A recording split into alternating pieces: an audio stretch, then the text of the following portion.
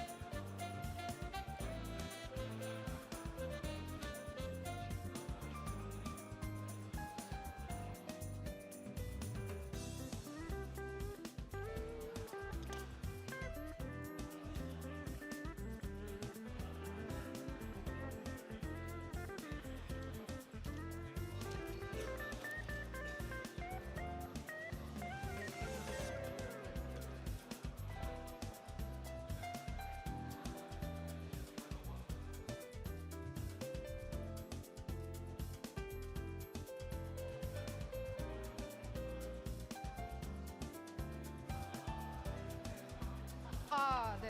한 번 더 해요?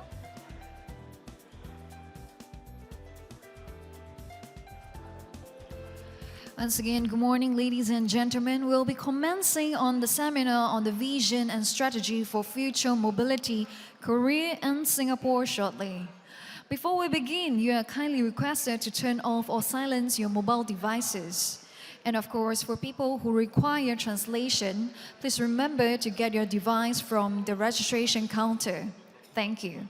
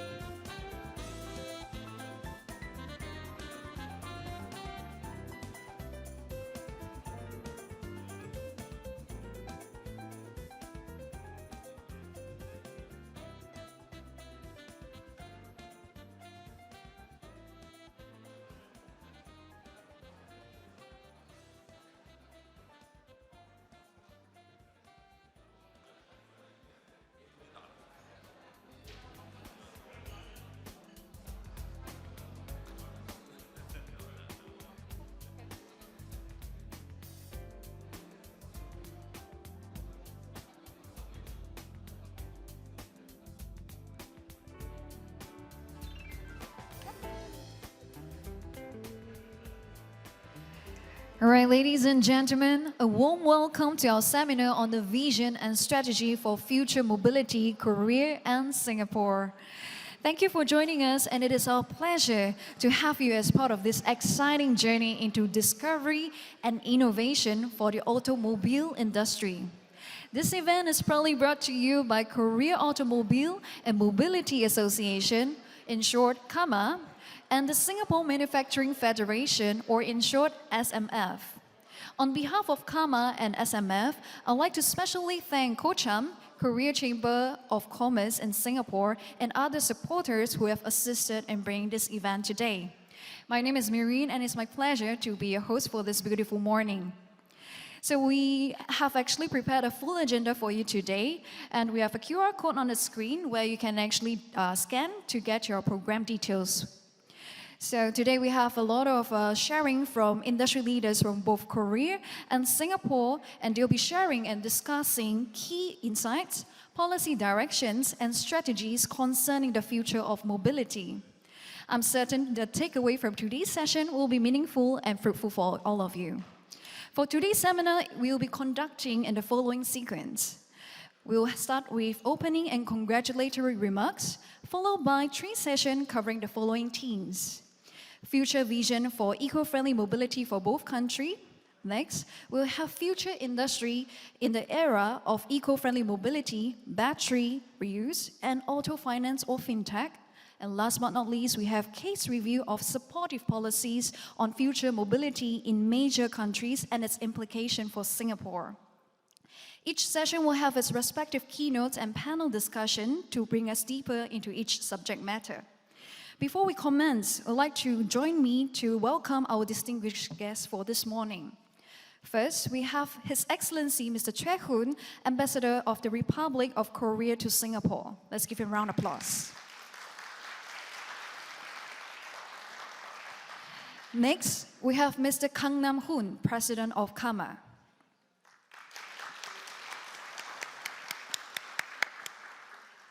And next, we have Mr. Lennon Tan, President of SMF.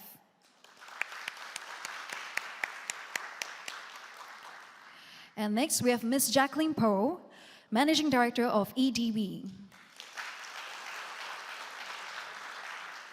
And last but not least, let's welcome Mr. Sam Chong, Vice Chairman of SBF China and North Asia Business Group. Without further ado, please join me in welcoming Mr. Kang Nam Hoon, President of Korea Automobile and Mobility Association, on stage for his opening address. President Kang, please.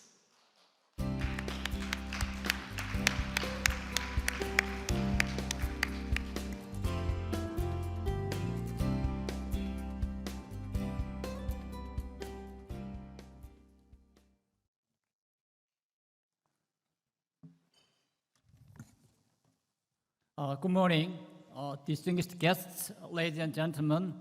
On behalf of the Korea Automobile and Mobility Association, I am very pleased that we have this opportunity to hold today's seminar on vision and strategies for future mobility here in beautiful Singapore.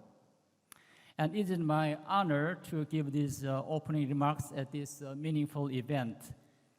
First of all, I would like to express my sincere gratitude to SMF Chairman Lennon Tan, His Excellency Choi Hoon, the Ambassador of Korea to Singapore, EDB Managing Director Jacqueline Poe, SBF China North Asia Business Group Vice Chairman Sam Chong, and our distinguished guests from the government, industry, and academia sector for their participation.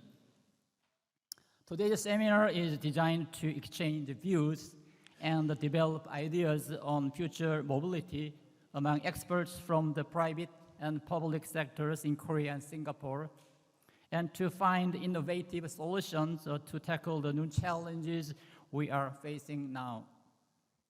We are currently in the midst of a rapidly changing global environment. Despite the end of the COVID-19 pandemic, supply chain disruptions, global uncertainty, and climate change continue to loom large over the global community. As a result, economic resilience and the climate change are becoming existential issues for all countries, and thus finding diverse and comprehensive solutions to resolve these issues are vital to their survival. The mobility sector presents many exciting opportunities as well as challenges. The transportation sector accounts for almost 20% of the world's greenhouse gas emissions, which is the second largest source after the energy sector. Therefore, policymakers around the world are under mounting pressure to reduce carbon emissions in the mobility sector. The transition toward eco-friendly, sustainable mobility can bring about even more diverse business opportunities in relevant areas. EV financing, battery recycling, and new mobility services, as well as electric vehicles and hydrogen EVs, have emerged as new business models and the new growth engines to ensure the sustainable economy.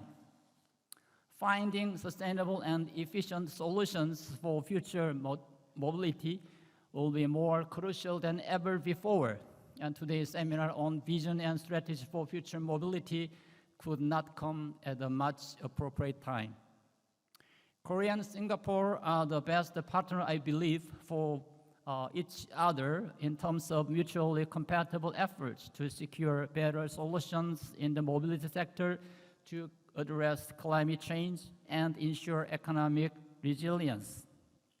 The Singapore government has been pursuing Green Plan 2030 and national hydrogen strategies to secure mid and long-term growth engines and to respond to climate change. Vehicle electrification and hydrogen-used electricity production are key elements, I believe, to achieve the goal of reducing carbon emissions. In particular, mid to long-term plan to grow added value by 50% in manufacturing sector of the Singapore is highlighted in Manufacturing 2030. Korea has strengths in the areas that the Singapore government is focusing on, such as future mobility and smart manufacturing innovation capabilities, making Korea the optimal partner for Singapore to accomplish its national strategic initiatives. In 2021, the Korean government announced that it would reduce its carbon emissions by 40%, and the 4.5 million units of electric vehicles would be deployed by 2030. In line with these goals, Hyundai Motor Group plans to establish 3.5 million units of electric vehicle production capacity globally by 2030. Furthermore, Korea has global leading companies in battery manufacturing as well as battery recycling sector as well. Since Korea has announced its roadmap for revitalizing the hydrogen economy in 2019, it has been a leading country in the hydrogen economy. Korea has the most advanced hydrogen technology and ecosystem in production, storage, transportation, and uses in the hydrogen industry, with its goal of supplying 300,000 units of hydrogen vehicles by 2030. With today's seminar as a starting point, I hope that the stakeholders from the governments, industries, academia of both countries collaborate to seek better solutions for sustainable future mobility and strengthen cooperations to overcome challenges together. Again, I would like to sincerely thank all of you for attending today's event. Thank you very much.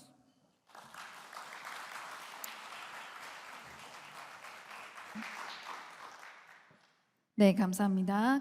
강남훈 사장님 감사합니다. So next, it's my pleasure to invite Ms. Jacqueline Poe, Managing Director of the Economic Development Board, for her congratulatory remarks.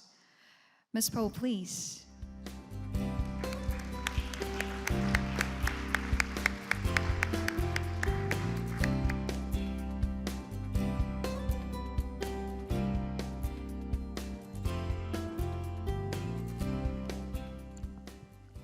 very good morning to one and all. Your Excellency, Mr. Chohan, Mr. Gang Nam Hun, Mr. Lennon Tan, Mr. Sam Cheong, distinguished ladies and gentlemen. Thank you very much to the Korean Automobile Manufacturers Association, KAMA, and the Singapore Manufacturing Federation, SMF, for organizing this seminar here in Singapore. I understand it's Korea Week, and there are many activities taking place.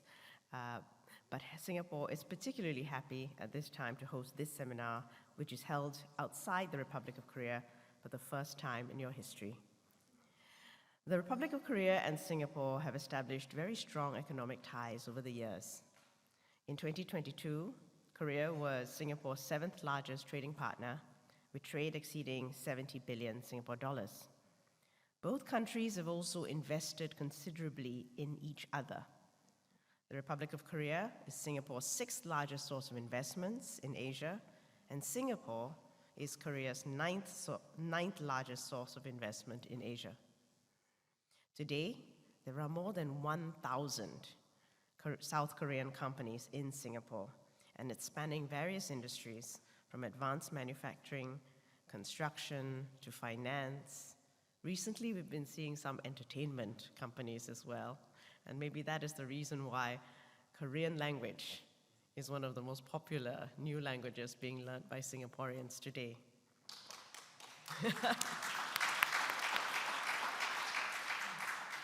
Now, we think there are many, many opportunities for our two countries to collaborate as Singapore positions itself for the future of mobility. I know to many people this might be ironic to be talking about automobiles in a country where the certificate of entitlement for a car has hit $137,000. But we believe that there is a lot that we can do together for the future, particularly in a country that takes mobility, moving people around, in a non-congested, easy and comfortable, convenient way seriously. There are three things that I would like to highlight: electric vehicles, autonomous vehicles, and advanced air mobility. Electric vehicles. Now, for now, electrification is the most viable option to reduce emissions from light vehicles. We think that by 2030, electric vehicles are going to be the norm as we phase out in Singapore sales of internal combustion engine cars. To further support EV adoption, all public housing towns will be equipped with charging points by 2025. Many of you who are living in private condominiums and private residential have also seen charging points in your areas and your car parks blossom and increase in the last year alone.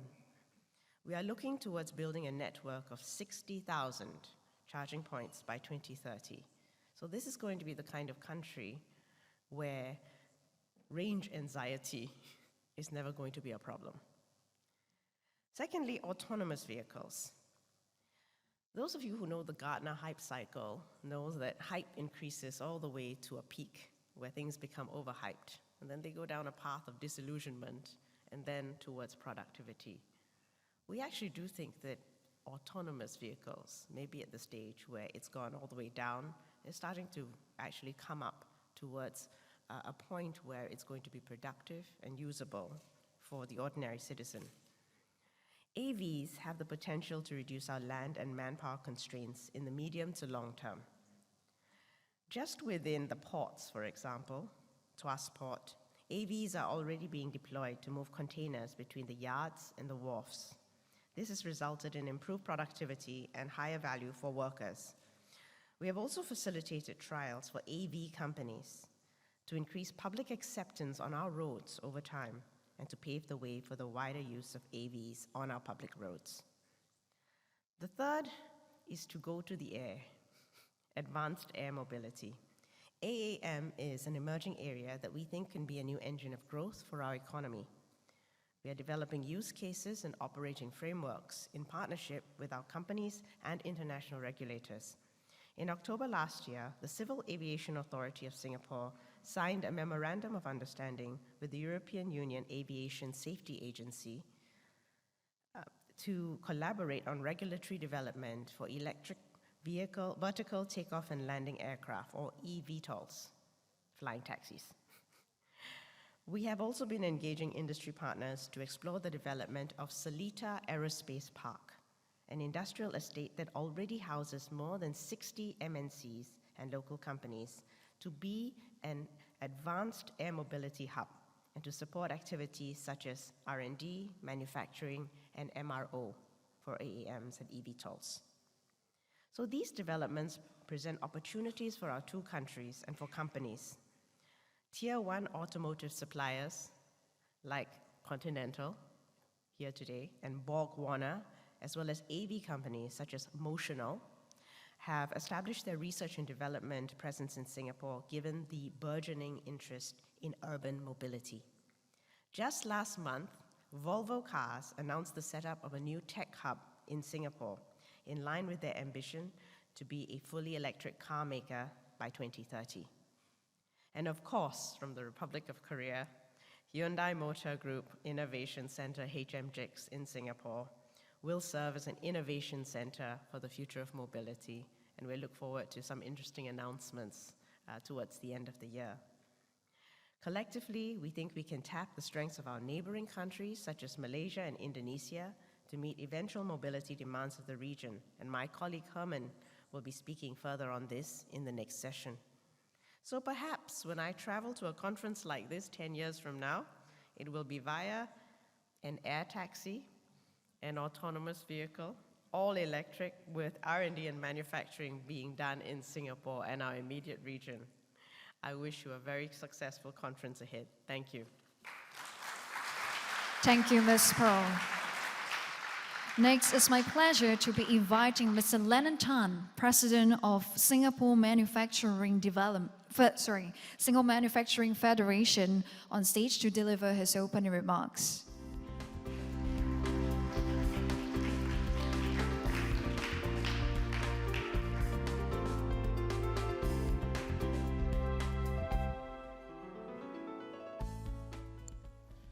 Your Excellency, Mr. Choi Hoon, Ambassador for the Republic of Korea to Singapore, Mr. Kang Nam Hoon, President of KAMA, Ms. Jacqueline Poh, Managing Director of EDB, Mr. Sang Chong, UOB, esteemed speakers, distinguished guests, ladies and gentlemen. Good morning and very warm welcome to all for joining us today at this specially curated seminar, a collaborative initiative between KAMA and the SMF. Thank you for your participation and your support by the tremendous turnout, both here in this seminar room and online today.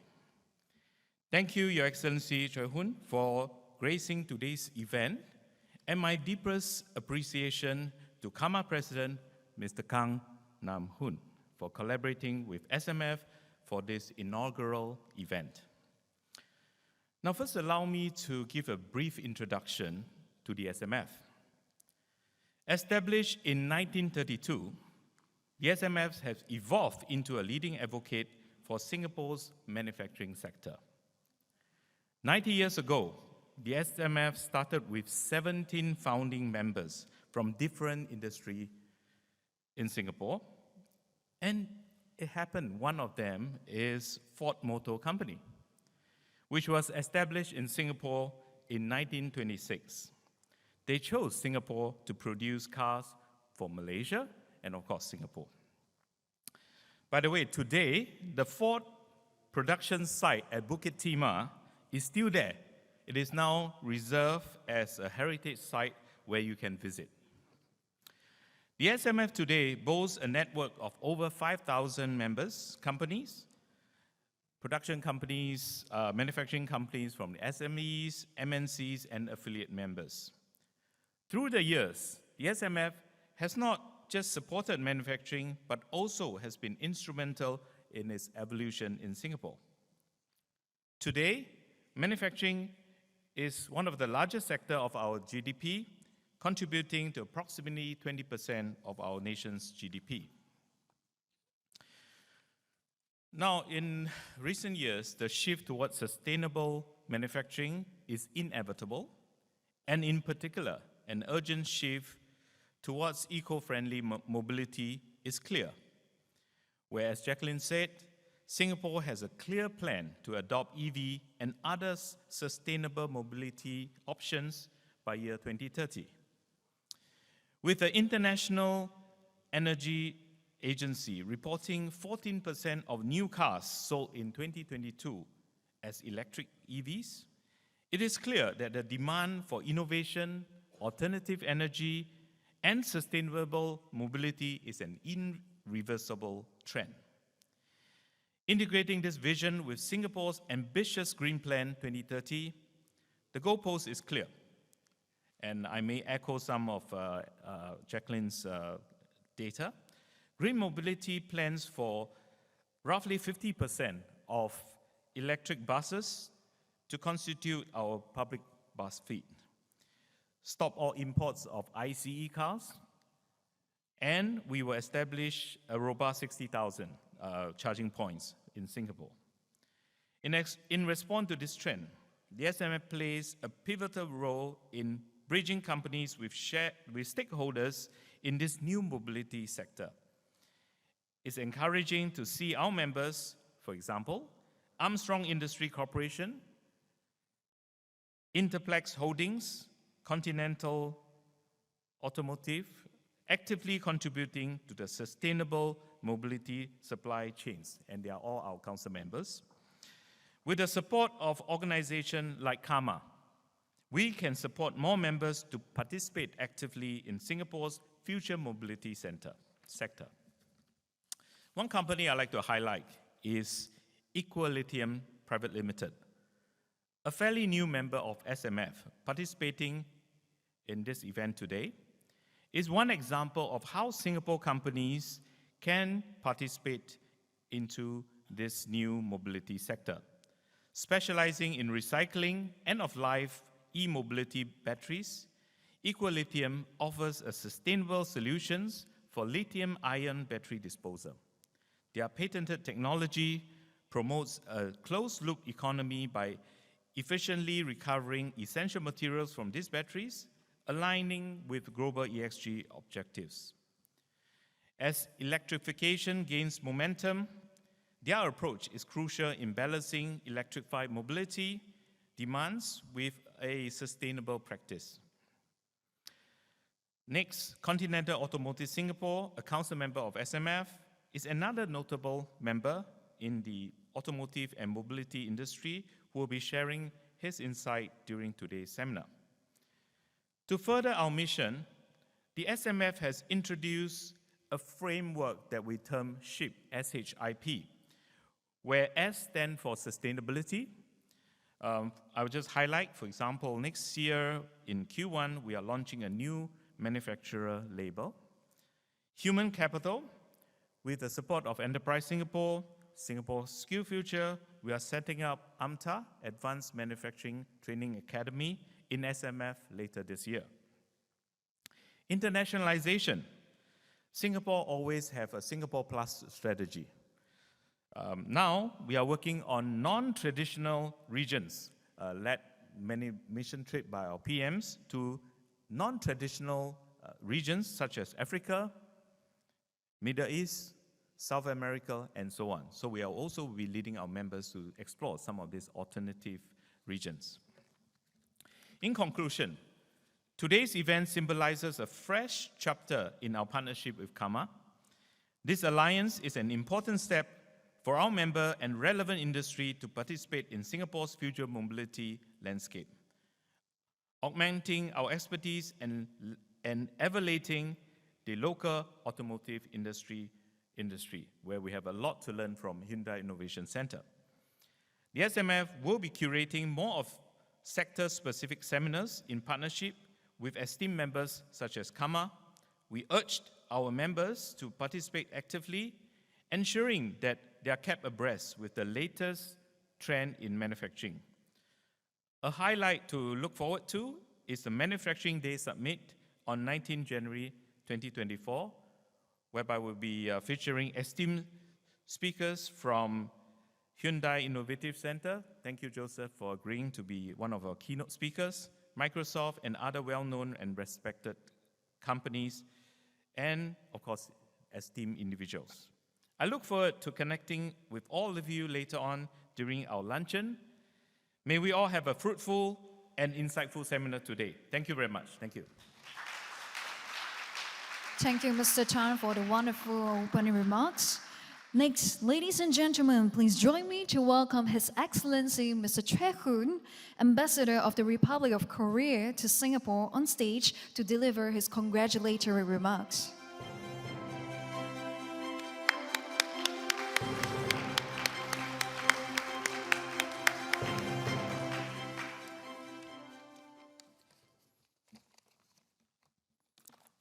Ms.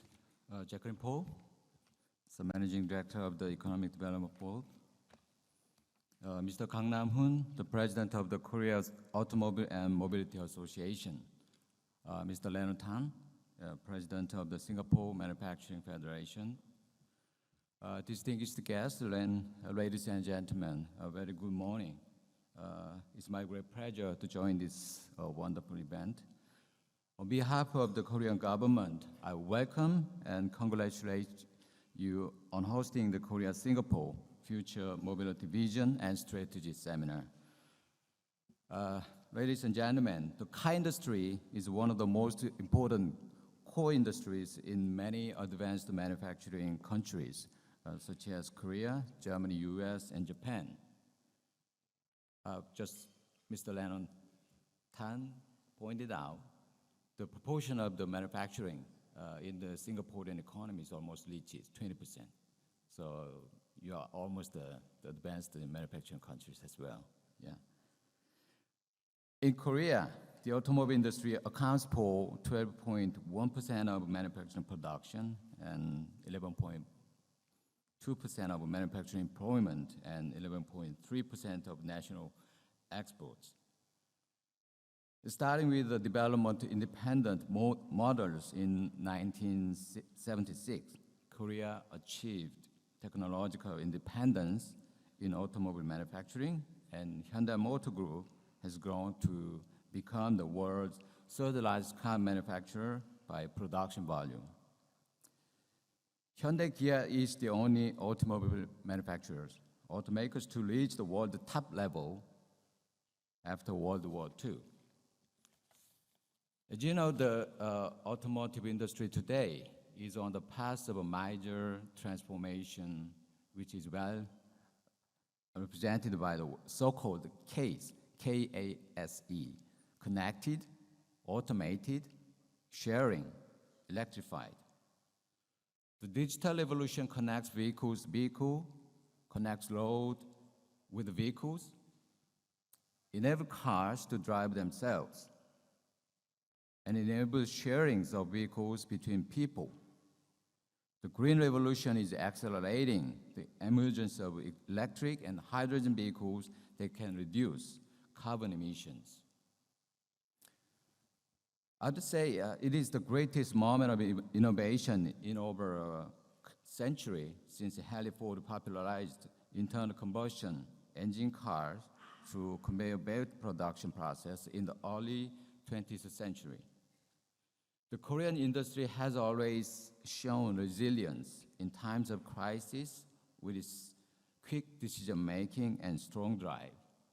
Korea's electronic industry has grown to a global level in the process of converting from analog to digital at the beginning of this century. And as the automobile industry has become digital and green, another greater leap is expected this time. As you know, 3 years ago, the Korean auto industry decided to share this precious journey with Singapore, and the resulting Hyundai Motor Group Innovation Center Singapore will be completed next month. Singapore is recognized by many as the world's best business-friendly country, but traditional automakers have said production costs here are rather high, vehicle demand is limited, and there is a lack of an ecosystem of auto parts. However, Hyundai Motor and the Korean automobile industry have taken a contrarian approach, noting Singapore's well-developed ecosystem of semiconductor, electronics, and software engineering industries. Considering that Singapore is home to world-class research institutes such as NUS, NTS, A-Star, and the Asian headquarters of many multinational companies, Hyundai Motor Company may have thought that Singapore would be an adventurous place for smart manufacturing and future mobility cooperation. I hope that Korea's strong manufacturing and ICT ecosystem and Singapore's competitive mobility services and climate finance ecosystem will meet to create innovations such as advanced smart factory, future mobility services, and cost-effective use of hydrogen energy to make life easier for all humankind and make the environment cleaner and greener. As President Yoon Suk-yeol of Korea said in his conversation with Singaporean Prime Minister Lee Hsien-loong last month in Indonesia, the Korean government will spare no effort to establish this project as a cooperative project representing economic cooperation between the two countries. Thank you very much for having me to this wonderful event. I wish everyone will have a very fruitful outcome from this event. Thank you. Thank you very much. 감사합니다, 최윤 대사님. Thank you, Ambassador Trick. Ladies and gentlemen, may I welcome you, Mr. Sam Chong, Vice President of SBF China and North Asia Business Group, on stage for his congratulatory remarks.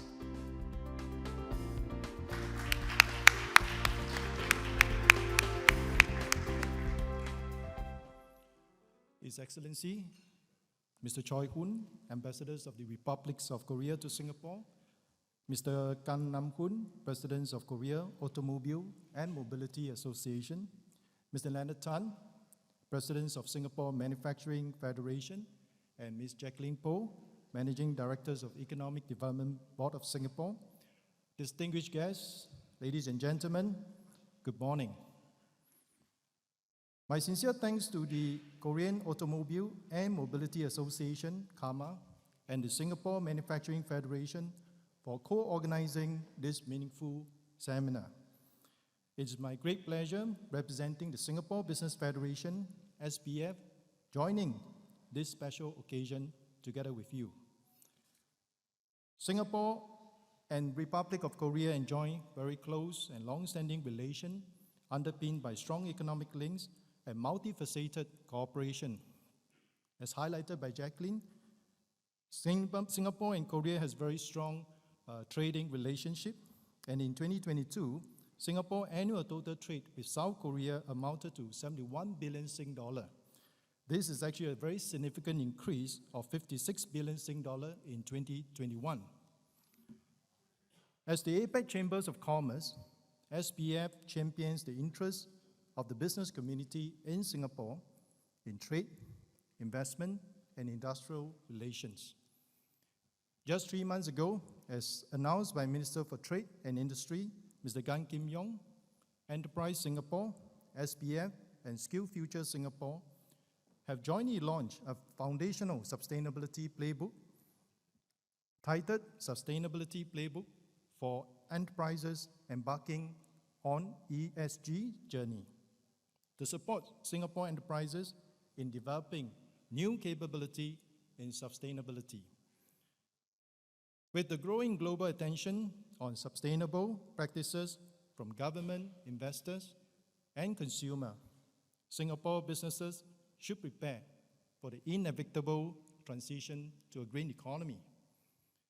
The upcoming openings of Hyundai Motor Group Innovation Center, or HMGICS, in Singapore by Hyundai Motor Group will have significant contribution to the futures of mobility in the region. It presents a new paradigms of change in economy and society for building a sustainable and green economy. HMGICS represent not only a new milestone for the automobile industry, creating a human-centered mobility value chain innovation, but also exploring the use of eco-friendly energy sources such as hydrogen energy to help achieve carbon neutrality.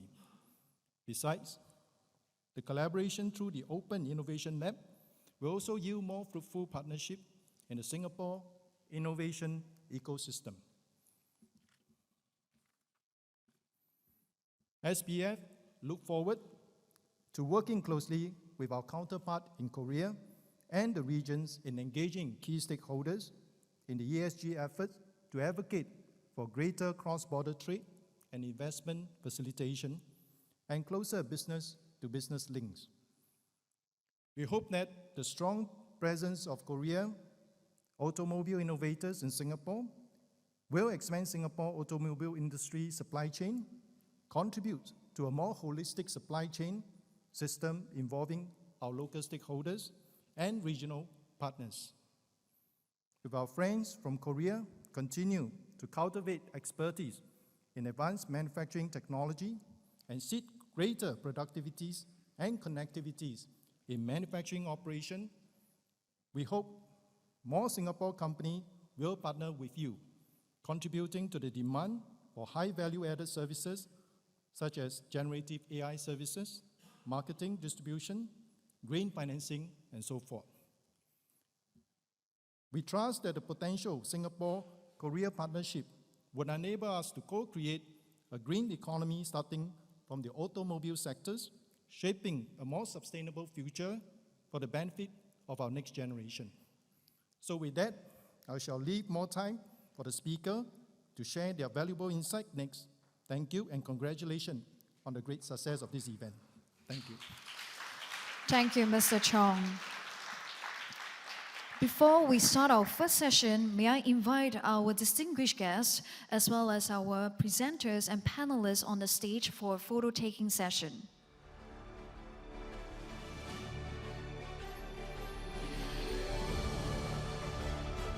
오늘 VIP 분들하고 발표자하고 패널리스트 분들은 무대로 올라오셔서 한번 사진 찍겠습니다.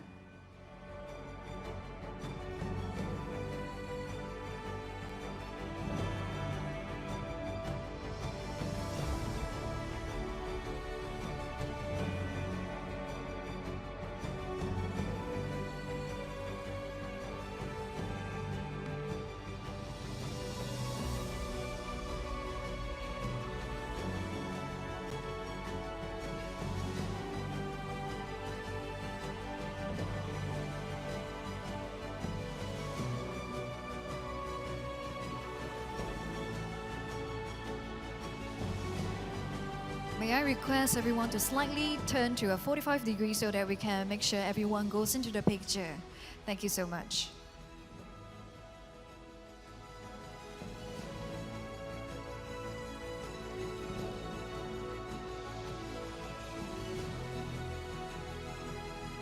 All right, when you're ready, on the count of three, we'll look at photographers at the front.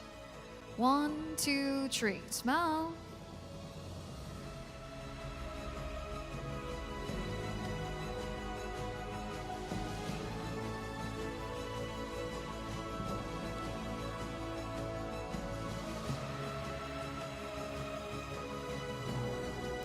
네, 하트 부탁드리겠습니다.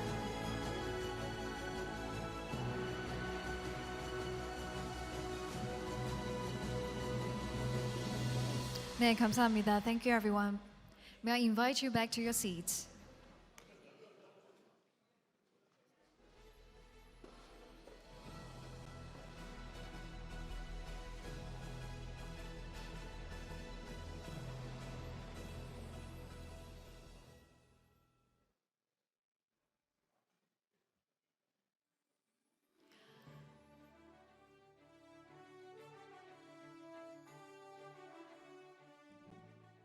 We will now commence with the first segment of our agenda, the first session on the future vision for eco-friendly mobility for both countries. There will be a total of 3 presentations. Without further ado, please join me to welcome our first presenter, Mr. Law Chong Ming, Executive Director at Enterprise Singapore. Mr. Low will be presenting on Singapore's mobility ecosystem. Welcome, Mr. Low.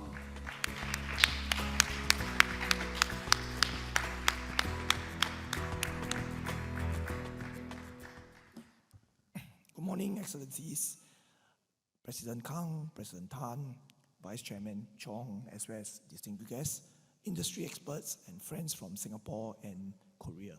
Pardon me for my voice, as I just had a little bit of lost voice this week, due to perhaps the weather in Singapore. I'm sure you experience it. I'm very happy to be here. It's an honor to be invited by both KAMA and SMF to share with you some of the work that we are doing in the area of mobility, working very closely with global partners and Singapore companies. Now, we are part of the Ministry of Trade and Industry. Enterprise Singapore is a sister agency of the Economic Development Board, which you will hear from my colleague Herman later on some of the interesting things that they are doing in the region together with global companies in partnership with Singapore companies. Our mission actually is to grow stronger Singapore companies so that we can have a very competitive economy and we can be very reliable and trusted partners of global companies. We are supported by a network of more than 36 global offices. In fact, we have one in Seoul, and he has been there for decades, fostering collaboration between Singapore and Korean companies. Our greatest network is in the Asia Pacific because we believe strongly that the Asia Pacific is and will be a new area of growth for many decades to come. Now, the Singapore mobility scene is very interesting. You have heard from our esteemed leaders what's happening in Singapore. After World War II, basically, we had no vehicle production, okay? But in recent years, we are seeing a surge of interest and actual projects in vehicular manufacturing in Singapore. But the journey for Singapore's mobility has always been about innovation. Singapore is very small, our land size is very limited, and we have to share the land with many other land usage purposes, such as residential, commercial, industrial, and so on. So the ability to build a huge network of roads and transport linkages is actually very limited. And that's why the Singapore government, together with the private sector, has always been thinking, how do we innovate our mobility sector towards greater productivity, sustainability, and efficiency? As you can see from my slide, we have moved on many major fronts in the mobility space, starting with our famous electronic road pricing. There are very few cities in the world that introduce electronic road pricing. Singapore is one of them. In fact, in the years to come, we'll be moving to the next generation of electronic road pricing as a means to ensure that our roads remain unhindered, not congested, and able to move for essential purposes such as work and social. Moving on to the last few years, we have embarked on a very big journey of electrification. Yes, we are slower than Korea, we are slower than China, but I think in the last few years, we are making great strides. And by 2030, there will be no more new registration of ICE vehicles, passenger vehicles in Singapore. And I must say that we will be making efforts to also electrify our commercial vehicles, especially those that are used for logistics. Now, we see Singapore as a global hub for innovation. In fact, Enterprise Singapore, we like to see ourselves as the National Innovation Agency. We are responsible for developing the startup ecosystem.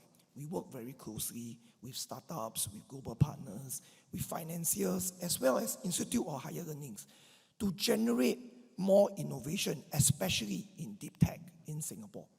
And to that front, together with fellow agencies and the private sector, we want to make Singapore as the optimal place in Asia whereby global partners, global companies can come to Singapore, trial, test bed, and pilot their solutions before launching their solutions across Asia Pacific and beyond.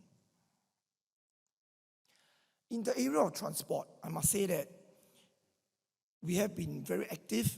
My team and I have been very active working with our agencies like LTA and EDB, among others, as well as our key industry players.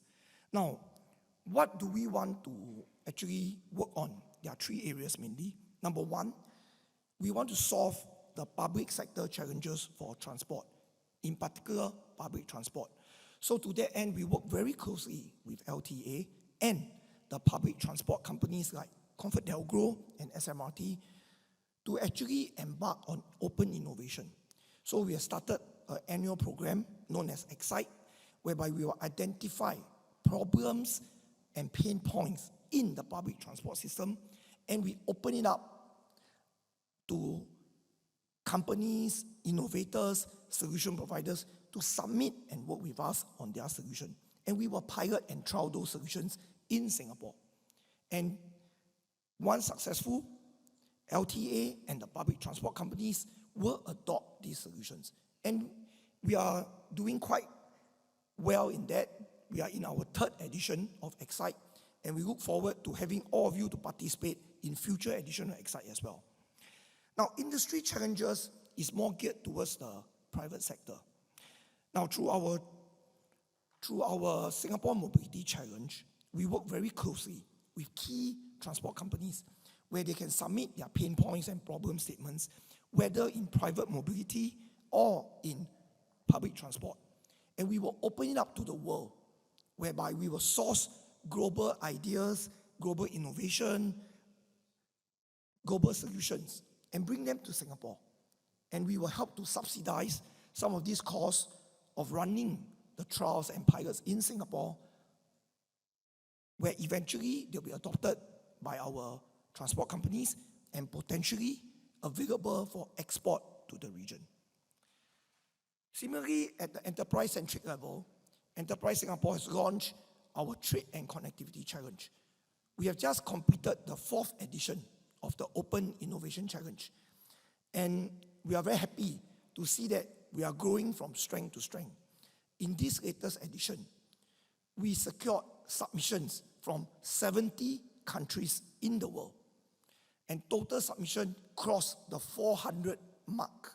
So we are very encouraged, and we are now working on a future 5th edition with new thinking and perhaps new modality. And again, we welcome all of you, our friends from Korea, to participate in our Trade and Connectivity Challenge. You have heard that Singapore is very much committed to sustainability. In the area of transport, these are some of the major moves that we're going to make. I think my colleague from LTA, Steph, will cover more later. So I will not go too much into this. Enterprise Singapore partners our government agencies like LTA, EDB, JTC, URA, as well as other agencies to advance our electrification goals. From our work in Enterprise Singapore, we support them through enterprise development, through open innovation, some form of financing and grant support, as well as, more importantly, capability building. How do we ensure that we are able to catch up with the new paradigm shift of electrification? And how do we take advantage of the economic opportunities present in this transformational shift to electrification?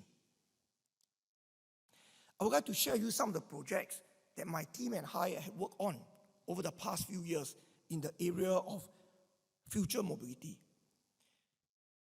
We successfully facilitated a partnership between Strides, which is the subsidiary of SMRT, and DST Shenzhen to actually drive electrification efforts in Southeast Asia.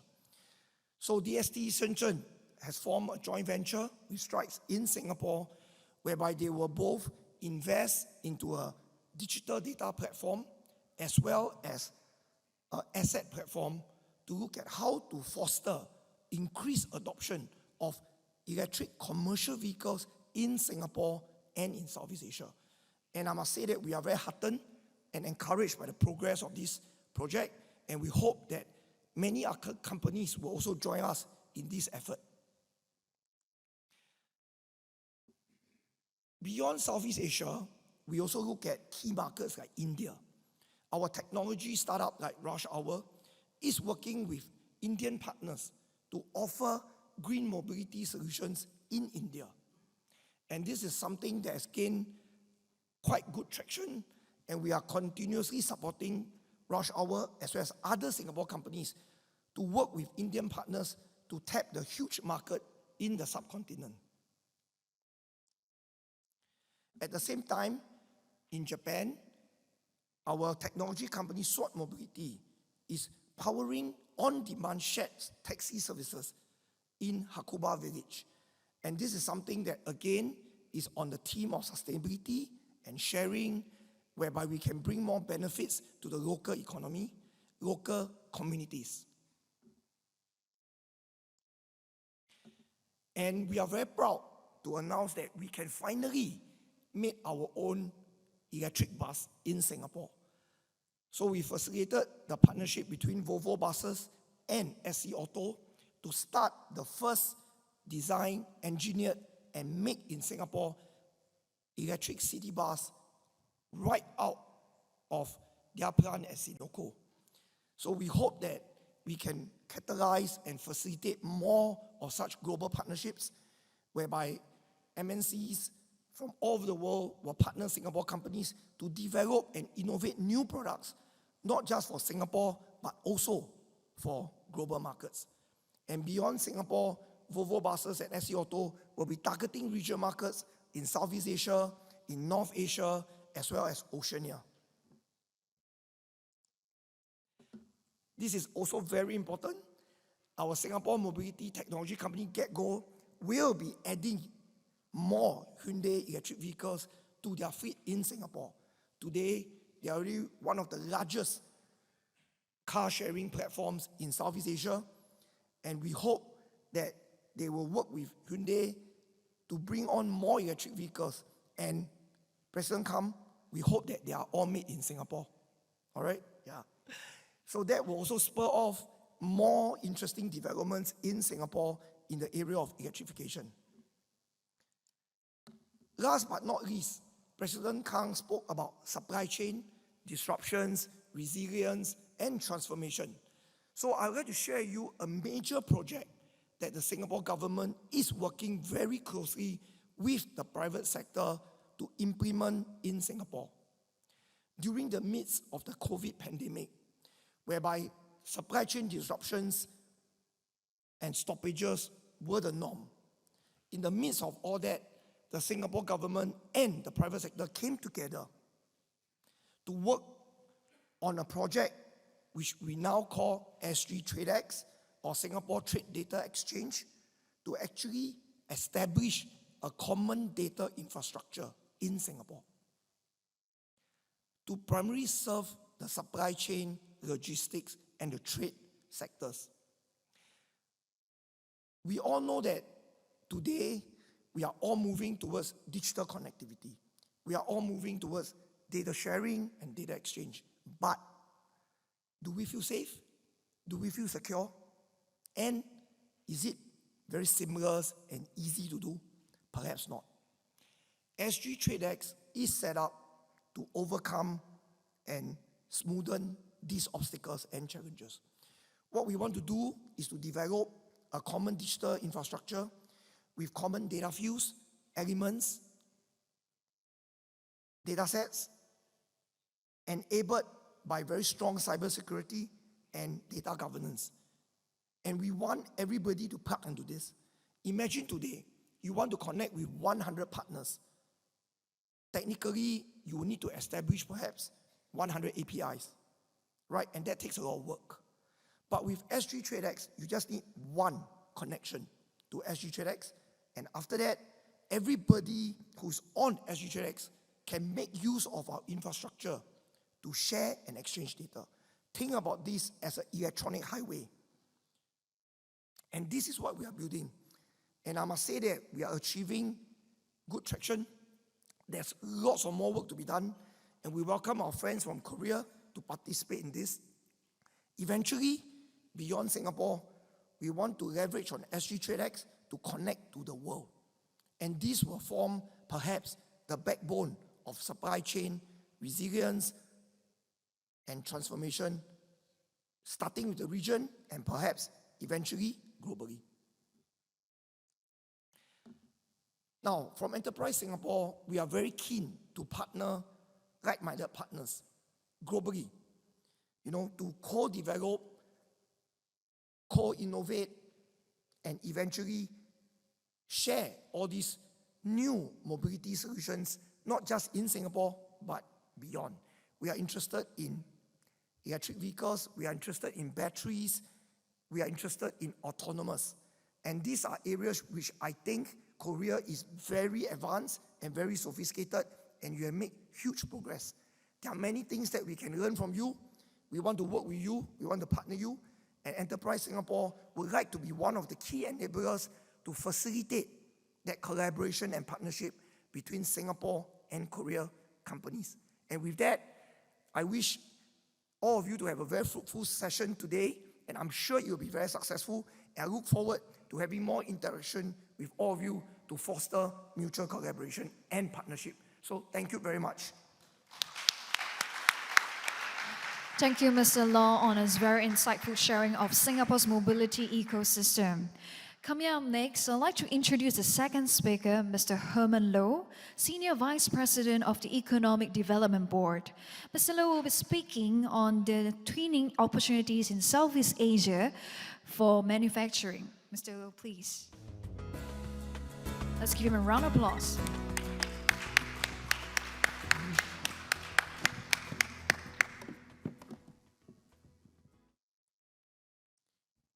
His Excellency Mr. Choi Hun, Ambassador of the Republic of Korea to Singapore, Mr. Kang Nam Hun, President of the Korea Automobile and Mobility Association, Mr. Lennon Tan, President of the Singapore Manufacturing Federation, my good friend Sam Chong from UOB and the Vice Chairman of SBF.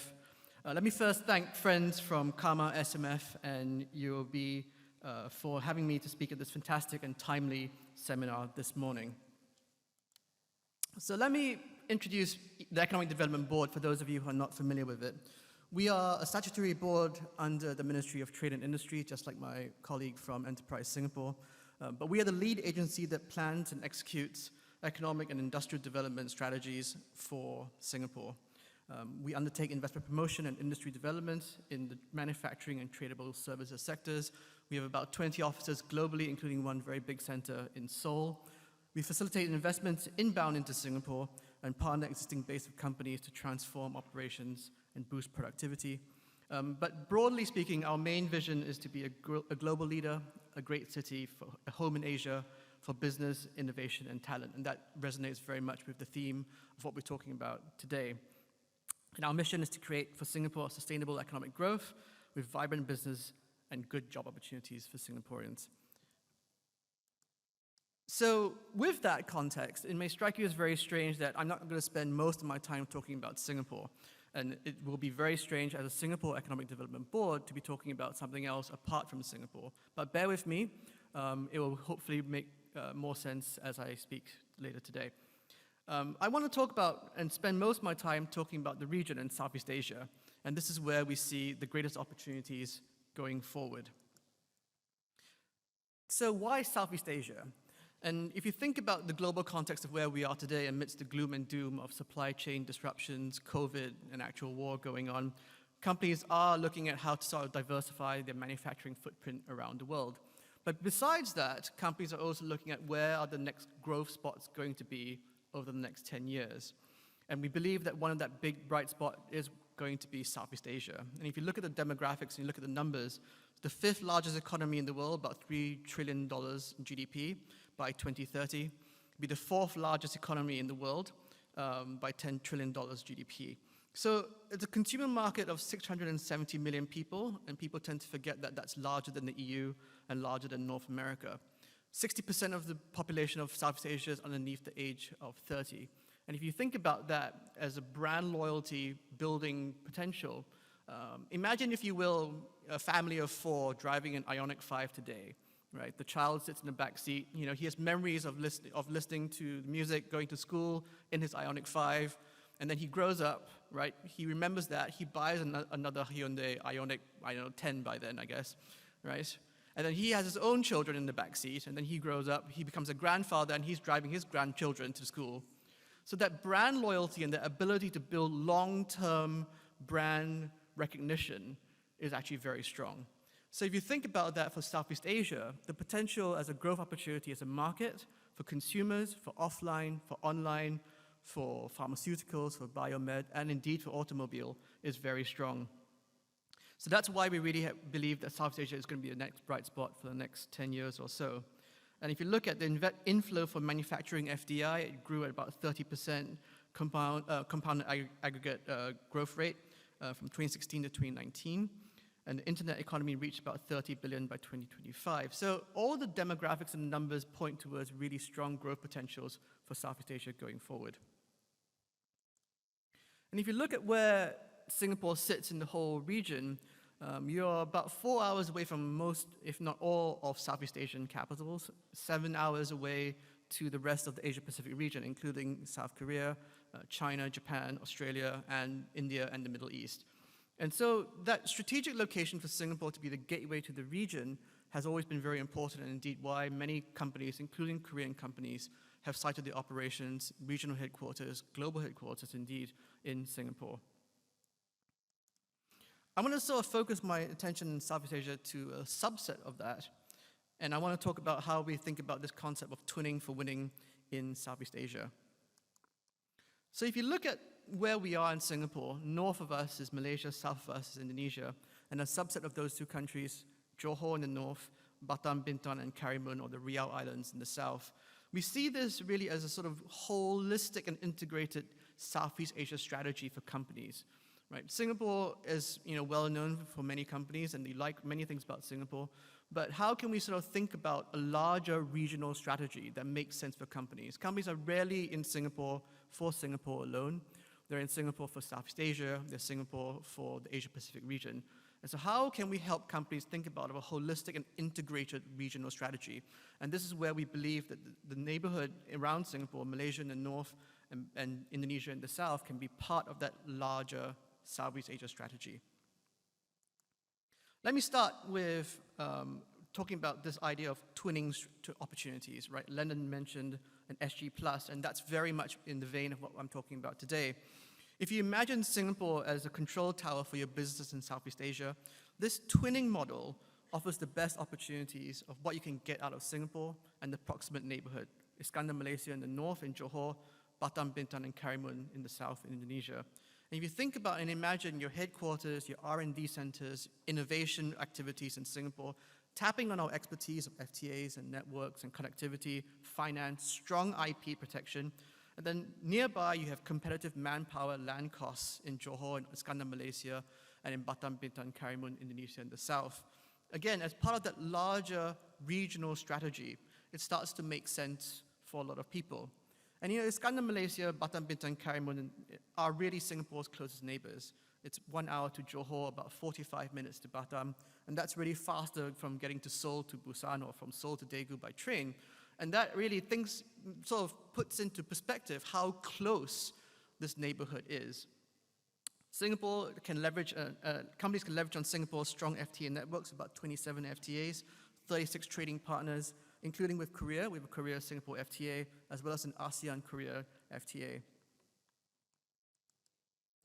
So let me start by talking about our northern neighbor in Iskandar, Malaysia, in Johor.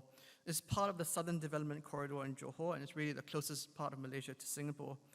Focusing on, if you look at areas A and C, that's really the areas that area and B, the areas that we work most closely with. And here there's availability of land and labor, established industrial parks. Logistics is very strong, and there's strong connectivity to Singapore across the two land bridges. It takes about 2 hours to move goods from the factories in Iskandar, Malaysia to Singapore, and through Singapore's global connectivity, through our airports and our seaports, companies then export to the rest of the world. And so you can tap on these sort of advantages, and again, this twinning strategy with Iskandar, Malaysia and Singapore to leverage on really complementary strengths on both sides. One big sort of investment that came into Johor, which EDB was very proud to have a hand in last year, was South Korea's SBC Group, which built a 130 million ringgit halal-certified bakery center in Johor. They have a facility in Singapore as well, and I think SBC Group envisions, again, this regional strategy as part of the larger play area growth opportunities going forward. So we're very excited to see what SBC Group is doing, both in Johor and Singapore, and how to make this Singapore Plus, or this twinning strategy, work going forward. And Lotte Chemical has also decided to expand in Johor, and there are many other companies as well from Korea that are seeking these opportunities. Let me talk about our southern neighbor now, to Batam Bintan Karimun, or what we collectively call BBK. It is about 45 minutes away by boat. Some of you may have actually gone on holiday there as well. And there are many industrial zones in the region which we have worked with very closely for many years. The islands of Batam and industrial areas of Bintan and Karimun are free trade zones, and that means no import-export duties, VAT exemption, no local service tax, up to 100% foreign ownership. So again, just like Johor in the north, there are complementary sort of reasons why companies would sort of set up facilities there, but complementing the facilities in Singapore and their activities in regional headquarters, innovation, and so forth. Some recent investments in Indonesia from South Korea, you would have read. South Korea is collaborating with Indonesia for data centers. Incheon Airport is going to build infrastructure and operate Hang Nadim Airport in Batam. So there's a lot of strong interest already from Korean companies into Batam. But don't take my word for it, right? Look at all these companies that have set up either in Iskandar, Malaysia, or in Bintan, Batam, Karimun. And these are no strangers to all of you. Some of them are Korean companies and will be very familiar to you, but they're all global, well-recognized brands. A lot of them are in the automobile sector or supply to the automobile sector or the mobility sector at large. And I think this sort of underscores the potential in which that both sides, either Iskandar, Malaysia, Batam Bintan Karimun, can really sort of leverage on the strengths that Singapore has as well. And indeed, many of these companies that you see here are doing that today. Let me give you just two case studies of what I'm talking about, this twinning, to give you a bit more color. IPEX in Johor is a precision engineering firm. They have a regional headquarters and manufacturing facility in Singapore, and they twinned this factory in Johor, in Nusajara Tech Park, which manufactures electronics and automotive centers using the high-tech equipment there. And the regional headquarters in Singapore oversees both the facilities in Johor and in Singapore that manufacture the complementary parts in their products value chain. And again, the goods that manufactured in Singapore get shipped out through Singapore's using Singapore's global connectivity, seaports and airports. On the southern side, in Infineon in Batam, they are a leading semiconductor company. They make automotive chips for the world, with a regional headquarters and an advanced final test site and global R&D site in Singapore. Infineon's facility in Batam is one of the firm's top performing sites, with around 400 million semiconductor chips used in the automotive market assembled and packaged per year. And so again, the proximity of the production site in Batam to the R&D and test manufacturing functions in Singapore allows for Infineon to have this tight feedback loop and manufacturing sort of base and structure. And Batam produces the chips, which is then shipped out from Singapore to the rest of the EU market. And you know, for those of you that are in the automotive sector, these two companies should be very familiar to you. So how do you think about getting started and leveraging on this Singapore Plus IM or Singapore Plus BBK idea? Well, for a start, you know, EDB can be your first port of call. All of this sort of trans-boundary investments can be a bit sort of, you know, new to some people and some companies. And we're here to help sort of, you know, clarify a couple of these things and help to explain how it might work. Our role is really to connect potential partners and companies with trusted partners that we've worked with, particularly the industrial parks in Johor and in Batam, and ultimately to sort of make sure that you set up for success as you grow your footprint through Southeast Asia. I should also say that we have this thing called the Southeast Asia Manufacturing Alliance. And the Southeast Asia Manufacturing Alliance is a partnership between EDB, Enterprise Singapore, and our strategic partners, particularly our industrial park partners in Johor and Batam, to help companies and businesses leverage on Singapore as a gateway to harness the potential of manufacturing potential in Southeast Asia. And really, again, by tapping on the complementary strengths of the neighborhood and the region as part of a holistic and an integrated Southeast Asia strategy. Basically, you can get the best out of both worlds from this manufacturing alliance that we have established. So coming from EDB, I need to make a pitch for EDB. We've got a lot of useful information out there about Southeast Asia, about mobility, about manufacturing in Singapore. And I strongly encourage you to sign up and get the material from us and peruse through when you have the time. Okay, thank you. And I'll be around for a while, and I hope to take some questions later on during the day. Thank you very much. Thank you, Mr. Liu, for sharing with us on the training opportunities in Southeast Asia for two countries. All right. So our third presenter is Mr. Moon Jae-do. He is the chairman of H2 Korea and the World Hydrogen Industry Association. Mr. Moon will be sharing on the global hydrogen economy status and strategy. Let's welcome him.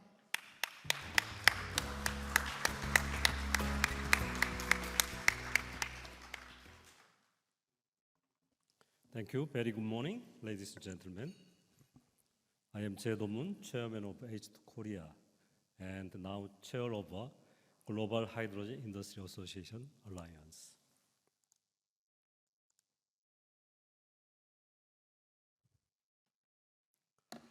First of all, I would offer my warmest congratulations on holding this event.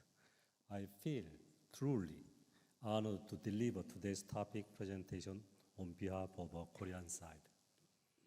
Before starting my speech, I would like to express my sincere gratitude towards KAMA and SMF for organizing this event.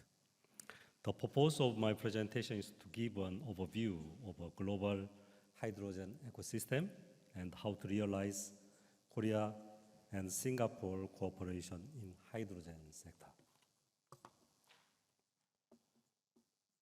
For a long time, hydrogen molecules have been used only for limited purposes such as chemical processing, military use, and spacecraft.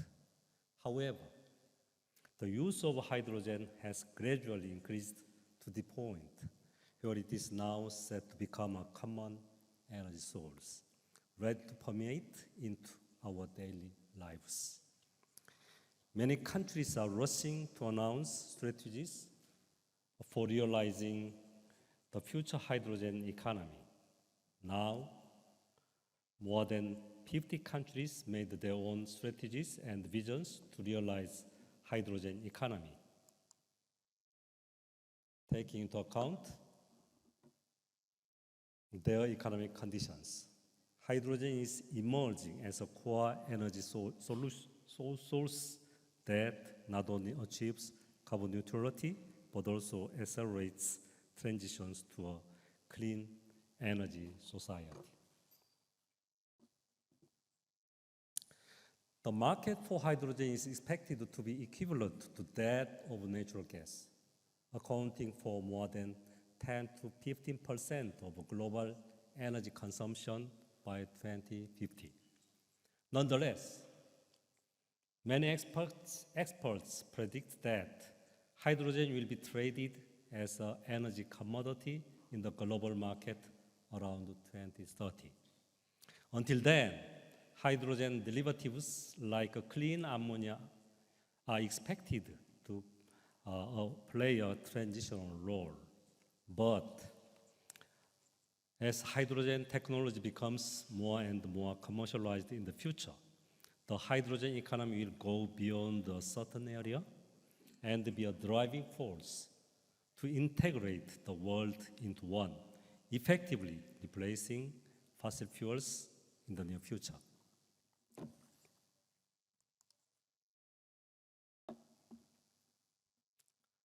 However, there are still many challenges ahead of us.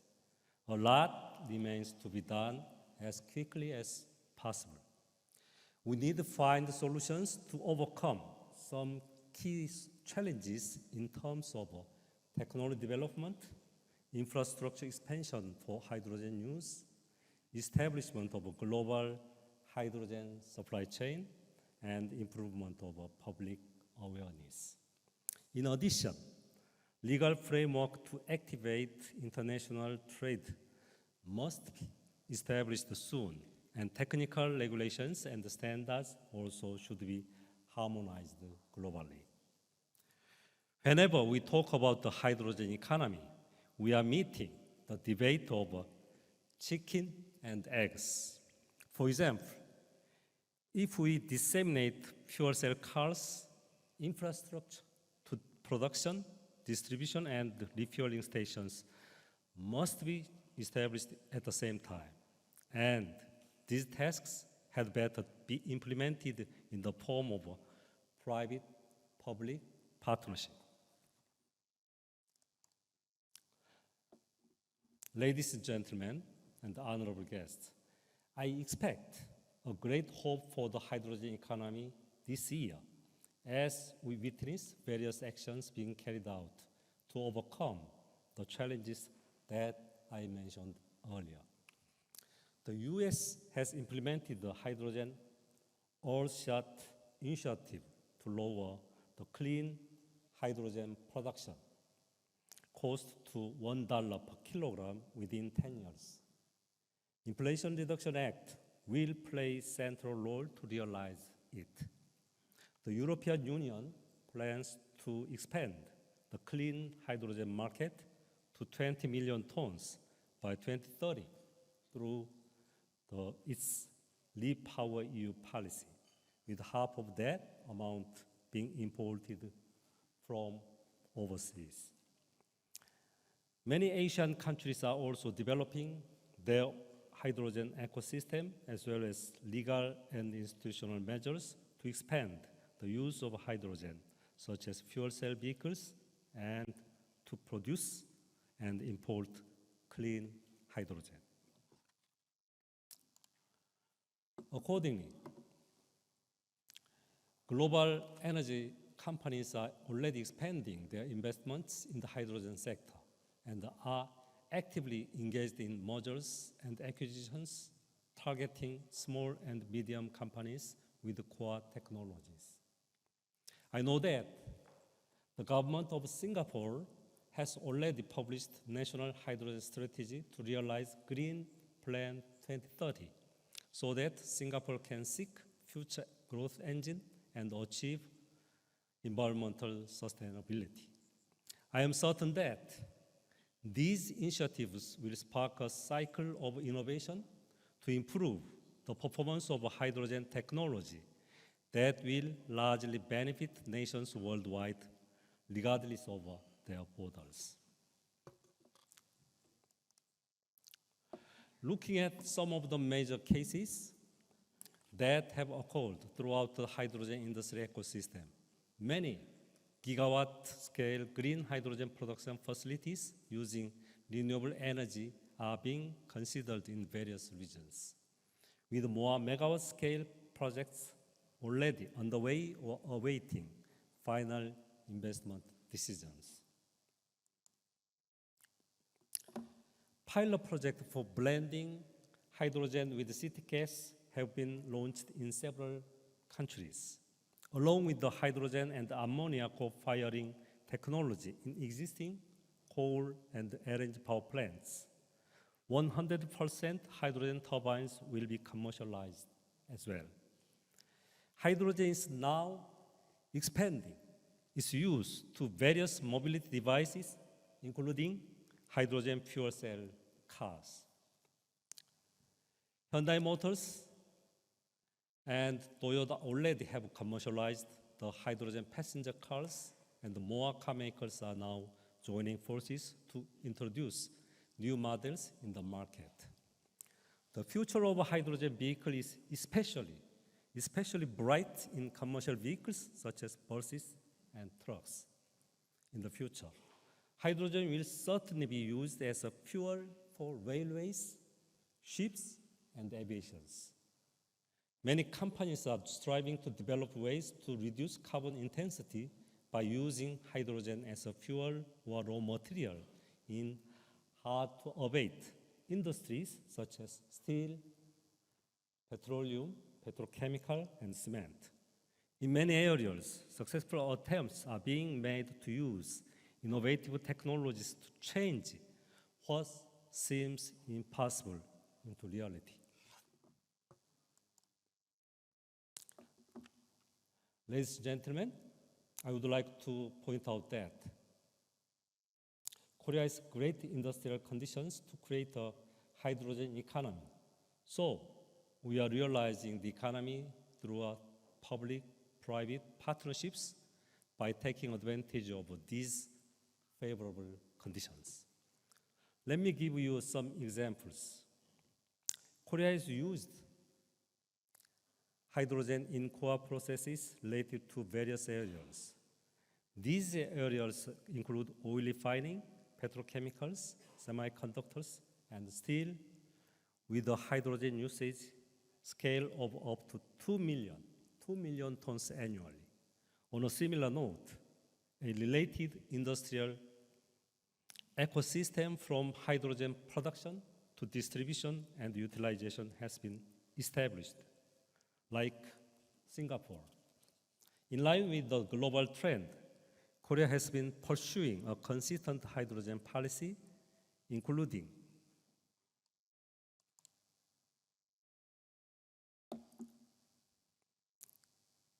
enacting the Hydrogen Law 2020, setting out the legal basis on the promotion of a hydrogen industry.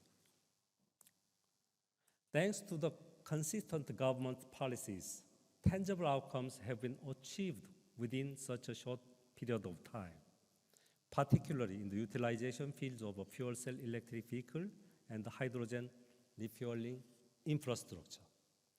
Over 30,000 passenger fuel cell cars on the road. Commercial passenger vehicles are being gradually deployed, showing outcomes with more than 300 hydrogen buses and trucks in operation. There are currently 169 hydrogen refueling stations operating nationwide. And fuel cell power generation capacity is now over 900 megawatt. In addition, by 2030, more than 30,000 commercial fuel cell vehicles are expected to be deployed, together with the establishment of liquid hydrogen refueling stations. In order to expedite and enlarge the distribution of fuel cell buses, Korean government began 2 demonstration projects.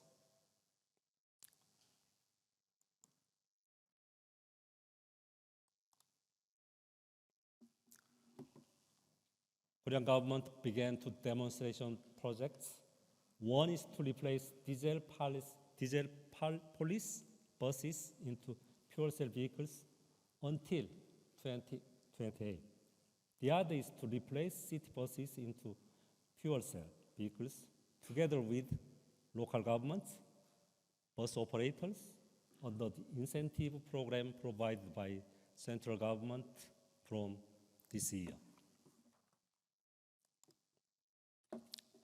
Recently, Korea started a new demonstration project collectively with the local government and Hyundai Motors to establish a circulative hydrogen ecosystem utilizing biohydrogen production and fuel cell vehicles. Let me explain this program in detail.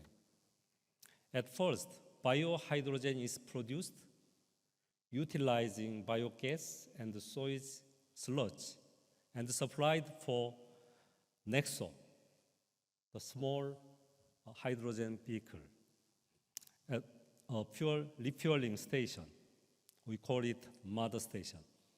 For now, more than 500 kilograms of clean hydrogen is produced per day. This amount is available enough to refuel 100 fuel cell cars. The city expects that this program will contribute to achieve the sustainability through a sewage disposal and stable fuel supply. This is a model that can be applied to any region, creating a circular hydrogen ecosystem, ensuring a stable supply of hydrogen to commercial vehicles in the region. Of course, I am certain that this model can be applicable to Singapore.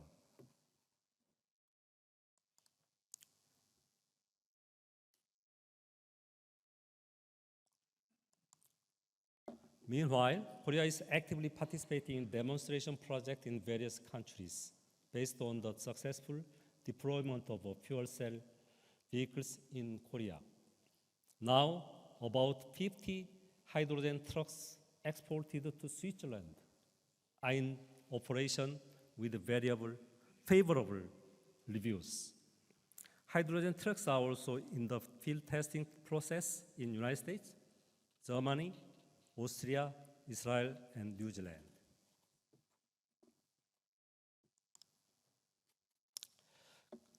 The current government has started to implement an inclusive hydrogen economy through a so-called three-up strategies last year.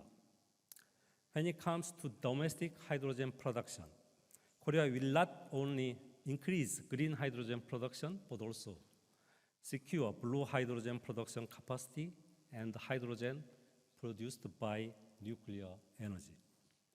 In response to the growing demand for clean hydrogen, import from overseas is inevitable.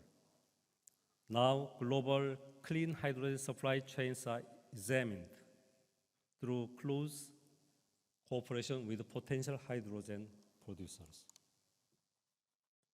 Ladies and gentlemen, we cannot overstate the importance of cooperation to seize the numerous opportunities in front of us to achieve a global hydrogen economy. Through cooperation that complements each country's strengths and fills in the gaps in technology and other areas, we must expand the hydrogen market together in order to realize a global hydrogen economy. As I mentioned earlier, the circulative clean hydrogen ecosystem can be applicable to Singapore together with the government and the relevant agencies and companies. Hyundai Motors is more than willing to share its experience as a reliable partner. According to a preliminary analysis of this project to be implemented, clean hydrogen can be produced 502 tons per year utilizing sewage sludges. That amount of hydrogen can be available enough to run around 100 fuel cell trucks. Based on this activity, I am confident that both parties can extend bilateral cooperative works to other areas, such as joint development of decarbonized ports and airports. Because Singapore is the hub of trade and tourism, the heavy transportation means within the port and airport must be transformed into low-emission types. In addition, both parties can cooperate to secure reliable importing sources from overseas together, considering potential clean hydrogen consumers. I am also confident and happy to cooperate with the Singapore Hydrogen Association, FCAS, in Global Hydrogen Industry Association Alliance, which has played a platform role in multilateral industrial cooperation nowadays. Transition to a hydrogen society will not happen overnight. As we embark on the long journey toward the hydrogen economy, we are reminded of the saying, if you want to go fast, go alone. But if you want to go far, go together. The hydrogen industry faces many challenges today.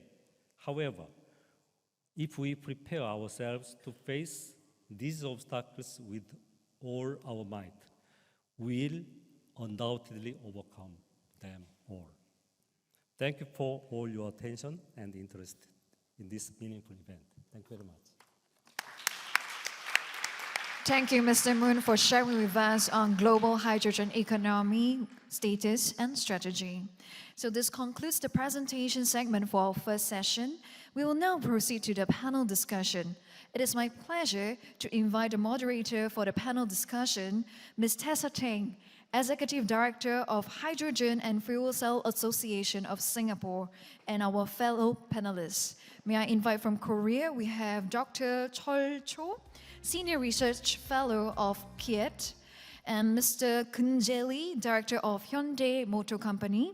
And from Singapore, we'll have Ms. Iran Kuo, Head of New Energies Office, Ministry of Trade and Industry, and Mr. Kien Isen, CSO of Nanofilm.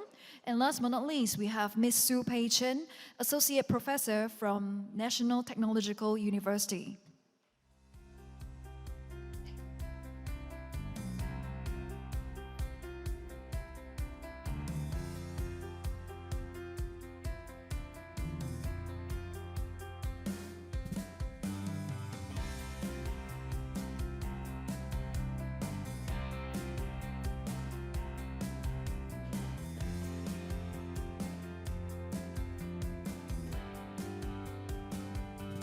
Let's give a round of applause to welcome our moderator and panelists on the stage. Thank you.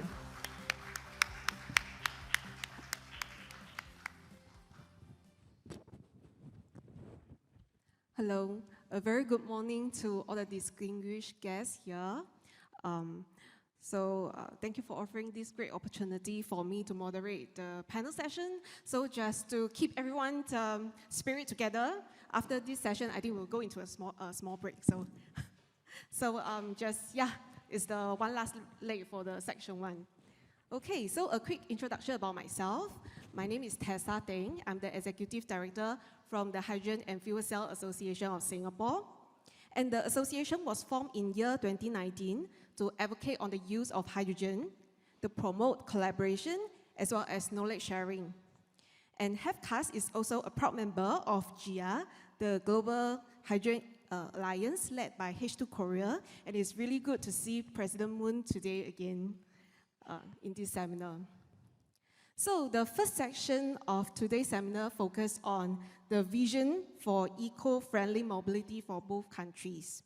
So take Mr. Low from EDB, analogy on his speech, right? So what are we visualizing on the future of the mobility for our kids and also our grandchildren? Yeah, so I'll actually like to take this session and with the distinguished panelists to discuss about the potential of deploying fuel cell mobility in Korea and Singapore and even to the international level. So today I will do a quick round of introduction to the panelists here. Dr. Cho Cho, the Senior Research Fellow from the Center for Growth Engine Industries Division under the Korea Institute for Industrial Economics and Trade. His research interests include the automobile industry trends in Korea as well as the Asia region. Mr. Kun Jae Lee is currently in charge of the hydrogen fuel cell business in Hyundai Motor Company.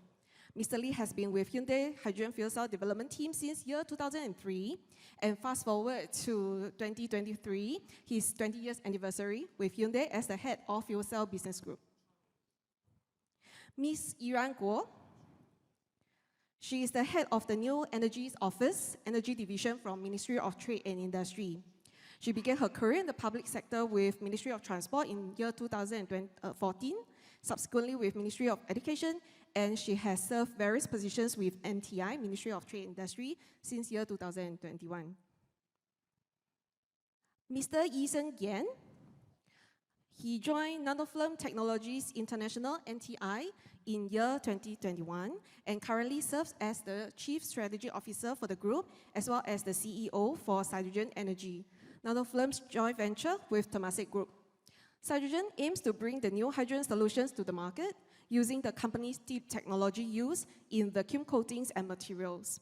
And prior joining NTI, Mr. Gian also spent 20 years in Singapore Economic Development Board across a variety of roles. And last but not least, Dr. Su Pei Chen. She is the Cluster Director of Multi-Energy Systems and Grids under Energy Research Institute at NTU, in short, ARIAN.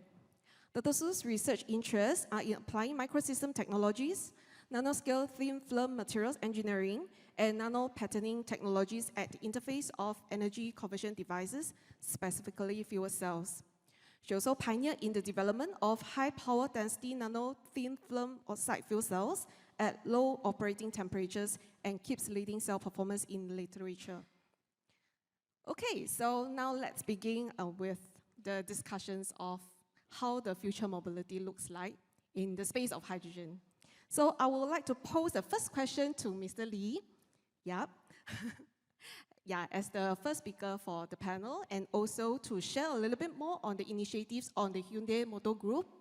So we now realize that besides the fuel cell vehicle development, Hyundai Group is also interested into the production of green hydrogen. So we would like to know a little bit more about the reason behind these initiatives and also what the work has been done.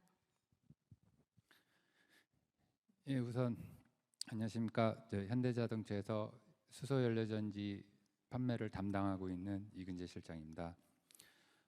현대차는 2013년부터 투싼 수소연료전지 차를 판매하기 시작해서 지금 현재 넥소라든가 그다음 액시언트 수소 트럭, 그다음 수소 버스, 그리고 특장차, 청소차에 이르기까지 라인업을 증대시켜 가지고 전 세계에서 가장 많이 수소 전기차를 판매하고 있는 회사입니다. 이렇게 차량을 판매하면서 개발하면서 얻은 기회라든가 그런 경험들, 기술들을 가지고 자동차 말고도 다른 선박이라든가 트램, 비행기 이런 데까지 그 판매 영역을 넓혀서 다양한 모빌리티의 지금 수소 모빌리티 산업 확대를 위해 가지고 현대차는 노력하고 있습니다. 하지만 이런 수소 사회라는 것이 어느 한 회사의 힘으로만 되는 것은 아니고 다양한 산업 그리고 국가 간의 협업이 있어야지만 수소 사회를 앞당기는 데 더 노력할 수가 있고, 현대차 같은 경우에도 수소 모빌리티 분야에서는 그동안 어느 정도 괄목할 만한 성장을 이루었지만 아직까지는 인프라가 부족하고 그다음 대규모의 수소 공급이 확보되지 않은 상황에서 이런 수소 모빌리티 사회를 이루기까지에는 대규모의 투자와 시간이 필요할 걸로 생각하고 있습니다. 그래서 현대자동차에서는 이런 수소 사회를 앞당기기 위해서는 수소 활용 부분에만 집중할 것이 아니라 생산부터 활용에 이르기까지 수소 밸류체인 전반에 걸쳐 가지고 수소 사업을 이끄는 것이 필요하다고 생각했고, 그 수소 생산에 대해서도 검토를 해봤더니 그 중에서도 기존에 우리가 음식물 쓰레기라든가 폐기물 같은 이런 산업 쓰레기들을 활용한 바이오 가스를 생산해서 수소를 만들어내는 이런 일들을 하게 된다면 지금 현재 문제가 되고 있는 이런 그 환경 문제도 해결할 수 있고 전 세계 어디에서나 쉽게 접근할 수 있는 이런 수소 생산 구축 기지를 만들 수 있다라는 이런 장점 때문에 저희가 바이오 가스를 활용하는 그런 수소 생산에까지 관심을 가지게 됐습니다. 특히 이런 질이나 환경에 대한 특성에 무관하게 세계 어느 곳에서도 생산할 수 있는 이런 수소 생산 방법은 우리 수소 에너지 사회를 빨리 이끌고 그다음에 어떻게 해서든지 수소 사회에 대한 전 세계의 공감대를 형성하기 위한 트리거가 될 걸로 생각하고 있습니다. 이상입니다. Okay, thank you, Mr. Lee. So now we will. Okay, so the next question that we will have to the local enterprise. So I'll pose this question to Mr. Gian from NTI and also Hydrogen. So as many of you may not know about the fact that we may not have any fuel cell vehicle running on the road in Singapore yet, but we do have a good number of local enterprises actually working on various value chain of the hydrogen ecosystem. So including Mr. Gian's effort. So I'd like to pose a questions about like how can Singaporean companies collaborate with the global partners in industry such as Korea, like Hyundai Motor Group, and also other partners part of the value chain, and also to create innovative solutions for the advancement of the fuel cell technology. Thank you, Tessa. I think maybe just to start, allow me to introduce Hydrogen Energy a little bit, because we are a new joint venture between ourselves and Temasek Group, where we're trying to bring new bipolar plate solutions, in particular the coatings for fuel cells into the market. We are already actually in production in China, where we're starting to supply into the Chinese fuel cell industry, coated bipolar plates using our Hydro Diamond, which is very, very dense, pure carbon coatings for bipolar plates, enabling it to last much longer than traditional coatings. Now, finding new opportunities in Singapore, it's really, really tough, to be honest. I think today, what we suffer, as President Moon mentioned earlier on, we have a chicken and egg situation where infrastructure is, for hydrogen, especially on refueling, is non-existent in Singapore today. You don't have a single refueling station in Singapore. Maybe, I think PSA is trying to construct one right now, but maybe we'll see that later on next year. So with that, actually, Hydrogen had started right from the beginning. They decided that we needed to go international, and I think we were fortunate to tap on Nanofilm's existing infrastructure in China, and we have found good traction with Chinese customers. But to do that, it really required us to have a very open mind and start global right from the beginning. Straight away, when we started Hydrogen, we already had the view of having Singapore as our HQ and R&D, and in China we have production. We have a full-blown production facility for bipolar plates in China and serving the Chinese customers. I think one of the big things that I hope to do in future is also to explore other international markets like Korea. One of the good things about Korea, as again Mr. Moon's presentation earlier said, Northeast Asia has very strong support for hydrogen. Korea, China, Japan all have hydrogen infrastructure already in place, and that's where we hope to deploy our new solutions from hydrogen energy. Okay, thank you, Mr. Gian. So actually from his sharing, he mentioned about collaborations cross regions. So now I would like to also invite Mr. Chu to his research sharing about his observations on the Korean automotive industry, expansion into Southeast Asia region, for example, like Hyundai Motor Group, and also how this will actually help to elevate and also to accelerate the adoption for new types of the vehicles, like the fuel cell vehicles. Mr. Chu, please. 예, 안녕하십니까. 한국산업연구원에서 온 조철입니다. 첫 번째로 제가 말씀드릴 것은 우리 한국도 지금 이제 동남아가 글로벌 생산 기지로서 굉장히 중요하다는 것을 다 인식하고 있고, 그래서 우리 기업들이 굉장히 동남아에 많이 진출을 하고 있습니다. 사실은 이제 자동차 산업이 이제 가장 큰 대표적인 케이스인데, 지금 현대기아를 예를 들어서 보게 되면은 지금 인도네시아에 굉장히 현대의 큰 공장이 있고, 그다음에 또 말레이시아에서도 일부 합자 형태로 해서 자동차를 조립하고 있습니다. 그리고 이제 베트남에 이제 두 개의 큰 다른 베트남 회사와 합자나 혹은 이제 한국의 차를 생산하는 형태로 한국 차가 생산이 되고 있는 그런 형태입니다.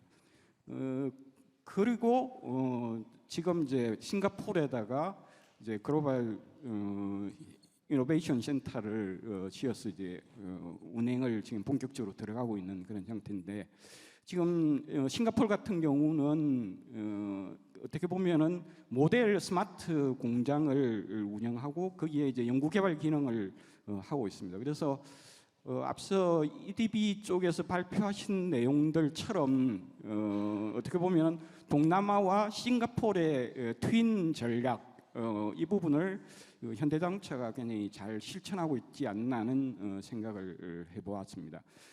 근데 이제 이러한 어떤 전략이 성공하려고 그러면은 지금 이제 한국의 다른 제조업체들은 이런 전략을 아직까지는 그렇게 적극적으로 하고 있는 업체들이 많지 않습니다. 근데 이제 현대가 처음으로 거의 이 전략을 추진하고 있는 것 같은데, 이게 성공하려고 그러면은 현대자동차의 노력뿐만 아니라 싱가포르 현지의 어떤 노력 이런 부분들이 같이 병행되어야 성공이 되지 않을까. 그리고 이제 이런 모델이 보다 더 다른 산업이나 다른 분야로 확산되지 않을까 하는 생각을 해봤습니다. 그 다음에 이제 모빌리티의 에코시스템에 관련되는 부분에 대해서 말씀을 드리고자 하면은 그 에코시스템 관련해서는 이제 세계 전체적으로 그 탄소 중립이 지금 가장 이슈로 되고 있는 문제입니다. 그래서 각국이 탄소 중립을 달성하기 위해서 노력하는데 그 중에 이제 가장 중요한 부분 중 하나가 이제 이 모빌리티 운송 분야입니다.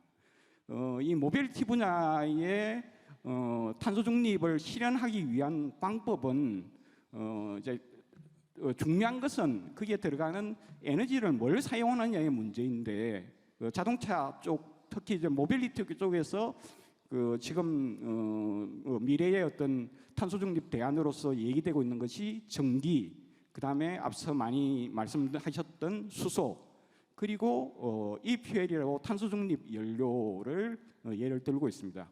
근데 이제 세계 전체는 지금 이미 전기차가 빠르게 보급되고 있고 전기차가 이제 대세를 이루는 형태입니다.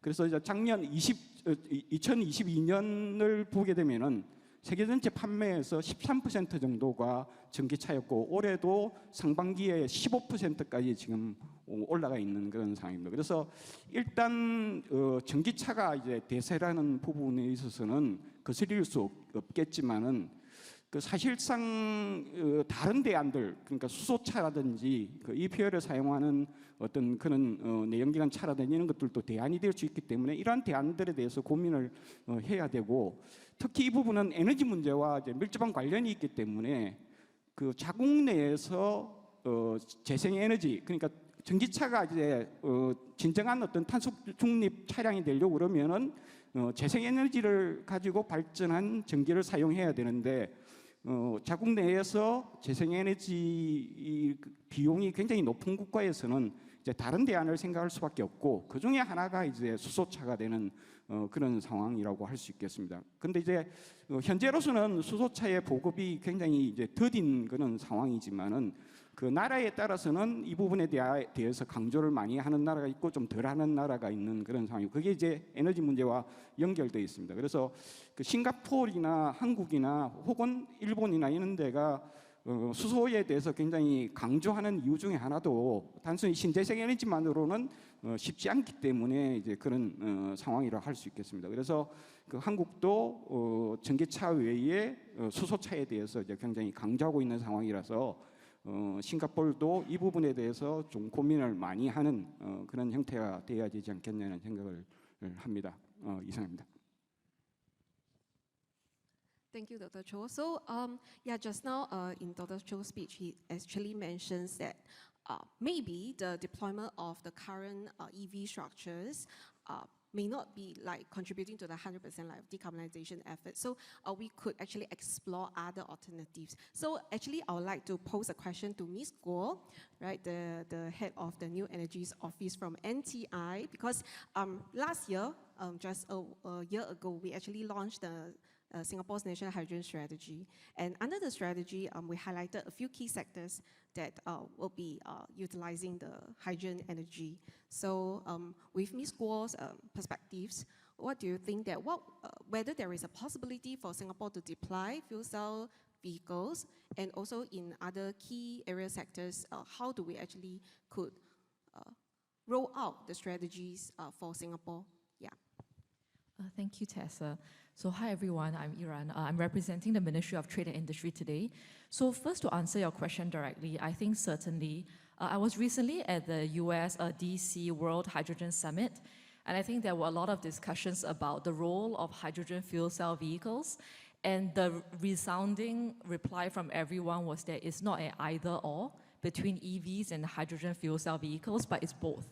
And I think in Singapore, we do see the potential to deploy fuel cell vehicles. I think in our context, Singapore has a much more dense vehicle population than many other countries. So relatively speaking, it is easier to electrify our vehicle population, and which is why we have done that for our passenger vehicles.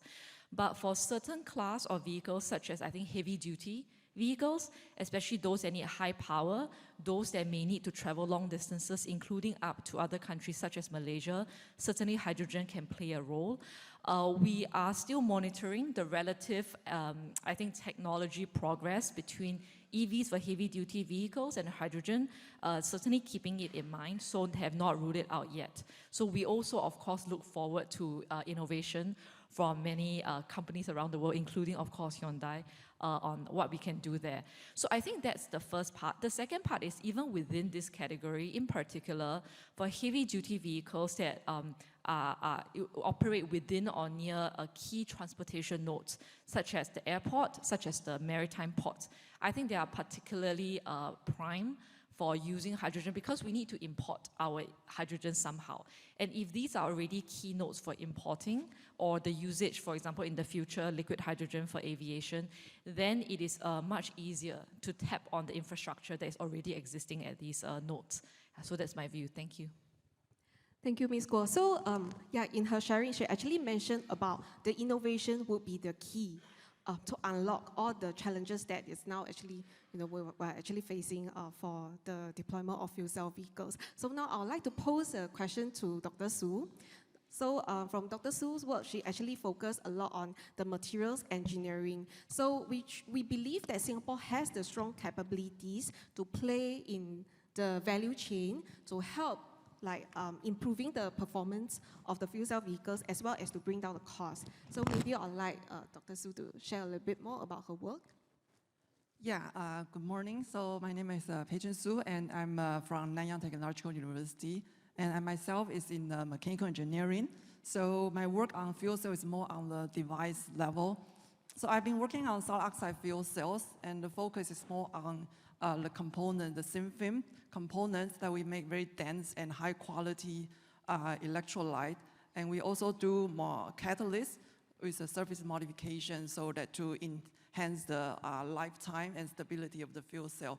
So speaking of the collaboration between Singapore and Korea, so I myself have a spin-off company that is commercializing our thin film solid oxide fuel cell, which is aimed at the mobility for drone or UAV as a start.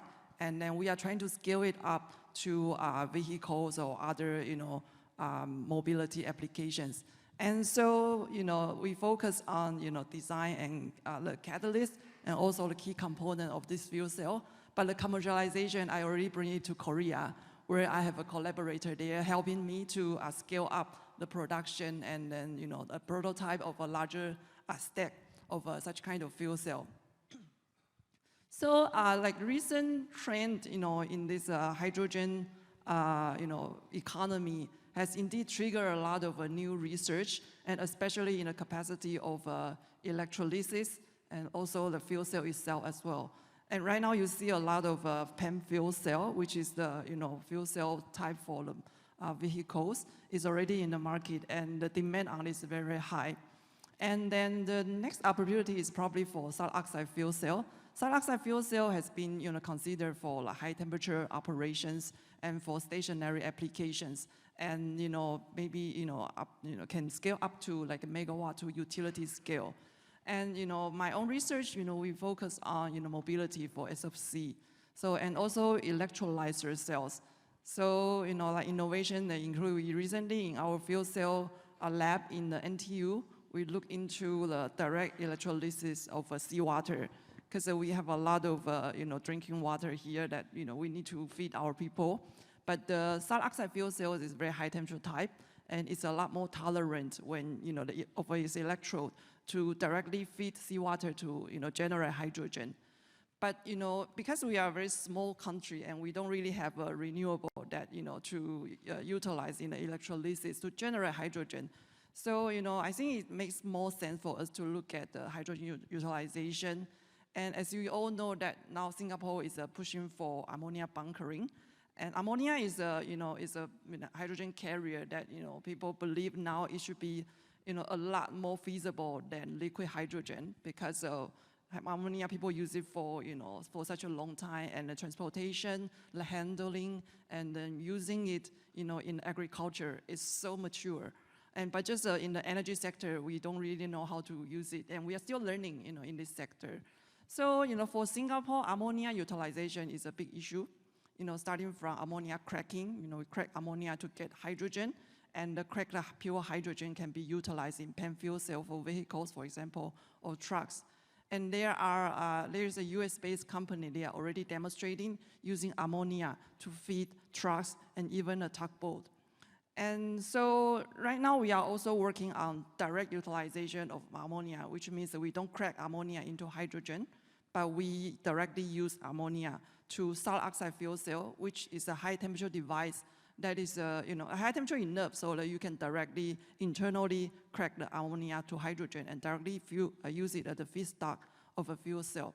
So there are a lot of research that we need to focus on in terms of the electrode that can take up the ammonia directly and crack it, and also have a very high efficiency electrochemical reactions. So, a lot of things are going on here. And I believe, in Singapore, we are a hydrogen, importer. And then we need to know how to utilize hydrogen, wisely. But in Korea or other countries who have the capacity and also the infrastructure, like Australia, Korea, Japan, they are more into transportation and also generation of hydrogen, which there is really a lot of global space for such a collaboration. Thank you, Dr. Su. So, in the view of time, I actually would like to ask for the last comments, maybe from the industry point of view again. So, I'd like to invite Mr. Lee and also Mr. Yen to share a little bit more about how do you view that from your work perspectives, how to really promote the fuel cell vehicle deployment. Like, for example, for Hyundai Group, how could we actually expand the manufacturing in the larger scale, and then maybe to consider the new Hyundai Innovation Center in Singapore as as a point in later on to deploy the fuel cell vehicles, and also from Mr. Gien's point of view, how Singapore can actually do more to promote our capabilities. Yeah. 네. 한국에서는 이미 기존의 그 수소 전기차라든가 어떤 연료 전지 발전 시장 같은 것들, 선진 수소 기술을 이미 시장에 도입한 사례들이 있습니다. 그래서 이런 사례들을 여기 이제 오신 싱가포르 정부 관계자분이나 산업 관계자분들께서 거기서 이제 좀 아이디어를 얻으셔가지고 이제 저희하고 같이 협력을 해가지고 좀 수소 이런 사업들을 좀 할 수 있을 것 같고요. 그다음 싱가포르 같은 경우에는 이렇게 좀 수소 경제를 할 수 있는 여건이 굉장히 좋다라고 생각합니다. 이렇게 좀 조그마한 도시 국가이기 때문에 뭐 수소 공급망이라든가 충전소 이런 것들을 좀 네트워크 구축 면에서도 이런 도시 국가로서의 좀 장점을 살릴 수 있다면 앞으로 이제 수소 경제를 선도하는 데 있어가지고 좀 좋은 위치를 좀 포지셔닝 할 수 있다라고 생각합니다. 거기에 이제 우리 현대자동차의 그런 좀 앞선 수소 기술을 같이 좀 협력하면 더 좋은 결과를 얻을 수 있을 거라고 생각합니다. So, from my perspective, I think for hydrogen, I think we've been looking at ways to accelerate adoption of both our product as well as hydrogen in general. I think there are perhaps 2 points I'd like to offer my colleagues ex-colleagues from MTI. I think one is, I think, looking at infrastructure, especially around refueling. I think refueling is the good thing about hydrogen is because of the energy density and all, actually just to cover a whole of Singapore, maybe 1, 2, a maximum 4 refueling stations is good enough, especially if you're just considering the heavy duty vehicle sector. So you don't need many refueling stations. The infrastructure investment is not so large. Just some investments needs to be made, and the availability is there. That's, I think, the first point. I think the second point, I think we can take a look at how some countries have been really pushing the adoption of fuel cell vehicles and even accelerating without waiting for OEMs that are building very, very high volume production, and they have to design the vehicles. It takes time and to get it right. Countries like Netherlands, Germany have already rolled out incentives and mechanisms to encourage adoption. Today, if you convert a diesel truck into a fuel cell truck in Germany, you can get up to 350,000 euros worth of support for every truck that you convert from diesel to electric. And that's not including the fact that in some cities in Germany, you no longer can drive diesel trucks into the city center because they don't want all the diesel related pollution in the city center. So all this kind of efforts does add to encouraging adoption of fuel cells and fuel cell based mobility solutions. It's always a chicken and egg, as Mr. Moon has said. We need the refueling. We need some support to encourage the adoption. And I think the private sectors can take care of the rest in terms of making sure that there's an appropriate solution and cost down the solution. I think both Hyundai Group and many other players in the mobility industry is working very hard to bring the cost of fuel cell vehicles down, and it is coming down very quickly. And I look forward to a future powered and driven by hydrogen. Thank you.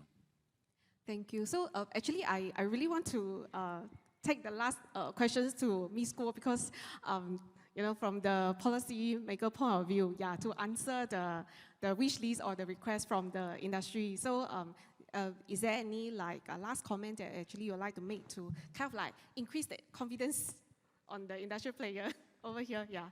Yeah, sure. Thanks, Tessa, and thank you for your comments. I think for Singapore, I agree that there's a big chicken and egg problem with hydrogen, and we do want to facilitate industry innovation where we can. I think there's a few things that we're doing. First, I think we're investing more and more into R&D, which of course Dr. Su is, will be very familiar with. And I think the reality is that for hydrogen, it is still a relatively nascent technology.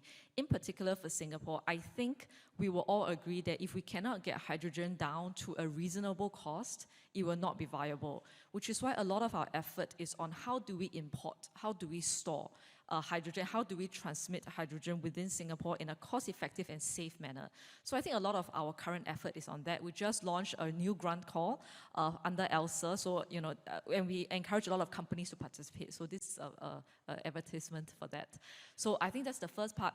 The second part is, I think for us, because of the cost considerations, we are really looking at building up capabilities to handle, to understand, and to really be able to scale up as and when we can, when the cost comes down significantly. And the third part is that I think we understand our role in de-risking. You may be familiar with the ammonia expression of interest that we rolled out last year at the Singapore International Energy Week. It got a lot of industry interest, and I think that's one way that we are de-risking nascent technology. We're not waiting for it to be mature before we take steps, and I think that's one example of how we're doing it, and we'll certainly keep in mind how we can apply that same model to maybe fuel cell vehicles in the near future. Thank you. Okay, so with that, this is the end of the panel discussion, and I think it's a very fruitful session that we actually hear from the industry, the policy making, and also the research point of view. So with that, thank you, all the panelists. Thank you so much. Thank you, Ms. Tessa Ting, for the wonderful moderation, and as well as our panelists, Ms. Dr. Chol Cho and Mr. Kunjeli, and of course from Singapore we have Ms. Iran Guo, Mr. Gian Eason, and of course Ms. Su Pei Chen. As Ms. Ting has mentioned, we'll be having a short break right now, so please come back in 5 minutes. We're having it, I would say 11:15, all right? So we'll see you back in a short while. And please feel free to bring back some snacks that we have actually prepared for you outside. So see you in 5 minutes. Thank you.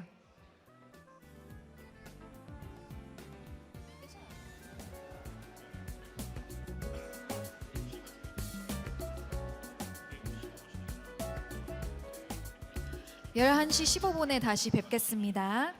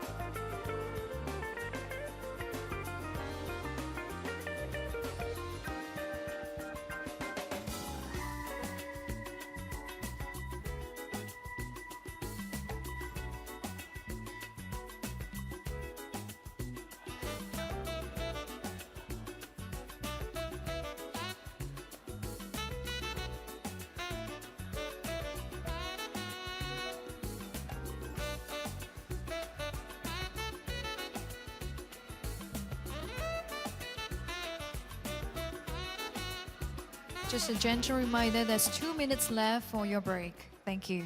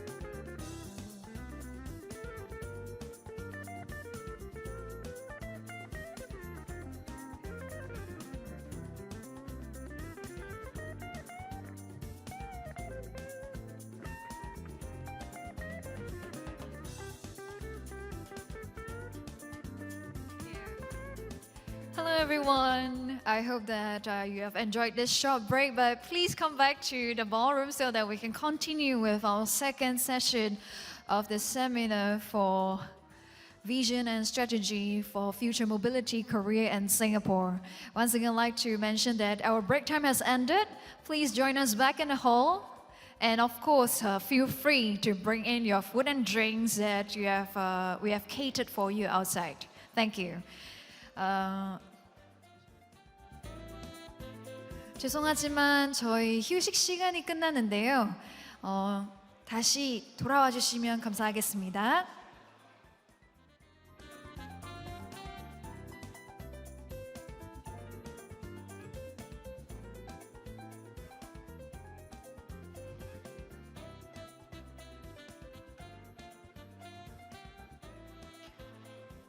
Once again, I'd like to mention that our break time has ended. May I invite all of you to come back and join us back in the conference hall so that we can continue with our seminar. Thank you.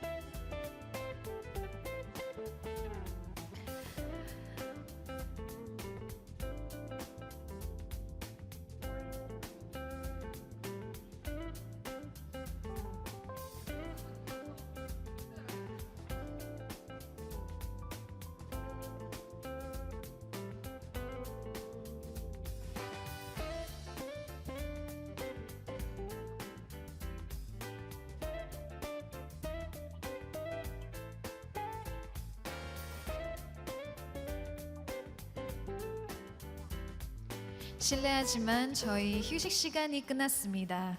네, 혹시 드시고 계시는 음식들이나 커피들 다 이제 가지고 들어오셔도 돼요. 네.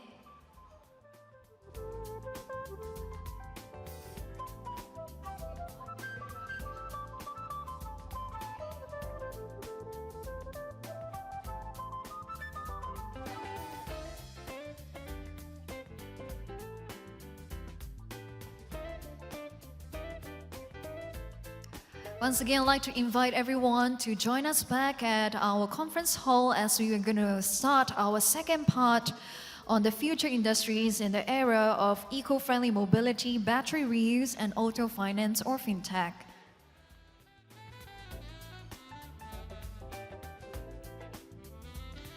Please feel free to bring in your food and beverage here as we continue our seminar. Thank you.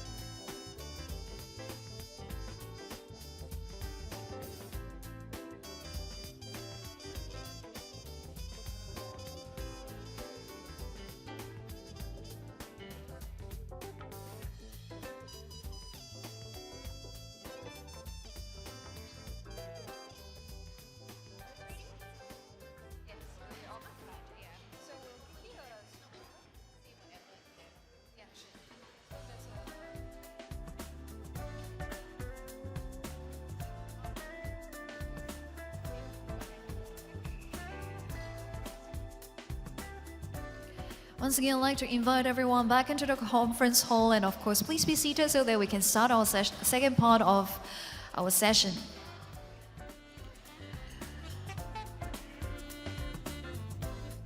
쉬는 시간이 끝났는데요. 다시 착석하시길 바라겠습니다.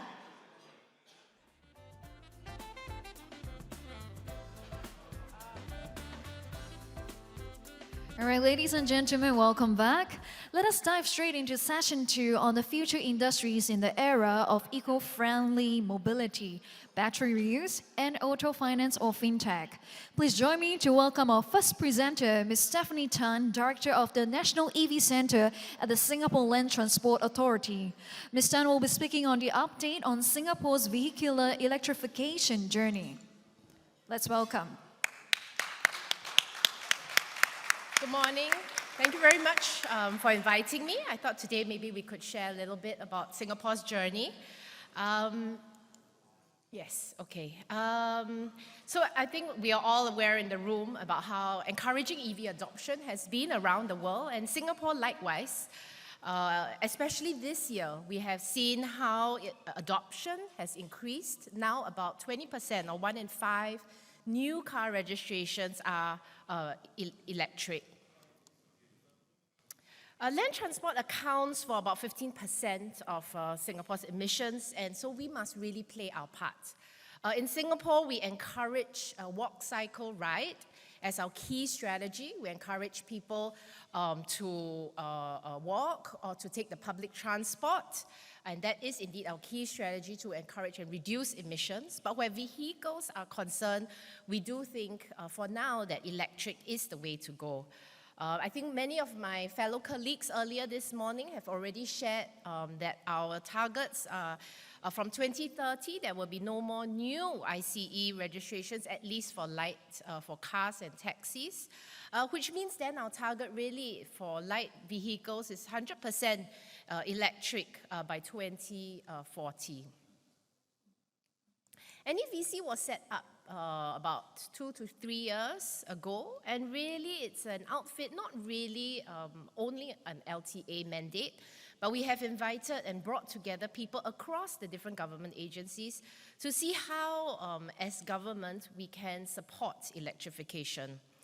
We also have a wholly owned subsidiary that we incorporated this year, and they look primarily to drive charger deployment as well as the upgrading of the electrical infrastructure. As mentioned earlier, I think we've seen significant growth in the number of EVs registered, and primarily actually the light goods vehicle has seen a tremendous growth, and now about half or more than half of new registrations on the light goods area are already battery electric. We acknowledge and appreciate the whole ecosystem for supporting us in this journey, and would like to thank everyone's partnership as Singapore makes our transition to electric. Maybe to share a little bit more about what my office does, we focus on 3 main work streams. The first one is on charging infrastructure. So we do want to ensure safety. So we have our standards, our regulations that we have put in place. I'll share a little bit more in the later slides. We are also working out master plan, our strategy, our charging strategy for different vehicle types. So that is ongoing. And also then to see what are the different charges that Singapore government would need to come and deploy. And what will we need to then leverage on the private sector to deploy as well. Cost of ownership clearly is another big factor. I think we have also mentioned earlier about our system in Singapore, about the certificate of entitlement, about how high it is today. So we do have incentives, and we'll share a little bit more about that as well. But more than incentives, actually, we do really want to work with the industry like yourselves to see how we can bring in more models into Singapore, especially the mass market models. We really are hoping to see more of that coming into Singapore soon. Technology is another area that we constantly look out for. The space is constantly evolving. I guess that's why we do have conferences like this today for us to cross-share and also learn from each other. Very interested to continue to hear more on that front. And on our side, I think we do hope to see how we can work together with the industry to see how we can support these innovations to pilot and then introduce it in Singapore. To share a little bit about our standards and our regulations. So we do have what we call a national public charging standard, where we, for our chargers in the publicly accessible chargers. There are Type 2 and Combo 2 and ChargeMore as an option. This gives then drivers certainty of that they are able to charge their vehicles. We also have a standard, our TR25 standard to ensure safety in our charging standards. We have an EV Charging Act that was passed in Parliament last year. And we are now in the process of working out the details, and it will likely be commencing later part of this year. So the Charging Act is, the primary objective is to ensure safety, is to ensure reliability of chargers. All chargers will need to be approved in Singapore. All chargers will need to be registered in Singapore. Operators who wish to operate in Singapore will need to get a license. So these are some of the things that we have recently announced as part of the EVCA, the Charging Act, and we'll be sharing more with the industry in the coming months before it commences later part of the year. This slide just shows some of a survey that we did and some of the preferences, and really slow overnight charging is a preference for most of us. And thus our strategy. So wanted to take some time maybe to share a little bit about our strategy, at least for drivers like you and me. So we do feel that, and we see this in other jurisdictions as well. In Singapore in particularly, we are so small. And the mileage for each driver is actually very low. And we do feel that slow overnight charging where you sleep at night and where then your car sleeps as well is the best approach.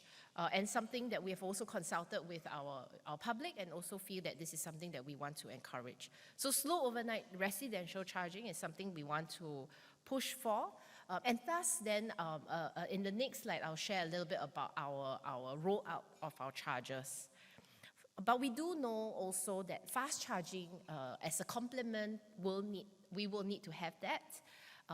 For opportunistic charging, like for us, for fleet drivers who clearly slow overnight charging may not work for them. Our double shift taxis, for example, who runs 24/7, will definitely need fast charging as an option. So that is something that we are working out. The other thing that we have also pushed out is we are aware that we do need to share the information with the public where the chargers are. Currently, we do have in the LTA app, the My Transport app, the locations and the details of all our where the publicly accessible chargers are located, so that members of public can then route to them to charge, to charge their vehicles. So it has the type of charger, the pricing of the charger, who the operators are. For some of the operators, they have also shared with us real-time availability data, as in whether the chargers are currently available. So these will also be shared. As part of our Charging Act, operators are required to share live data for all their publicly accessible chargers. So in future, all this will then be shared through this app. And we're also working with other map platforms like Google Maps, Apple Maps, etc., to then how can we push them out on those maps as well. This is a slide about all our chargers. So in Singapore, 80% of Singaporeans live in government housing. And so because of that, and it's government land, and so that's why we have rolled out a tender to ensure that all chargers, that there are chargers available in these residential estates where most of our Singaporeans live in. I think it was also mentioned earlier in the presentations that the target is by 2025 that all car parks, all residential car parks, HDB residential car parks, the government housing, will have chargers. So I think we are committed to ensure there's a baseline of chargers in all car parks.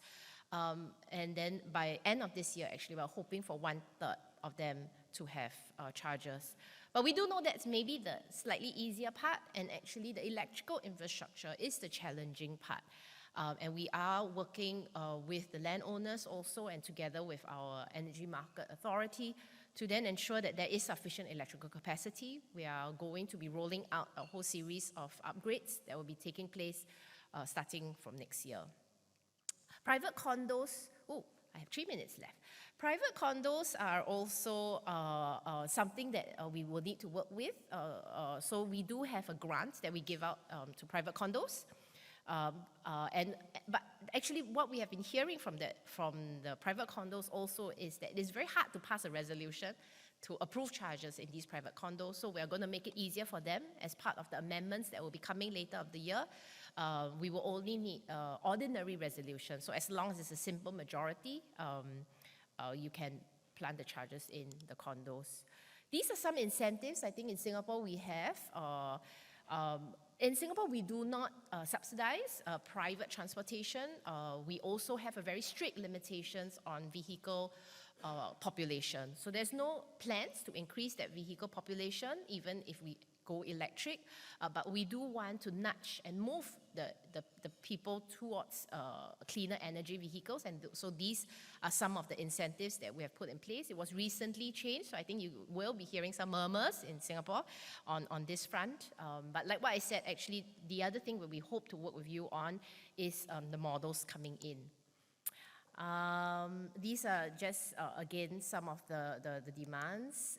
Maybe I just want to share a little bit about this. So we are working with the industry. We know that this space changes very quickly and we need to keep an eye out on it. And so we do have sandboxes where it is not currently in our regulations. We do want to push out and roll out sandboxes to work with you to see how can we trial some of these new technology that is up and coming. So, I mean, we have our fast chargers and the e-motorbike sandboxes that are currently ongoing. These will be about to exit soon. What is new on the plate is the mobile charging that we're working on, as well as battery swapping for four-wheelers, in particular heavy good vehicles that we do want to try, especially for the heavy good vehicles that have very high mileage or the 24/7 vehicles. We have recently set up a battery unit within NEVC as well. I'm primarily looking into three main things. The first one is tech, and really wanting to understand the technology behind, the ever-changing technology behind battery technology. Two is looking into safety, which is a big concern for us in government, trying to make and understanding what the safety needs are and whether we need to, and governments, put in place certain things to ensure safety, like our incident response management, or whether some of our infrastructure will need to be upgraded in order to prepare for a day where electric vehicle is almost our entire population. So that's something that we are doing. The other one is on opportunities, looking into recycling, repurposing, second life of batteries, a new industry that will be up and coming, and seeing how can we support that. So very quickly, I think these are some of the, we do know that we also need to help the industry shift, especially the manpower and some of our workforce. So we have put in place some training programs to work with the industry to see how we can support the workforce. Another slide basically is this, we do want to continuously engage with you, so thank you again for this opportunity to be here, to then reach out to some of you to hear a bit more about your views on what's happening in Singapore. So this is just a last slide on different segments of the population, what we're doing with the taxis, our motorcycles, our bus. In Singapore, most of the buses are actually government and LTA buses. So for these, we have already set aside targets of 50% by 2030, and all our buses will be electric by 2040. So we are also powering all our depots to make sure we're able to charge the vehicles. Heavy goods I spoke about briefly. We do need to see how we can support that industry, and also hearing about hydrogen versus battery electric and seeing how that is going to play out, and like to hear more from you as well. Yeah, thank you very much. Thank you, Ms. Sun, on the update on Singapore's vehicular electrification journey. Before we continue with our seminar, I'd like to just mention that we'll be minimizing the presentation time of 15 minutes to 12 minutes for presentation-wise, and for panel discussion, we'll be restricting to 20 minutes instead of 25, just to let you know. Our next presenter is Mr. Choi Song-jin, CEO of Poent. He'll be sharing on the topic of electric vehicle-used battery technologies and industry outlook. May we welcome Mr. Choi.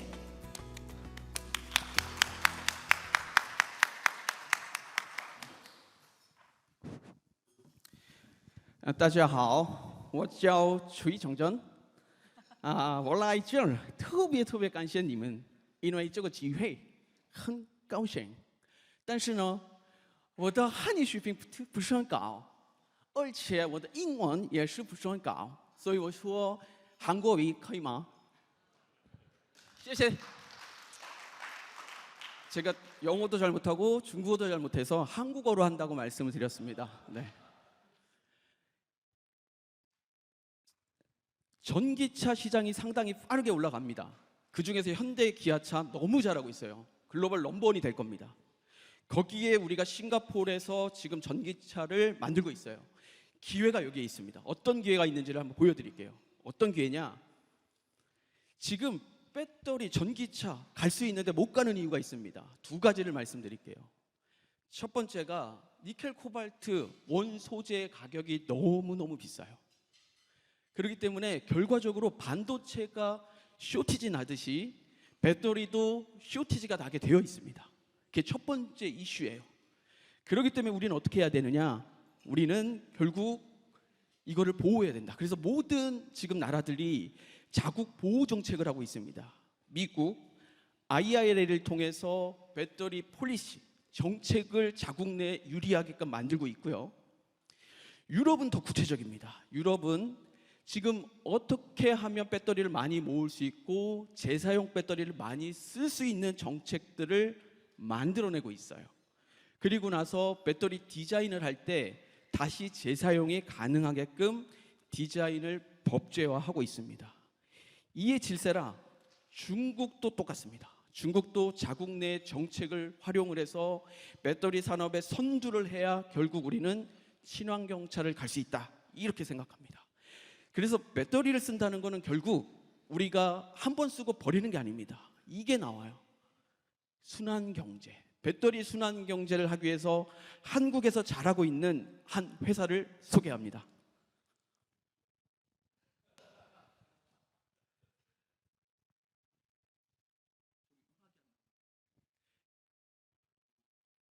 음악.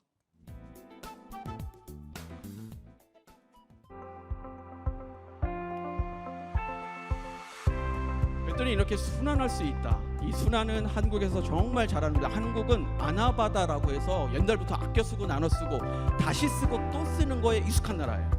그것을 저희가 싱가포르와 같이 합니다. 배터리는 모듈로 되어 있고요. 이 모듈을 수리해서 다시 쓸 수 있게 만들 수 있습니다. 아이오닉 5의 성능 검사를 통해서 배터리를 고객이 안심하고 문제없게 쓸 수 있게끔 다시 리패키징할 수 있습니다. 만약에 이 배터리를 못 쓴다 그러면 우리가 리퍼포스라고 해갖고 다른 목적의 배터리를 쓸 수 있는데 그게 ESS 에너지 저장 장치예요. 여기에다 태양광만 연결시킨다면 우리 싱가포르는 에코 프렌들리로 갈 수 있다라고 생각합니다. 그리고 나중에 결과적으로 배터리를 다시 못 쓰게 된다라고 하면 그걸 리사이클링을 통해서 배터리를 다시 회수해서 쓸 수 있게 만드는 거. 이게 바로 저희가 꿈꾸는 세상이고 한국에서 지금 잘하고 있습니다. 그렇기 때문에 저희가 싱가포르와 함께 하기 위해서 여기에 왔습니다. 이 배터리는 결국 다시 셀을 제조하게 되어 있고요. 결국 제가 생각하는 싱가포르의 모습이 마지막에 나옵니다. 에코 프렌들리의 모습으로 다시 재탄생할 수 있을 거라 생각을 해서 저희는 이 모습이 바로 우리가 생각하는 싱가포르의 미래라고 생각합니다. 한국은 어떻게 하고 있냐면 6개 거점, 이 6개 거점에서 배터리를 모으고 진단하고 평가하는 일을 합니다. 우리 싱가포르에 있나요? 없으면 LTA 빨리 만드셔야 됩니다. 만들 때 저희가 도와드리겠습니다. 자, 거기서 어떤 일을 하냐면 배터리 컨트롤 타워를 만듭니다. 만약에 한국이 만든다고 하면 빠르게 만드는 거고 싱가포르에서 이걸 만든다면 글로벌 넘버원이 될 수 있다. 왜냐하면 금융의 허브였잖아요. 배터리 허브 가능합니다. 결과적으로 거기서는 어떤 일을 하냐면 입고하고 배터리 보관하고 평가하는 일들을 빠르게 할 수 있고요. 이 빠르게 하는 것들을 싱가포르에서 한다라고만 하시면 되게 좋을 것 같고 후면에 제가 어떻게 하면 더 빠르게 할 수 있는지를 말씀드리도록 하겠습니다. 결국 이것을 하기 위해서는 자원이 필요합니다. 우리 싱가포르에 있는 분들은 상당히 똑똑하다고 들었고요. 그렇기 때문에 이런 교육을 통해서 많은 인원들을 배출할 수 있을 거고요. 이게 결국 국가 기반 산업이 될 겁니다. 왜 미국, 중국, 유럽이 이거를 계속 할까요? 결국 이거는 나라의 기관 산업이 되기 때문입니다. 그래서 사용후 배터리의 진단, 그 다음에 리유즈, 리퍼포스, 앤 리사이클링 이것들을 빠르게 할 수 있는 인원들을 만들어서 전문가를 만드시면 됩니다. 자, 두 번째, 배터리 어떻게 되나요? 아주 위험하다 하셨잖아요. 배터리 위험합니다. 첫 번째는 이 사진을 보시면 배터리가 그냥 방치됐을 때 배터리에 환경오염이 있습니다. 환경오염. 두 번째는 뭐가 있냐면 이 옆에 사진을 보시면 테슬라 오너예요. 테슬라 오너가 열받았습니다. 왜 열받았냐면 내가 배터리 수리해야 되는데 수리할 수가 없어요. 돈을 2천만 원 이상 내야 됩니다. 얼마나 열받았겠어요. 현대차, 한국에 있는 현대차 고객은 열받을까요? 안 받습니다. 왜냐? 저희가 있잖아요. 제가 한국에서 리매뉴팩처링을 해서 현대차 서비스 센터로 납품을 합니다. 고객들은 반 가격에 언제든지 배터리를 구입할 수가 있어요. 이런 솔루션만 있다라고 하시면 틀림없이 싱가포르에서도 고객들이 만족하고 차량을 구입할 수 있다라고 생각합니다. 이게 두 번째 저희가 솔루션이고요. 저희는 현대차에서 스피노프된 회사입니다. 20년 7월 7일 날 분사를 했고요. 현대차가 지분을 약 한 15% 정도 가지고 있고요. 인원은 한 60명으로 된 스타트업입니다. 전체적으로 저희가 연역인데 세운 거는 19년 11월 18일 날 세웠고 현대차 스피노프는 20년 7월 달에 됐었고 현대차와 지금 리매뉴팩처링 계약한 거는 20년에 계약을 했습니다. 그리고 더 나아가서 22년도 1월 달에는 저희가 CATL, 중국의 가장 큰 배터리 회사입니다. 그 회사의 품질 분석 일을 한국에서 저희가 실행하고 있습니다. 만약에 CATL이 싱가포르에 들어온다라고 하면 저희가 그 일을 같이 할 수 있습니다. 왜냐하면 아시안 총괄 본부장이 저희 회사에 지난주에 와서 앞으로 CATL의 전략에 대해서 같이 논의하자라는 얘기를 했기 때문에 그런 부분도 같이 가능합니다. 저희 회사의 그 시설이고요. 총 4군데 사이트에서 운영을 하고 있습니다. 그리고 저희 회사의 시설을 KBS 뉴스에서 6월 달에 나온 거를 한번 보여드릴게요. 확장하고 있습니다. 특히 배터리를 재사용하거나 재활용하는 산업이 주목받고 있는데요. 여기 저희 회사의 미래 유망 공장이고요. 사업으로 급성장할 것으로 전망됩니다. 민정인 기자가 취재했습니다. 화성에 있는 공장입니다.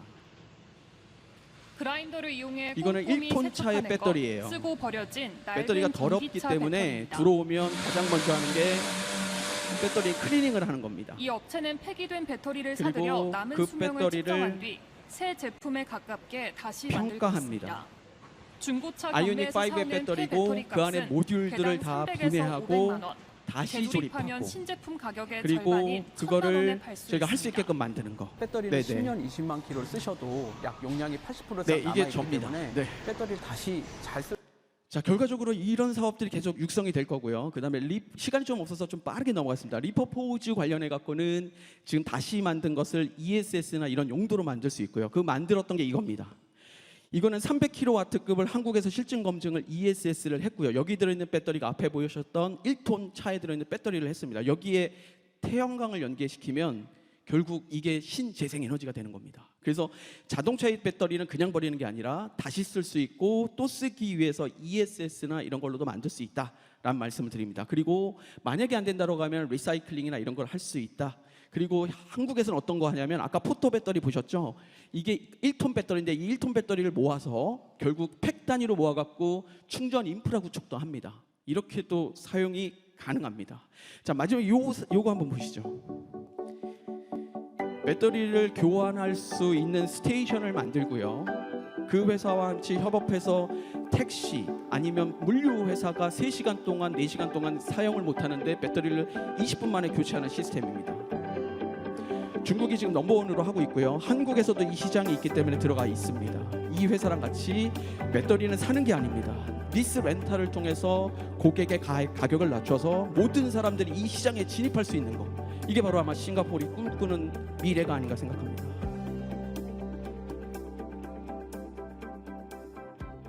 네, 만약에 싱가포르 LTA에서 이거를 한국에서 우리 싱가포르도 깔아주세요라고 하면 할 수 있어요, 제가. 네, 내년에 한번 해보겠습니다. 근데 이게 결국 이겁니다. 배터리와 그러면 택시, 만약 택시 기사예요. 한국의 택시 기사가 사실 어마어마한 돈을 내고 택시를 운영해야 되는데 돈이 많이 없어요. 그렇기 때문에 배터리는 사지 말아라. 소유권 분리를 하고 배터리는 리스 렌탈을 통해서 쓸 수 있게 합니다.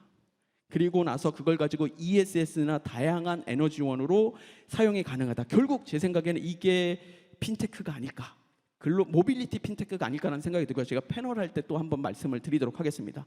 근데 싱가포르이 준비 안 하고 있느냐? 그렇지 않습니다. LTA에서 어마어마하게 준비를 하고 계세요. 자, 이 사진입니다. LTA 담당하시는 혹시 Do you know him? Yes, yes. 저분이 저희 회사에 왔어요. 왜 왔냐? LTA에서 한국이 잘하고 있다니까 보러 왔어요. 이게 다 LTA 멤버들이었습니다. LTA는 벌써 시작을 했습니다. 많은 회사들, 잘하고 있는 회사들 다 조사하고 있고요. 그 회사들은 어떻게 하면 싱가포르에 같이 올지를 보고 계시더라고요. 그렇기 때문에 싱가포르의 미래는 밝을 것 같습니다. 어제 제가 머라이언 못 봤습니다. 어제 너무 아쉽게 너무 못 봤어요. 근데 머라이언이 수리하고 있더라고요. 리페어를 현재 하고 있어서 못 봤는데 머라이언이 어떻게 얘기하냐면 이렇게 얘기합니다. 싱가포르의 오퍼튜니티, 미래가 있다는 거예요. 미래가. 모빌리티 핀테크를 통해서 싱가포르의 미래는 밝을 것이라고 생각합니다. 네, 싱가포르 지하요. 감사합니다. 발표 너무 잘 들었습니다. Thank you, Mr. Choi. And the next presenter for session 2 is Ms. Wong Julie. She is the Vice President at UOB. Ms. Wong will be presenting on a topic of understanding the role of ecosystem financing and the importance it brings to new businesses and market. Let's welcome her.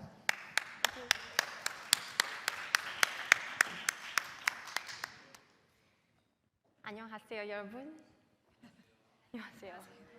제 이름은 줄리입니다. I think that's all the Korean I can manage for today. Hello everyone, I'm Julie from the Sector Solutions Group in UOB. Thank you Kama and SMF for inviting me today. I'll be sharing the role of ecosystem financing and how it will help businesses and new markets in the electric vehicle industry. I'll try to do my presentation in 12 minutes. At the end, apart from financing, I'll also be sharing some thoughts on customer retention and brand loyalty in the era of electric vehicles, which I hope after my presentation today, I'll be able to have some thought-provoking discussions with all of you today. Now, very evidently, post-COVID, we see the automotive industry shifting and transforming. The push for EV is gaining momentum, and Southeast Asia is emerging as a potential market and manufacturing hub for EVs. We see a clear pathway laid out in the Singapore Green Plan 2030, where all vehicles run on cleaner energy by 2040. Neighboring countries have also set out commitments towards greener transport.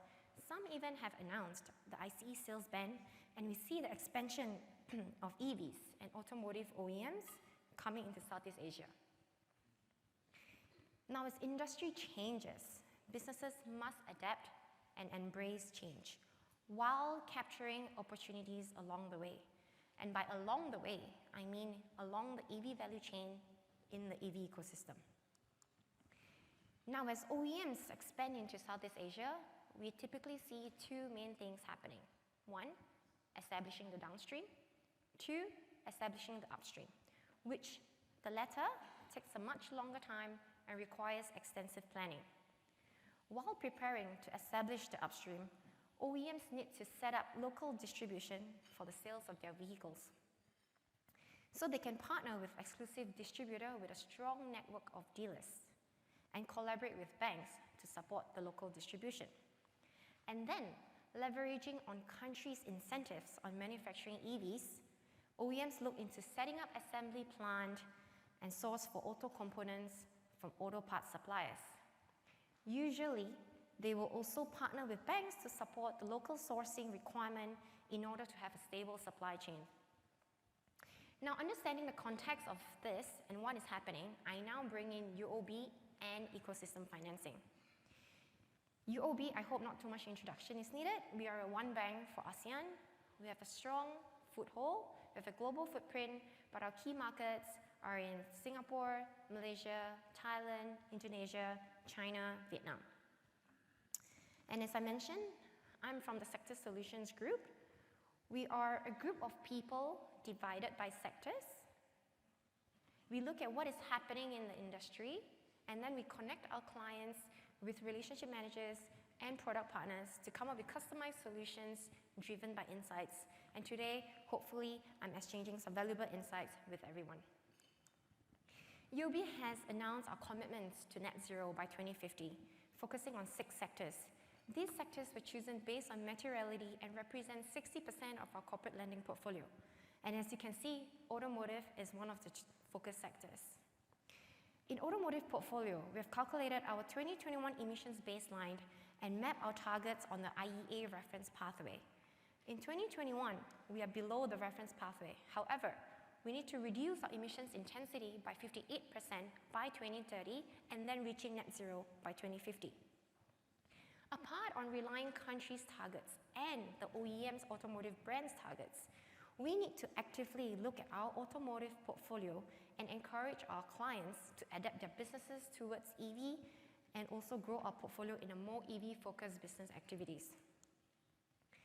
So in UOB, we have created 5 green umbrella frameworks aligned with internationally recognized ESG principles, and all the frameworks have been independently validated. We do this so that we can avail green financing, sustainable financing solutions in accordance to acceptable business activities and projects. What I'll be bringing you through in the next few slides stem from the second pillar that you see here from the Smart City Sustainable Finance Framework, which covers areas such as renewable energy, energy efficiency, as well as green transport. Now here comes ecosystem financing. We have what we call U-Series that hosts 3 of our ecosystem financing solutions: U-Solar, U-Energy, U-Drive. All these are supported by the Smart City framework I showed earlier. I will focus on U-Drive today, which is relevant on green transport. We first launched U-Drive in Singapore in 2021 and then subsequently in 2 other markets. The reason for this is because of the context that I was explaining earlier.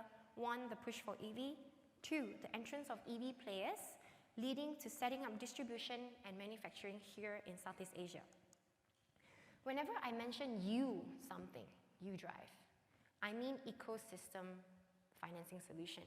And whenever I mention ecosystem financing, I mean an end-to-end financing for all EV players in the ecosystem, covering from the automotive component parts suppliers to automotive brand owners, to automotive dealers, to end users, and to EV charging infrastructure players.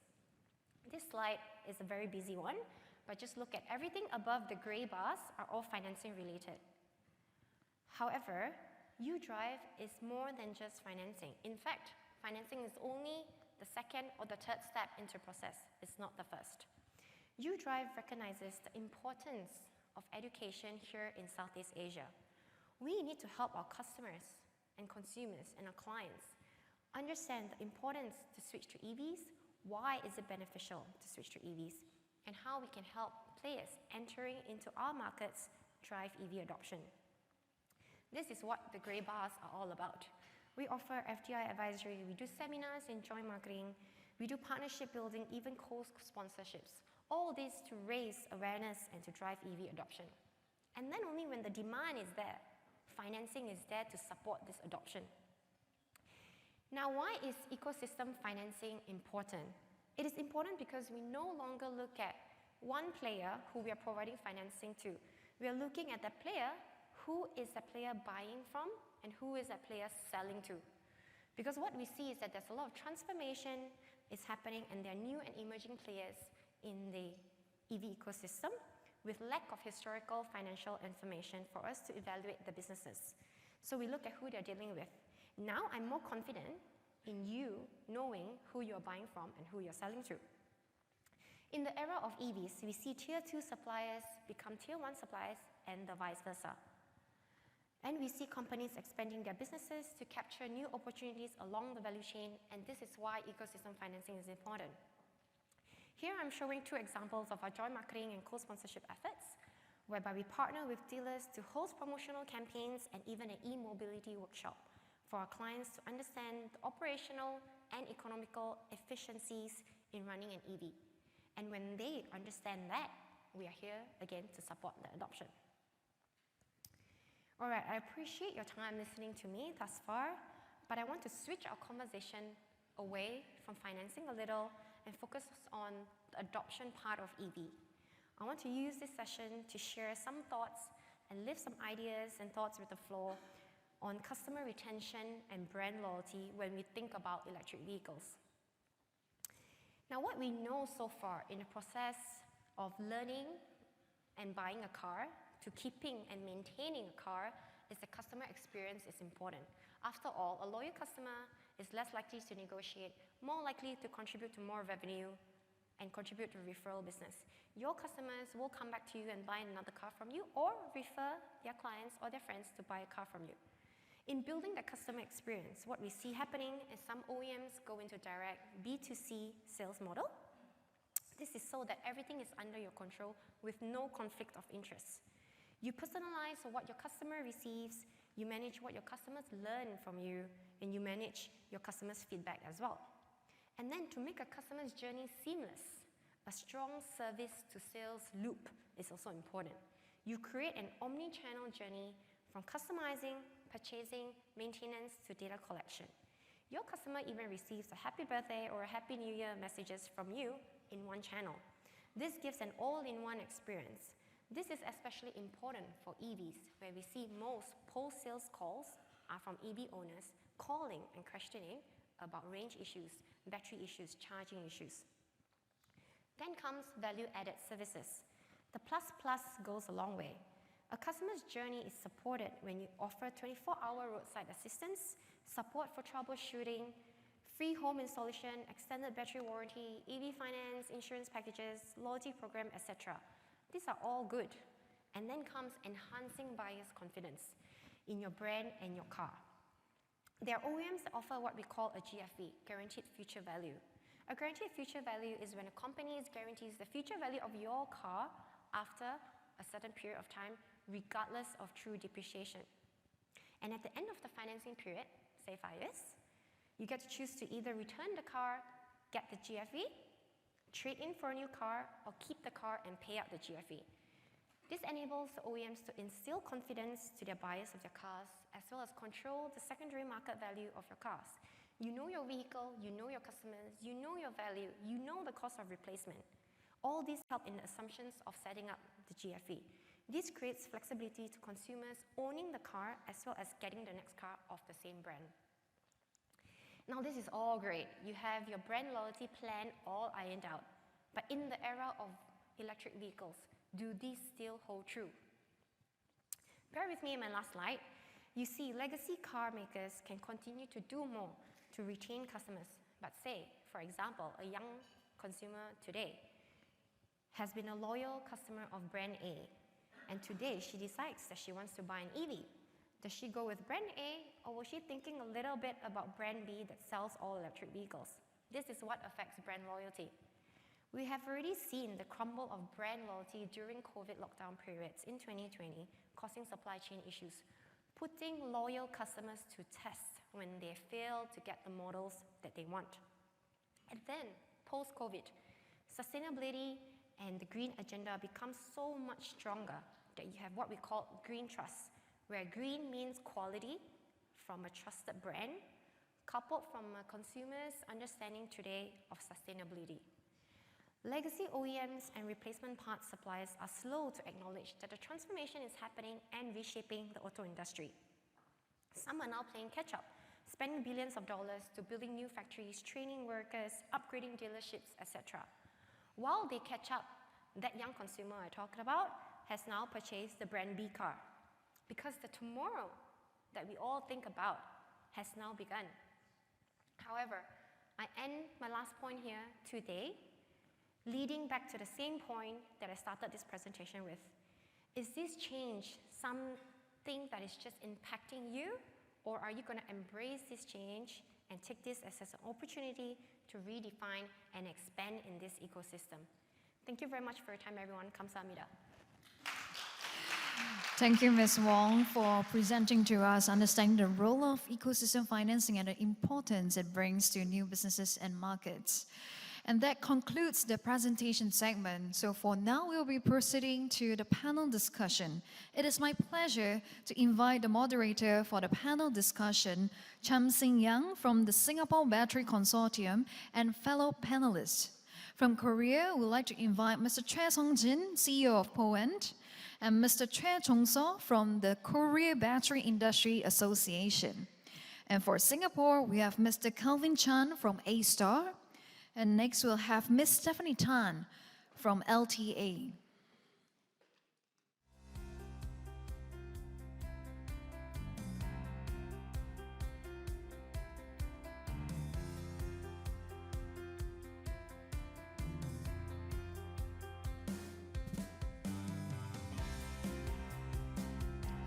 Let's give them a round of applause as they start their panel discussion.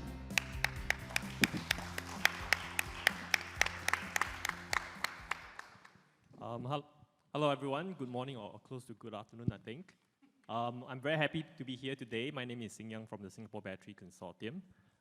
And I think we have a very esteemed panel of panel members here. Then later we'll go through this very important topic about circularity that fits into the whole sustainability framework that is the motivation of electrification.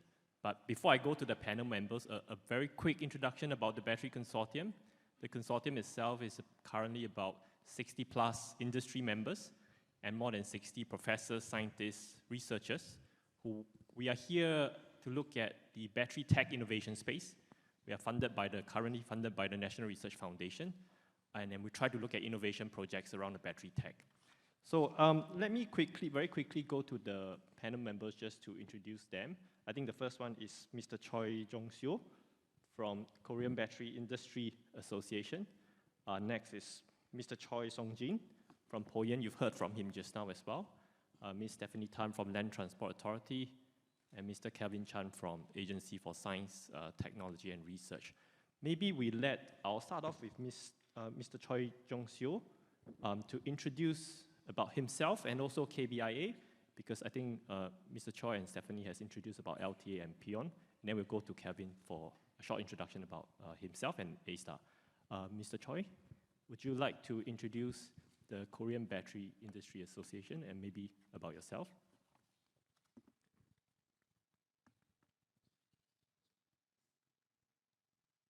네, 반갑습니다. 저 한국 배터리 산업협회 최종서 총괄 본부장입니다. 저는 이제 패널 자료를 좀 준비해 왔는데요. 글로벌 사용후 배터리 현황과 우리 한국의 사용후 배터리 통합 관리 체계에 대해서 간략하게 말씀드리겠습니다. 여러분도 아시는 것처럼 전기차 판매량이 증가함에 따라서 사용후 배터리를 활용하는 시장도 함께 급속하게 커지고 있습니다. 지금 보고 계신 자료는 한국에서 신뢰받는 한 리서치 업체에서 조사된 자료입니다. 보시는 바와 같이 2040년에 폐차되는 전기차는 글로벌리 4,227만 대 정도 예상을 하고 있는데, 여기서 나오는 사용 후 배터리를 금액으로 환산하면은 약 450빌리언 US 달러 정도가 될 것으로 생각이 됩니다. 사용 후 배터리는 이거를 재사용하는 부분이 있고 그 배터리에 들어간 소재를 재활용하는 부분이 있는데, 재사용하는 부분을 보면 2030년부터 2040년까지 연평균 시장이 17% 정도 성장을 해서 241 빌리언 달러가 될 것으로 생각되고요. 재활용되는 부분은 2040년경에 이제 약 1,550기가와트 아워의 배터리에서 600만 톤 이상의 그 배터리 핵심 강물인 리튬이나 니켈, 이 금속이 채굴될 것으로 예상됩니다. 그래서 이것을 금액으로 환산하면은 209 빌리언 달러 정도 될 것 같습니다. 보시는 바와 같이 이게 전기차뿐만이 아니고 따라서 사용 후 배터리도 아주 급속하게 시장이 증가하고 있고 하나의 큰 유망 산업으로 이렇게 지금 자리 잡고 있는 과정에 있습니다. 이에 이제 한국 기업들이 사용 후 배터리의 2차 사용, 즉 재제조, 아까 이제 포엔 사장님도 말씀하셨는데, 그리고 재사용, 재활용 이런 기술들에 주목을 해서 기술 개발을 이어가고 있습니다. 그래서 한국은 우리 이 사용 후 배터리를 그냥 버리는 자원이 아닌 다시 사용할 수 있는 그 자원으로, 가치가 높은 자원으로 그 다양한 활용 가능성에 대해서 주목을 하고 있습니다.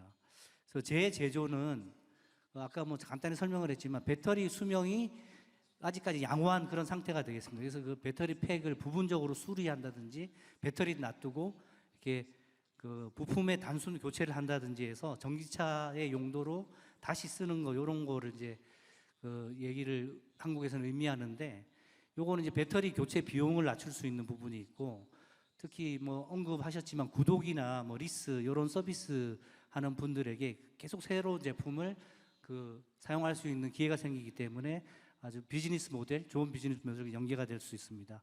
또한 재사용은 보통 이제 사용 후 배터리, 전기차 배터리는 수명이 다해도 80% 이상의 잔존 수명, 남아있는 수명을 갖게 됩니다. 그래서 이거를 버리는 게 아니고 다시 재활용해서 UPS, Uninterruptible Power Supply라든지 ESS, 에너지 스토리지 시스템, 골프 카트라든지 이륜차, 소형 모빌리티 등에 이제 재사용하는 거로 자원을 선순환하고 제품 가격 경쟁력을 높일 수 있는 장점이 있습니다. 재활용 같은 경우는 이제 재사용까지 끝난 도저히 못 쓰는 배터리를 가져다 거기서 금속을 지출해서 가치를 창출하는 건데 이 부분이 사실은 그 미국 그 IRA나 EU 배터리법 때문에 미국이나 유럽으로 배터리나 전기차를 수출을 하고자 할 때는 의무적으로 이 재활용된 소재를 활용을 해야 됩니다. 그래서 이것도 뭐 선택이 아닌 어떤 수출을 원하는 부분에서는 아주 의무적인 그런 사항이 될 수 있습니다. 그래서 한국 정부가 저희 배터리 산업협회가 민간이긴 하지만 저희하고 함께 그 한국형의 사용 후 배터리 관리 통합 체계를 현재 마련하고 있습니다. 이게 지금 막 시작하는 단계이기 때문에 완전히 지금 마련된 상태는 아니고 지금 그 기획을 하는 단계가 되겠습니다. 그래서 보시는 것처럼 그 배터리 관리 체계에 대해서 지금 기획하고 있는 부분에 대해서 핵심적인 내용을 소개해 드리겠습니다. 이 사용 후 배터리를 활용하기 위해서 맨 처음 제일 중요하다고 보는 것이 수거를 어떻게 하느냐, 수거를 어떻게 회수를 많이 하느냐에 가 되겠습니다. 근데 수거가 일어나는 이벤트를 보면은 예를 들어서 전기차를 타고 다니다가 사고가 났거나 고장이 나서 뭐 교체하는 경우가 있겠고, 그 다음에 전기차를 다 쓰고 종료돼서 이제 폐차하는 경우가 있을 수 있겠고요. 두 번째는 배터리나 전기차 제품 불량으로 리콜되는 경우가 있겠고, 또 배터리 리스나 구독 사업을 하는 경우에는 교체하는 그런 부분도 있겠습니다. 그래서 저희는 사용 후 배터리를 이렇게 발생 이벤트별로 아주 세세한 관리 체계를 마련해야 되기 때문에 이벤트별로 회수 체계를 만들고 있고요. 두 번째는 아까 저기 좀 포엔하고도 연계되어 있고 앞서 핀테크하고도 좀 관련된 부분으로 생각이 되는데 그 잔존 가치를, 그러니까 이게 수거된 배터리를 어떻게 수명이 얼만큼 남았고 이걸 앞으로 더 쓸 수 있느냐 없느냐 이런 부분이 상당히 중요합니다. 그래서 잔존 가치를 평가하고 이게 안전한지 안 한지 평가하는 게 굉장히 중요해서 그런 관리 체계를 어떻게 마련하느냐 하는 거를 저희들이 이제 준비를 하고 있고요. 그 다음에 요게 끝나면 이제 그렇게 분류된 배터리들을 핀테크랑 연결이 될 것도 같은데 어떻게 민간 주도로 자유롭게 거래를 하게 만드느냐 하는 시스템을 구축하고 있습니다. 그래서 그 다음에 이걸 배터리가 처음에 사용 후에 발생했을 때부터 재활용 될 때까지 전체를 뭐 이력 관리를 하는 그런 시스템도 굉장히 중요합니다. 그래서 요약드리면 큰 체계로 이제 회수하는 부분, 이걸 평가하는 부분, 거래하는 부분, 그 다음에 이력 관리하는 부분, 이렇게 이제 그 각 단계별로 관리 체계를 마련해서 이렇게 효과적으로 관리하는 그런 기획을 마련하고 있습니다.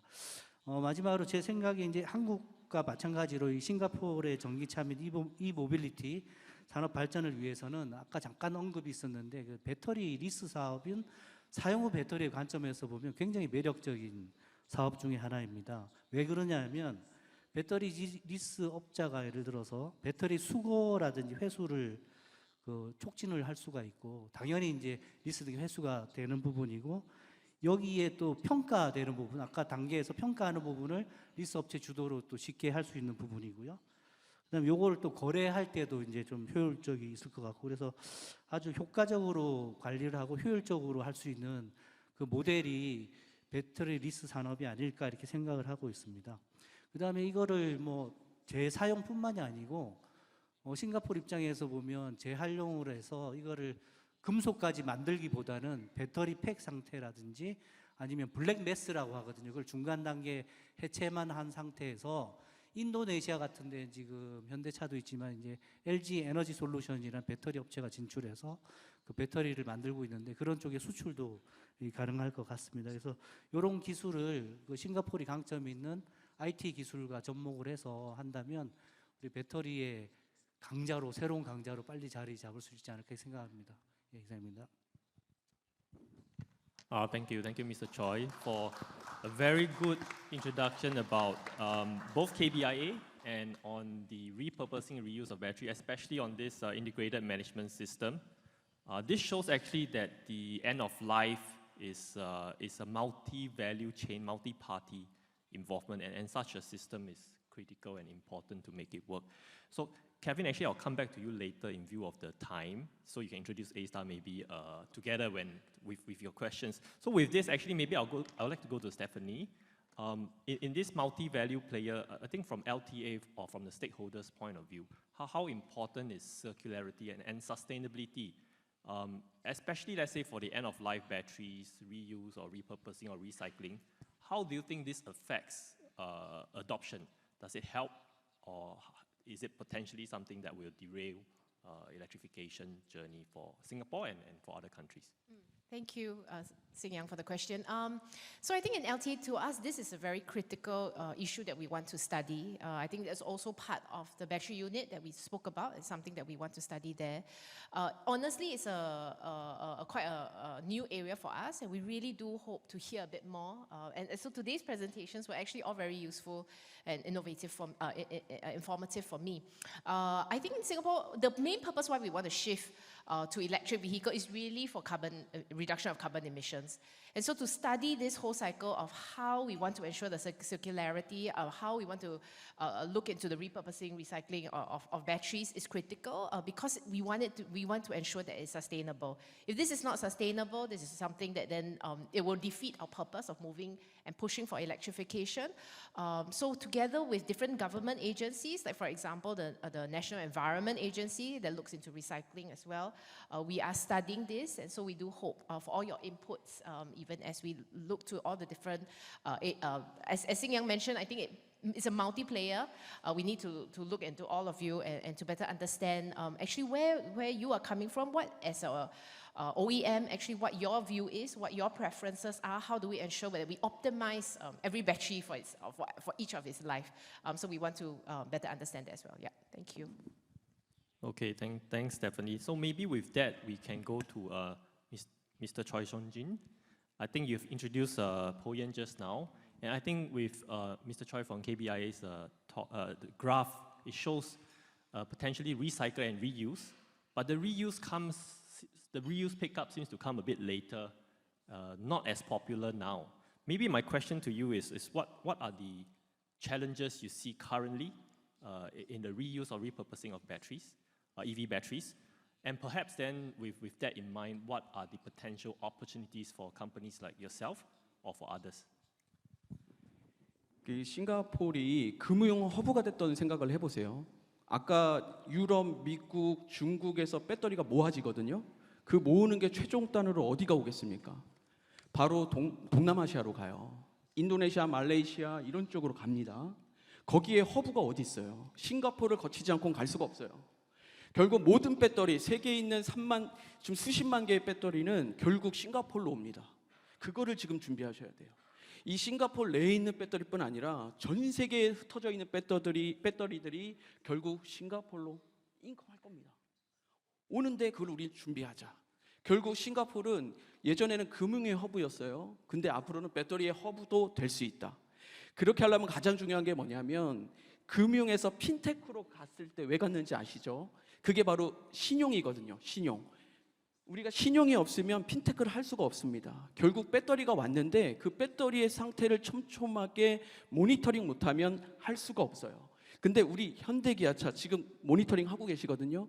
배터리의 데이터까지 같이 넘어옵니다. 그냥 배터리만 넘어오는 게 아니라 배터리 안에 어떻게 썼고 얼마나 충전했고 어느 정도의 용량이 남았는지 데이터가 같이 넘어옵니다. 그게 결국 핀테크의 기본 베이스, 그래서 모빌리티 핀테크를 만들 수 있다 생각합니다. 네, 이상입니다. Thank you, Mr. Choi. I think battery hub in Singapore, I like that sound of that, and I like that very much. At least I caught that part. So maybe going to Kevin, a chance maybe for you to quickly introduce about yourself and A-Star. And the question to you coming from the discussion just now is, then what are the potential innovation gaps you see, and maybe what is Singapore's plans in doing about that around end of life for batteries. Kevin.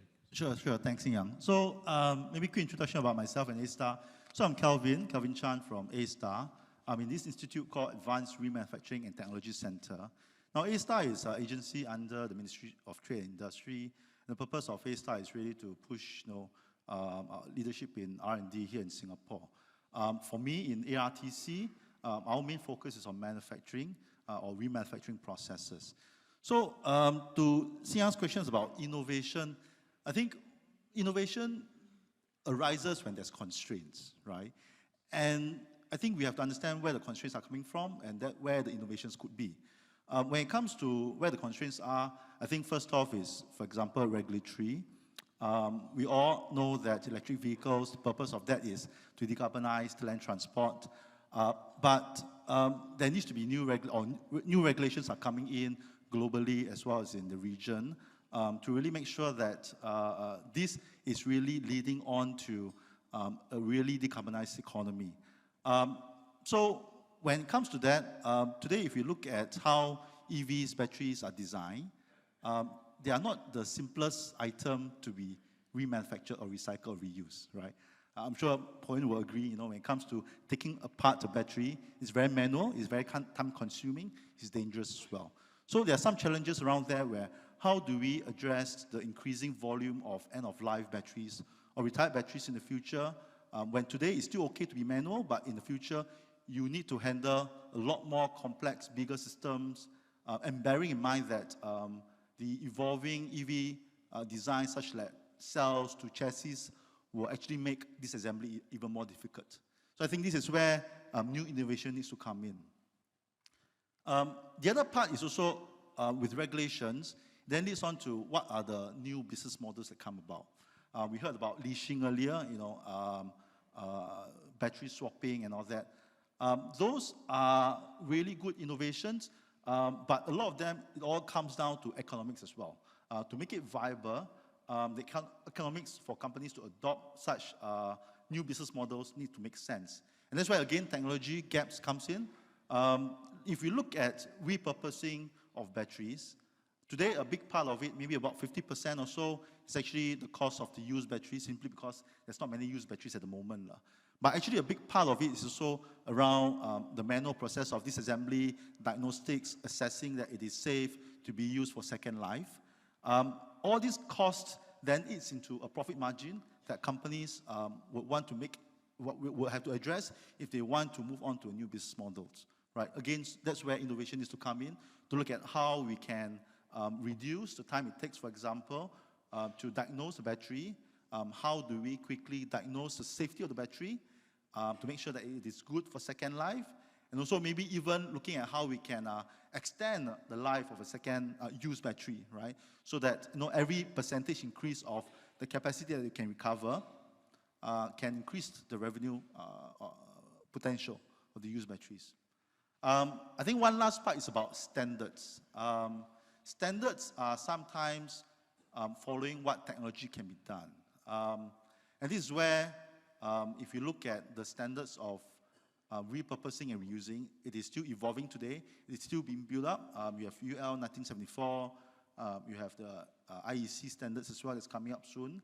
But they will be based on what are the ways for us to look at, for example, the diagnostics again. I think one of the key challenge or barriers in adopting second life has always been the safety part. While there are methods to determine how well the performance of the battery is after used, making sure that reducing the risk of any potential thermal runaway if I'm going to reuse a degraded battery becomes quite important. And this is where I think this is all the different innovation gaps that needs to be addressed if we want to make the circular economy for batteries real. Okay, thanks, Kevin. So I think hearing from the different speakers, I think we can agree that the sustainability part is critical. Reuse and remanufacturing of batteries plays an important role. So there is abatement part in CO2 emissions if these batteries is put into longer use after end of life. I mean, when some things at 80%, 70% lifetime. You don't throw it away. I think we can still use it. That's maybe I'll leave that as the spirit of what we think about repurposing moving forward. Thank you to all the speakers. Very happy to have them here and have this exchange with them. Can you join me again in thanking the panel members? Thank you, Mr. Cham Sing-yang, for moderating this panel discussion. And of course, thank you our fellow panelists from Korea, Mr. Choi Sung-jin and Mr. Choi Jong-seo. And for Singapore, thank you to Mr. Kelvin Chan and Ms. Stephanie Tan. Thank you for your insightful sharing. And right now, we have come to our final segment. We'll delve deeper into the topic of case review of supportive policies on future mobility in major countries and its implication for Singapore. And I can see that as a quick photo-taking session. All right, once again, give them a round of applause.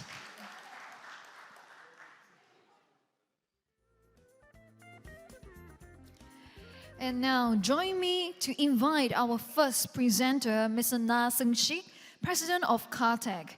Mr. Na will be presenting on the supportive policies and experiences of Korea auto industry. Let's welcome you on the stage.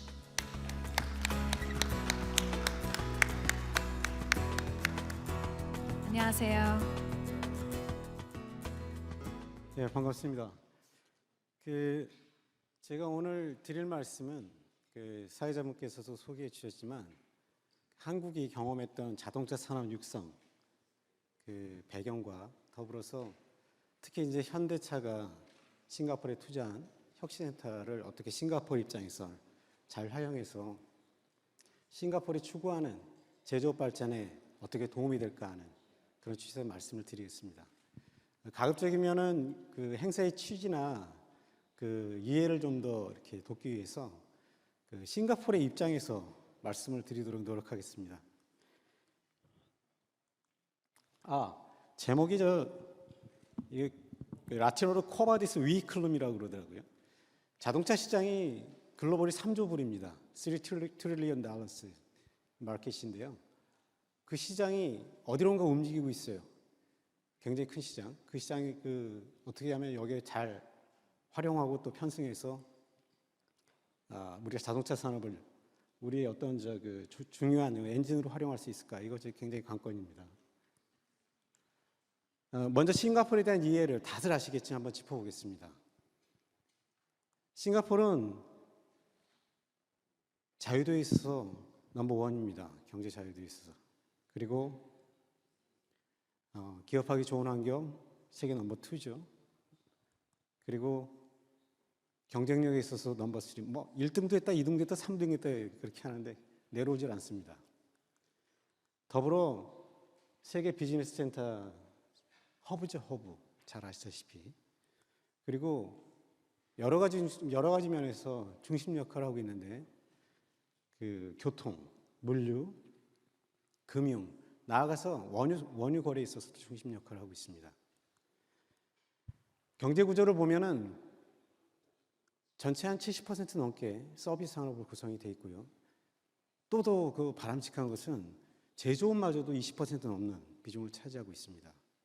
제조업이 20% 넘는 비중을 차지하는 국가가 그렇게 많지 않습니다. 참고로 한국은 거의 30% 가까이 됩니다. 그리고 또 한 가지 특징이 뭐가 있냐면 싱가포르는 굉장히 관이나 공공기관이 주도적 역할을 잘하고 그거에 따라서 계획 경제를 굉장히 선도적으로 이끌어가는 그런 아주 좋은 그런 시스템을 가지고 있다는 것을 좀 같이 상기했으면 좋겠습니다. 시간이 좀 그 다음에 두 번째 이해했으면 좋은 게 뭐냐면 앞서도 많이 말씀을 하셨지만은 싱가포르의 지난해 이코노미 2030을 마련해서 발표를 했죠. 여러 가지 내용이 있지만 좀 주목할 점은 첨단 제조 설비와 R&D 센터를 유치하기 위해서 노력한다는 점 하고 있고요.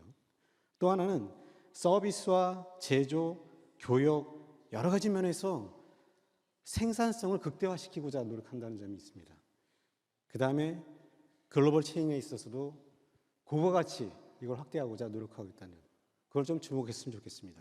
또 하나는 그린 플랜 2030 또한 앞서 많이 있습니다만 2040년까지 친환경 차로 다 바꾸겠다는 거 아니겠어요?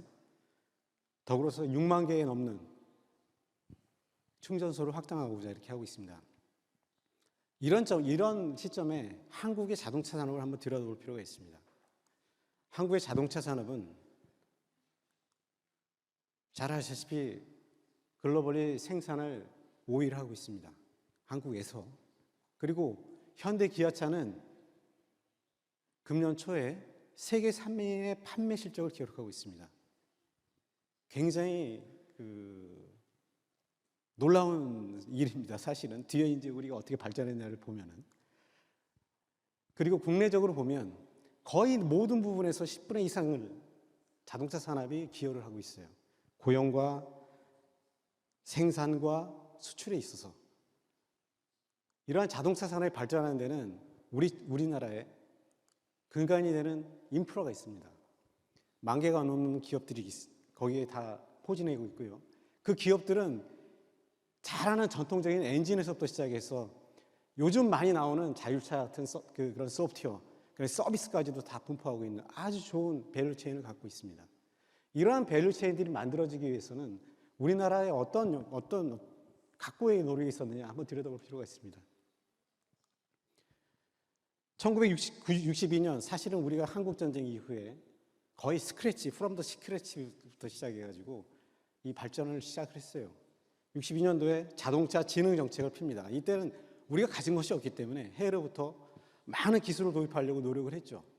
더불어서 뭐를 했냐면 자동차 산업 보호법을 만듭니다. 왜냐하면 우리는 우리 자체적으로 생산하고 우리의 자국산 차를 만들기 원했기 때문입니다. 그 과정에 보면은 수입품이나 완성차 이런 것들에 대한 수입 제한도 하고요. 더불어서 국내 부품을 쓰고자 하는 의무도 이렇게 많이 부과하고 그랬습니다. 67년도에는 기계산업진흥법을 만들어서 자동차 부품 회사들이 그 설비를 잘 구축할 수 있도록 여러 가지 면에서 파이낸싱, 금전적인 측면에서 지원하고 그렇게 해서 지원을 했습니다. 더불어서 수입해서 안 되는 품목마저도 고시하고 이렇게 진행을 했죠. 그 와중에 이제 현대차가 탄생을 합니다. 현대차가 탄생을 하고 8년 뒤에 국산차 포니가 등장을 하게 됩니다. 이게 시간이 좀 잘못된 것 같은데. 네. 그 와중에 보면 불과 짧은 기간 내에 저희가 글로벌 3대 생산국이 되고요. 그 와중에 또 IMF라는 굉장히 쓰라린 경험을 거치면서 구조 개편이 일어납니다. 기아가 현대에 합병이 되고 대우는 GM에 넘어가고 삼성, 르노 삼성 되고 이제는 르노가 됐죠. 이러면서 사실상 한국에는 현대 기아만 남아있는 상태입니다. 그리고 2011년도에는 고급 브랜드 제네시스가 탄생하고 지금까지는 바뀌고 있는 미래 산업에 대해서 대응하기 위해 노력하고 있습니다. 그러면 이 시점에서 한국이 뭐에 대해서 포커싱하고 있는지 그걸 한번 들여다볼 필요가 있을 것 같아요. 물론 이거는 자동차 산업을 갖고 있는 모든 국가가 다 관심 갖고 하는 분야입니다. 첫 번째는 전자화에 대한 것입니다. 잘 아시다시피 자동차의 지금 원가 구조를 보시면 이미 3분의 1 이상은 전자제품입니다. 전자제품. 그 안에 소프트웨어도 들어있고요. 반도체도 들어있습니다. 그리고 자동차의 어떤 리콜이나 이런 것들이 발생하는 것이 절반 이상은 다 이런 것들로 비롯됩니다. 모든 것들이. 근데 싱가포르는 제가 알기로는 전기전자가 굉장히 강합니다. 반도체, 글로벌 파운드리스라는 굉장히 큰 기업도 있고요. 그런 점에서 한번 주목할 필요가 있다고 생각하고요. 너무도 당연하지만. 이러한 이 추세에 맞춰서 한 가지 좀 더 이제 부가적으로 생각할 것들은 시장이 좀 변화한다는 거죠. 서비스 시장이 확장하고 있습니다. 예를 들어서 지금 글로벌 OEM들, 주요 ODM들과 테슬라의 영업이익을 다 합쳐서 3년간 평균을 내면 1,000 빌리언이 이렇게 되는데요. 세계 차량이 15억 대 있다고 그러거든요. 근데 구독 서비스, 차를 한 대도 안 팔고 그 차를 이용해서 구독 서비스를 통해서 수수료를 받으면 그것을 30%만 적용하면 15억대, 그 이상의 차를 파서 나오는 영업액 이상의 수익이 나오게 됩니다. 그러면 구독 서비스가 어떤 것이냐? 테슬라를 모시는 분들은 대부분 알고 있을 겁니다. 그러니까 풀 셀프 드라이빙이라든지 아니면 소프트웨어 OTA로 한다든지 아니면은 여러 가지 커넥티비티 서비스를 받는 그런 것도 하고 있죠. 다달이 돈도 냅니다. 한 몫을 크게도 내죠. 그래서 테슬라는 그러한 서비스 산업을 갖다가 자기의 주력 산업으로 삼고자 합니다. 그래서 2025년이면 전체 수입의 14%를 잡고자 노력하고 있어요. 또 한 가지 우리가 중요하고 할 점은 친환경 차에 대한, 오늘 그런 얘기를 많이 하고 있죠. 많이 하고 있습니다. 보면은 많은 국가들이 내연기관차 판매 중지를 하겠다, 아니면 탄소 중립을 하겠다 선언하고 있고요. 싱가포르도 2003년 보면은 굉장히 공격적으로 하고 있습니다. 관련해서 시장을 보면은 주요 시장에서 보면은 불과 2년 전에 4배에서 5배 이상 성장을 했고요. 전문기관은 2030년이 되면 전체 자동차 시장에 있어서 절반 이상이 좀 전에 말씀하신 수소차, 그 다음에 하이브리드 이런 걸 포함해서 이런 친환경차가 50% 이상을 차지하게 된다고 합니다. 상기시켜드리면 자동차 시장은 3조 불입니다. 비교하자면 반도체 시장이 6천억 불이에요. 600 빌리언 달러스고요. 5배가 넘는 시장입니다. 여기에 대해서 한국은 과거의 내연기관차를 성장시키기 위한 그런 여러 가지 노력한과 동시에 친환경차에 대해서도 성장시키기 위한 노력을 하고 있습니다. 비슷비슷한 대책들을 피우죠. 다. 보조금을 주고 세금 감면을 시켜주고, 이거는 이제 차량의 어떤 가격이나 이런 걸 토대해서 차등을 두긴 합니다. 또 더불어서 의무를 줍니다. 이 친환경차를 쓰게 하게끔. 공공기관은 100% 다 친환경차로 바꿔라, 이렇게 하고 있고요. 초기 시장을 형성하는 겁니다. 이 점을 싱가포르도 눈여겨보실 필요가 있을 것 같아요. 더불어서 버스, 그 다음에 렌터카, 택시, 그 다음에 커머셜 1톤 트럭에 대해서도 의무를 부과하고 있어요. 더불어서 여러 가지 부가금이나 이런 데서도 감면을 주고 있고요. 한 가지 눈여겨볼 것은, 이게 이러다 보니까 국내에서 들이는 세금이나 여러 가지 노력이 외국산 차나 이런데, 그리고 또 좀 로우 테크놀로지에 지원되는 경우가 있습니다. 그래서 이런 걸 막기 위해서 저희가 에너지 밀도가 높거나 아니면은 여러 가지 애프터 서비스를 갖추고 있는 그런 나라에 좀 더 페이버를 주고요. 더불어서 혁신 기술을 적용하는 데 더 많은 노력을 드립니다. 결국 이것이 속내는 국산 차, 국내 기업을 보호하기 위한 그런 정책으로 쓰고 있다는 점을 알았으면 좋겠습니다. 잘 아시다시피 미국과 프랑스판 IRA를 하고 있는데, 이것은 단순하게 자국산을 보호하지 않은 차가 아니라 변화하는 글로벌 공급망에 있어서 어떻게 대응하느냐, 그런 문제인 거죠. 이것도 눈여겨볼 필요 있을 것 같고요. 이런 걸 위해서 한국 정부에서는 다양한 정책을 펴서 저희가 글로벌 탑3가 되도록 노력하고 있습니다. 이 와중에 중요한 것은 지금 아까 말씀드린 10,000개 넘는 기업들이 어떻게 전환을 잘할 거냐에 대한 고민도 있습니다. 그러면 현대자동차의 HM6의 의미를 한번 살펴보겠습니다. 잘 아시다시피 하이테크가 적용된 공장이고요. 제조 산업에 있어서 제도약을 목표로 하고 있습니다. AI나 로봇 기술이 적용되고 있고요. 이것은 토요타도 마찬가지로 하고 있고, 더불어서 테슬라는 기가 프레스라고 해서 공정에서 혁신을 갖고 오고 있죠. 이런 것들이 다 적용되고자 하는 것이 HM6라고 저희는 생각하고 있습니다. 특히 싱가포르에 처음 도입된 제조 공장이라는 점에서 눈여겨볼 필요가 있을 것 같아요. 아까 이제 엔터프라이즈 싱가포르나 EDB나 이런 데서 많이 말씀하셨지만, 결국은 동남아 시장이나 이런 걸 통해서 더 많은 확장을 하고자 노력하는 거 아니겠습니까? 제가 보기에는 자동차, 특히 EV에 있어서 이런 것들이 가장 중요한 어떤 교도가 될 거라고 생각하고요. 그 와중에 정부의 적정한 관심이나 이런 것이 필요하다고 생각을 합니다. 현대차는 참고로 전 세계 10개 국가에서 한 360만 대 정도 생산하는데요. 중요한 것은 국내 그 많은 기업들 중에 750개 정도 되는 기업들이 협력사로 따라가서 같이 거기에 투자를 하고 같이 활동을 한다는 점입니다. 이런 점도 싱가포르에서는 염두에 두시면 추가적인 첨단 투자에, 첨단 산업 유치에도 더욱더 도움이 될 거라고 생각합니다.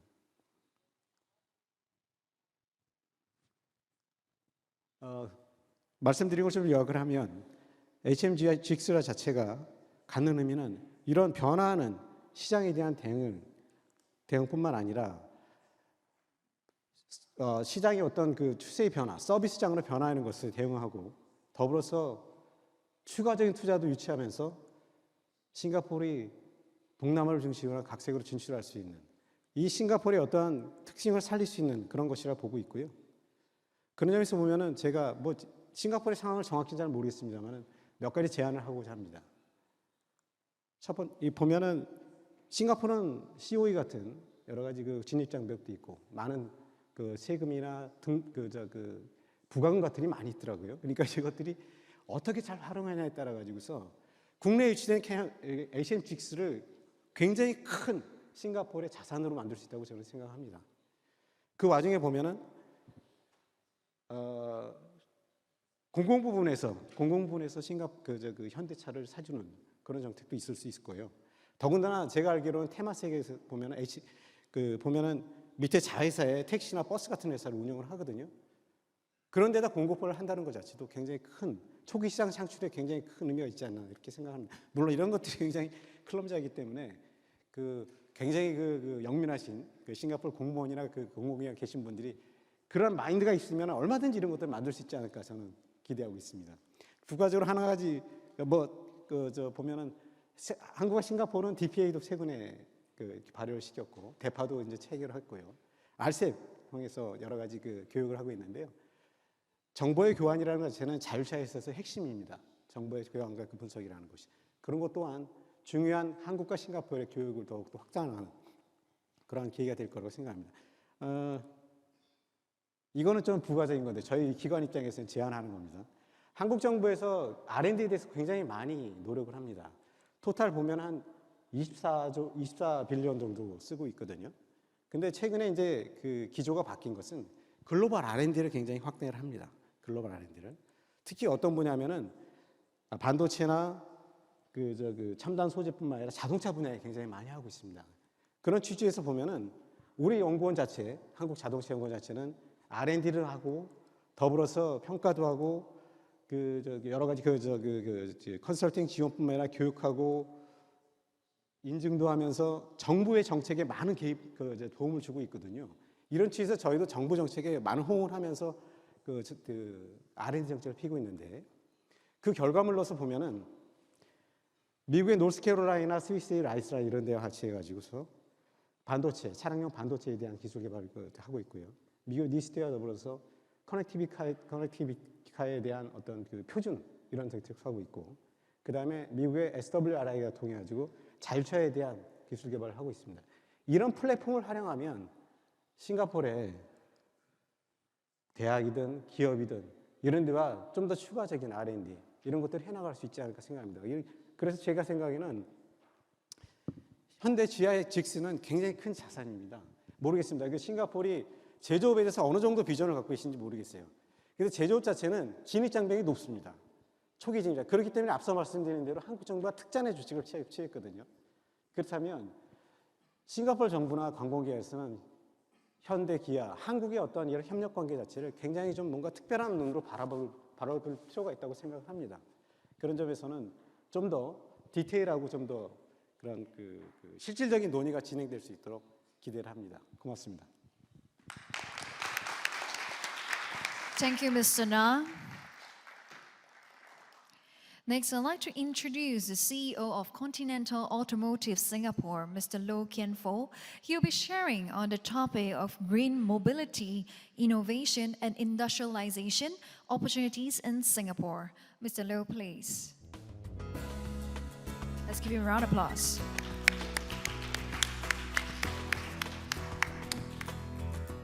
Thank you.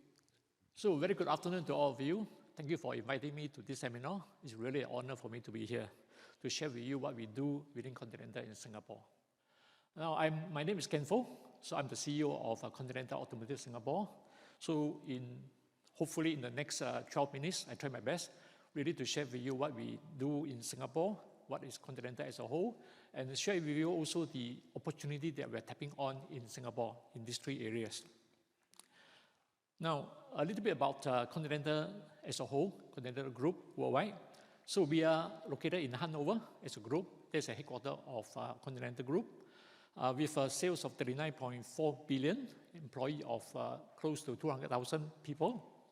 And we are located in 519 locations in 57 countries. Now, what you see in the map here is basically the new headquarters that we have in Hanover. It is already ready. Soon our colleagues are moving into the building this year, from now till end of the year. Just to also give you a sense of what we do within Continental Group. Now, just to take an example of the BMW iX that we have on the street. Moving from the left to right in clockwise. So we are in the sensor business, communication business, connectivity, material, control units, and also, of course, tires. Yeah. So anything that is within the car, except the engine and the body, we are the suppliers to our car makers. Yeah. We have a strong ambition in sustainability. So by 2050, this is our aim. We, together with our value chain partner, not only ourselves, is to really reach the 100% of the four key pillars here that you see here. Carbon neutrality, emission-free mobility and industry, circular economy, and of course, responsibility value chain. Now, we do this, I'm sure you heard many of these terms already, innovation. So how do we do that? It's really to foster innovation, to create new business, and also transform out the old business that we have. And we do it in a very sustainable business manner, with good business practices, yeah, not only with the products that we have, but also working together with partners in the business area, with these 8 essentials that you see here. In Singapore itself, we are located in Boon Keng Road. This is a building that we built in 2012, and we added on more to the building in 2014, 2018. In fact, if you look at the group here in Singapore, we are more than 35 years in Singapore, with more than 1,000 employees that we have. And most of the employees we have in Singapore are dealing with engineering work. On top of that, we do have a strong corporate lab that we have together with NTU. We call it the Continental NTU Corporate Lab, that we do really research and also innovation together. Yeah. Within this lab itself, we do have more than 100 people, consisting of researchers, professors, students, and also our staff within the lab itself. We believe really in collaboration. So we work together with our partners, and this is what you see here in the list here. We do have strong collaboration with the universities, trade associations, government organizations and agencies, startup ecosystem, accelerators, and so on, and also with the corporate world, yeah, that we have.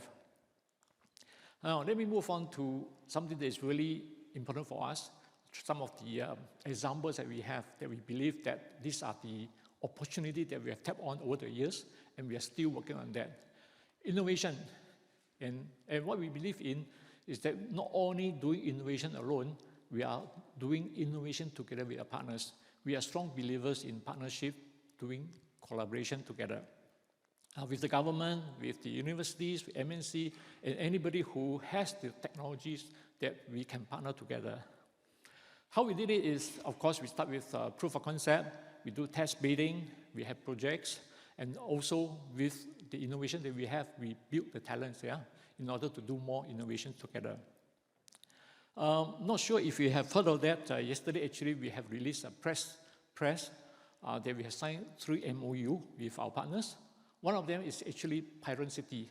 Yeah? So together with Pyron City and NTU, we want to work on optimization of battery, how to really lengthen the life of the battery, and also not to overload the structure itself. And with this kind of innovation that we do with our partners, we really want to create a win-win-win scenario that we have together with our partners.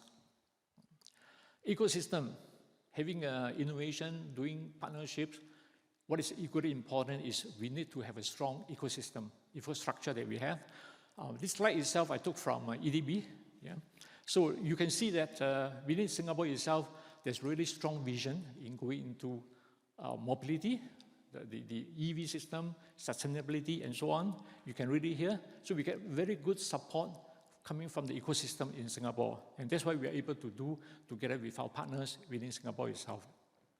And not only dealing with innovation, but also running projects, pilot runs, proof of concept, and finally getting it into industry. And we are working also very strongly in the area of advanced manufacturing with ARTC, the Advanced Remanufacturing and Technology Center that we have in Singapore.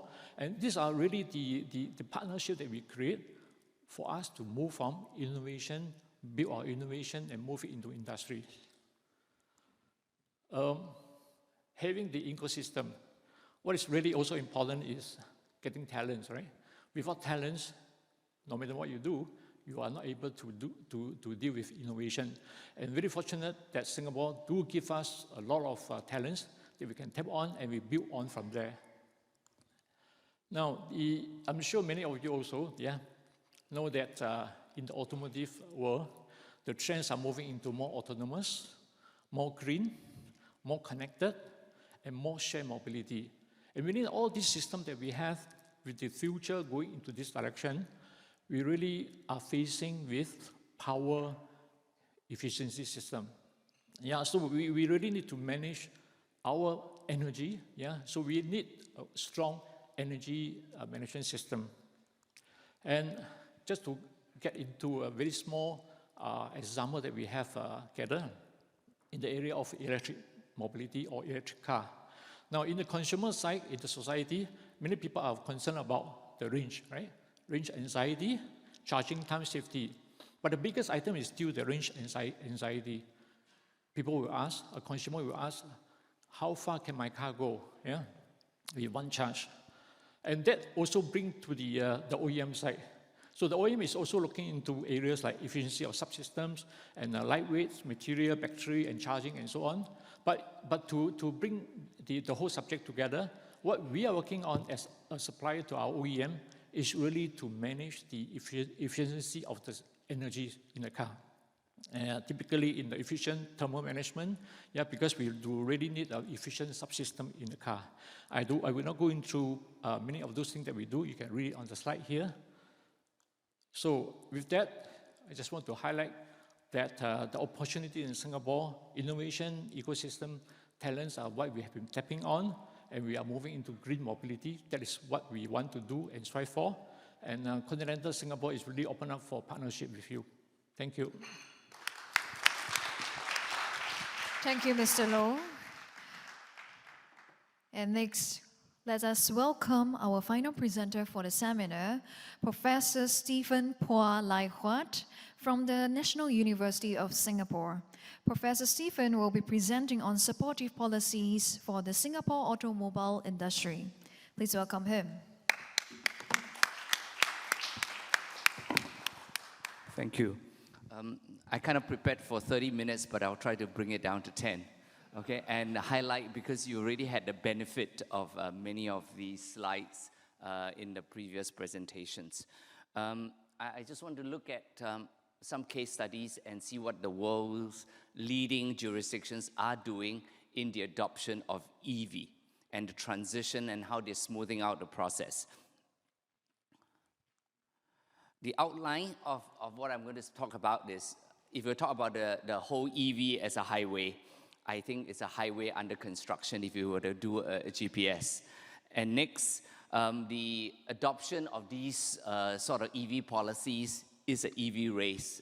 Many countries are racing to succeed and not be left behind. What is Singapore's EV roadmap then relative to the rest of the world? And in this highway, there are roadblocks and potholes. Clearly, lots of them, we have to be aware of all this risks of hitting these roadblocks. Like all GPS will tell you, when the traffic is heavy, add 10 more minutes to your journey time. I think here you probably add 10 years to your journey time. So this is just an idea. And what I like to flip over is that the future is not a race to the bottom, unlike taxation. I do taxation, I advise on tax laws. It's not a race to the bottom, it's a race to the top, because leaders who succeed in establishing a pole position will have an enduring advantage over the rest of the players. And to me, this is not about cars, it is about climate change. And climate change as an agenda is no longer contentious, is no longer in doubt. It's an irreversible process at the moment. We really have to overtake people in technology, your competitors, your neighbors. You have to succeed in overtaking them in order to make it to the podium of the race. And what do I think the next destination is not the end point. I think it's just a pit stop. We're just going to lay over and continue with a long race to go. If we look at just the map of the commitments by governments in order to cut off the supply line of ICEs, and ultimately the adoption rate is both a supply side issue as well as a demand side. So if you cut off the supply side, then of course you are forcing everybody to then take the matter very seriously. And these commitments by these countries will go a long way towards convincing those disengaged nations from joining so that the world will be able to achieve the climate change targets. There's no point 5 countries, 5 blocks doing it, and the rest continue with ICE, internal combustion engines. So these are their real things, and you can look at where they are. It's a very interesting location as to where the fight is and who will likely be the winners. So what's a green highway? I think if governments were to meet all their targets by 2030, only 1 in 7 cars on the road will be clean vehicles. So that's all we're going to get. If we don't have roadblocks and we're not going to have a delayed journey, we're going to only have 1 in 7 of stock cars on the road will be EVs. Now, we really need to hope that Moore's Law will come to our rescue, that our technology will double every 2 years and the cost will keep dropping. And we hope that will happen, whether it's to hydrogen or to electric batteries. We hope that process will give us a major breakthrough. The whole infrastructure has to change. You just cannot imagine petrol kiosks have been taken out, chargers have been put in. The whole ecosystem is being affected. And if we are looking at the brown to green, all the fossil fuel suppliers have invested heavily for a runway no less than 50 years. To ask them to say, you cut loss, write it off now, no board of directors is going to agree and be able to explain to the shareholders why they decided to retire prematurely and for whose benefit. It will only be at the expense of shareholders.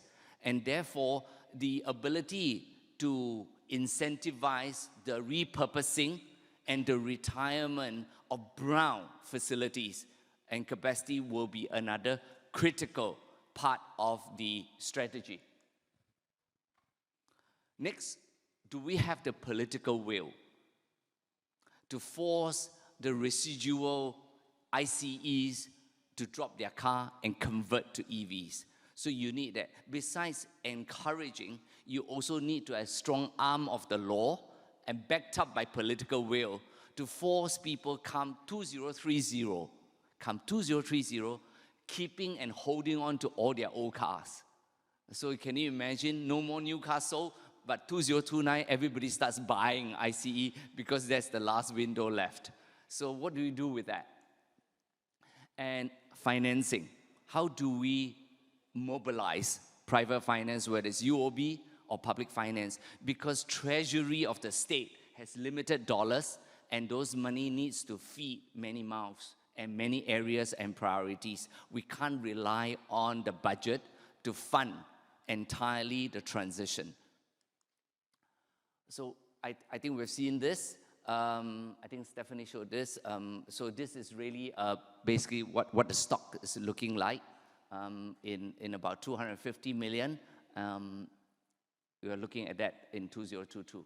So these are the PHEVs and the BEVs. Now, what are the strategic EV choices that have been adopted in these leading jurisdictions? China leads the world with 60% of EV sales right at the moment. You can go through all the details about production, ownership, usage. You can go through monetary, non-monetary. Ultimately, behind all that is political will. Being able to shout one command and everything gets done is something very few countries have the luxury of being able to use. And they have this, and they also have the advantage of being able to push through at all levels. EU is second in line, 25% of global sales at the moment. They have this Fit for 55, down by 55 in 2030. They use strict emission standards. They use regulatory technical standards to control and to ensure they achieve their targets. US is a latecomer in the show. I think they woke up a bit late. I think they realized, to their shock, the world's running away from them and decided to print money to solve the problem. They're throwing money at the problem now. Look at the IRA, look at the CHIPS Act. They're doing nothing but throwing money at it. No other country in the world is able to print money the way they do. They don't even need to print. Now they only need to photocopy treasury notes. And that's even faster than printing dollar notes. So they throw money at the problem, and we're going to look at trillions in the process. So here, if you look at the strategy, first, political will. Number two, you look at the law, the long arm of the law. You have to ban sale of ICEs, you have to set emission standards, and you better have the money to throw at the problem. So if you look at all these common strategies, they are very clear. Our roadmap, that's quite clear, that's on the LTA website. We have announced. Now what I want to share is this simulated total cost of ownership for cars in Singapore. This is not entirely a pure comprehensive TCO model. I'm not an economist, I'm a lawyer. I'm not an accountant either, but I tried my best to simulate a CAPEX rather than OPEX. So I dropped the OPEX, but only used the CAPEX. So if you look at the problem with that, is that on a car at import of 50,000, if you add all the taxes, it becomes 142.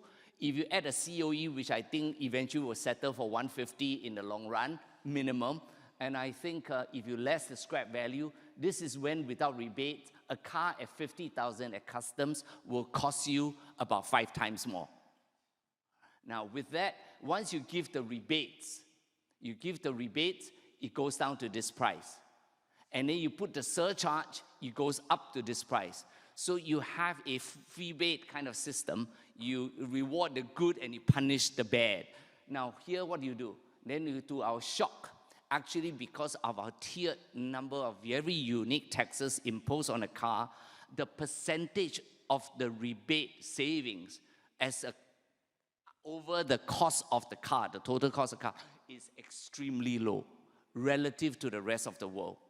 This amount would have probably given you free cars in the US, probably a Tesla. This amount probably can get you a Tesla. But here in Singapore, gets you 8% discount off your total cost of purchase car. So our percentage is actually only at the most 1/4, 1/3 of the US subsidies, and don't even need to talk about China. We're even lower. So as a percentage, we're still very low. So what do? We are expecting protectionism, retaliation. EU is beginning to use emissions on China, just like US used to do it to Japan in the 70s and 80s. Competition, we talked about that. National self-interest. This is totally national self-interest. You just have to steal some capacity from everybody. You have to use made in America products. You have to use their components in order to dip into the kit. So, and France is using the narrative, I am blocking China because I'm trying to prevent carbon leakage. That's a nice narrative, you know. It's a very nice, friendly narrative. Import restrictions. Now, what are the risks to us realizing our EV vision? EV choices, batteries, we lack political will, premature. Now, China hasn't even rolled back hasn't even rolled back any. They started in 2014. They only half their exemption in 2026, and they have already hit 60% global sales, and yet they never pull back. So in my view, Singapore, in trying to tweak and maybe start reducing, as they have just announced, maybe, in my opinion, a little bit premature, because currently we only have 1.4% stock of EVs in the whole population of 650,000 cars. And our growth rate every month is only beginning to hit 20%. And therefore, I think key is to get the traction to maintain the momentum, not to pull back on the subsidies. Based on our vision to hit this 2040 target of 100% BEV, we need to grow at a compound rate of 28% per year in order to achieve it. Now, we are nowhere near that. So we need to do that. So let's just be realistic about numbers. You can't run away from them. How can we mitigate? You can't give exemptions to manufacturers. You give income tax exemptions, you all know now there's a minimum corporate tax rate in the world. They will be topped up elsewhere, and therefore the manufacturer will never get the benefit of income tax holidays because there's a minimum tax, like a minimum wage. So there's just no way. So you don't give income tax exemptions. It doesn't make sense. So what can we do? I want to propose the possibility of giving 12-year COE to EV cars. So you don't fund them, but you lengthen them. So actually there's no immediate cash impact on the budget. So an EV car gets 12 years, I think creates a dilemma. All the other cars get 10. I think a consumer buying it will start thinking, should I not get the 12-year COE for free? There are many other options. There are many other options I don't have time to go into. What's my conclusion? China's success demonstrates one thing: comprehensive and coherent political will behind all the policies. A green vision is really not carbon counting. It's actually strategic. And if you only learn how to eat and never learn how to cook, you are likely going to be starved when the supply chains die. So we also learn to have security over food. We also must have security over engineering. And green climate is important. So Singapore must be aware there's a price to pay to build capacity for our own technological security. We have to calibrate this policy correctly. It is not just about food, it's about engineering. How can we do that? Incentivize R&D, give them triple deductions for R&D. These are options. And we have to be aware, whatever we give to the local here, elsewhere they are giving you preferential land, free labor, free access to many, many raw materials. So there's no way you could ever match, and therefore you're always starting on the back foot at the disadvantage. So Singapore has a very hard life to run for the next journey. And I will end by saying this is a big shift and requires bold decisions in order to create distortions. We need to create distortions. For the first time, distortion is good. We need to disrupt ICE. Okay? So with that, I just want to say thank you very much. Thank you, Professor Stephen, for the very insightful presentation. Let us now commence our final panel discussion. Ladies and gentlemen, please join me in welcoming the moderator of the session, Mr. Vincent Wong, Director of R&D at Continental Automotive Singapore, and fellow panelists. From Korea, we'll have Mr. Lee Jong-uk. He's the president of KAMAS, the Korea Association of Mobility Studies, and Professor Chung Gu-min from Kookmin University. He is the vice president of the Korea Association of Mobility Studies. And from Singapore, we have Professor Stephen from NUS and Mr. Dennis Mark, CEO of SMF.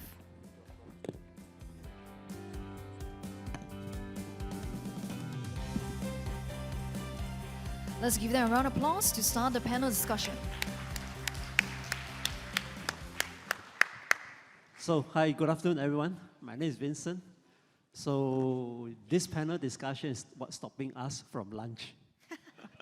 Okay, anyway, I try to keep to the time. But let me assure you, this will be a very interesting, exciting panel discussions. So first of all, let me do a quick introduction about myself. So I'm Vincent again from Continental Automotive. I'm responsible for research and advanced engineering. Yeah. Okay, so this panel discussion focus on supportive policies. So earlier on, we heard from the three speakers. On our stage today, I have additional, speakers, professors, from Korea and Singapore, and of course, business leaders from SMF, who will share more about their thoughts on how policy will actually impact EVs adoptions and business, in Singapore and Korea. Okay, without further ado, I would start with maybe Professor Jong. So let me introduce Professor Jong Guang-Ming. So he's actually from Kunming University. And so Professor Jong, he has actually studied quite a bit on country policies, that is actually influencing EVs adoptions and infrastructure investments. So maybe, Professor Jong, would you like to share with us what are your thoughts and views, analyzing world market, Korean market, and Singapore market? What are the policies that actually improve and affect EV adoptions? Thank you for today. My name is Gu Min-jung from Kunming University, Korea.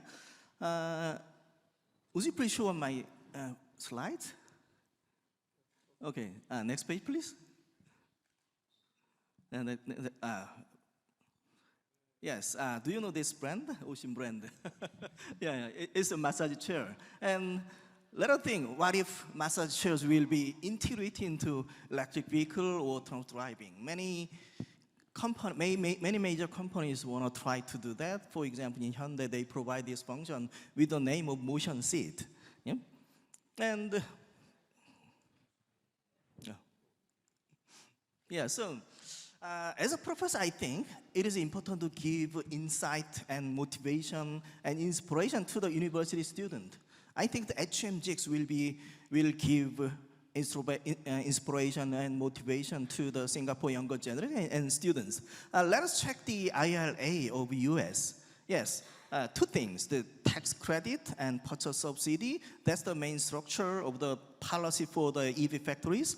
But nowadays, EV factories is not just a production plant, but a big ecosystem. As you can be seen, all the factories, for example, automakers are concentrating on US, and not only car makers, but also part companies, tier 1, tier 2 software company, and businesses are following. And also the research institute and the universities are making collaboration with these companies. Yes, the EV factories are big ecosystem.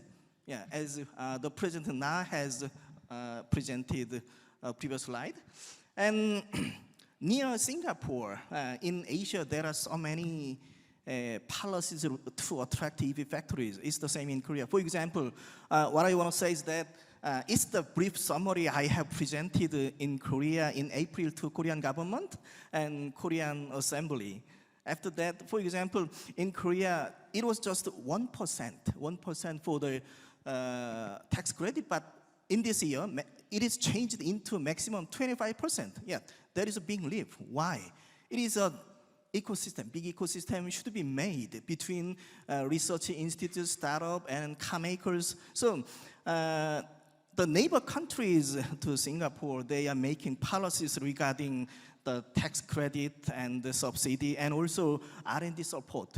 So we should consider, Singapore should consider for those things together.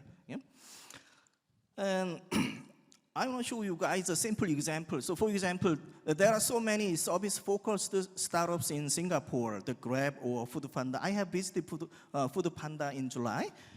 Let us compare. Compared to that, in Korea, there are so many autonomous driving startups and electric vehicle startups. For example, the autonomous A2G ranked the world 13th in self-driving area, and also the smart radar system went public on Kosdaq a few months ago, and the SOSL, the LiDAR company, they will be listed on Kosdaq maybe next year. The autonomous A2G, they are listed in Kosdaq maybe 2025. And Etipo's the world's first 5G V2X solution provider and the charging station company. They are expanding their business from Korea to US and Indonesia like that.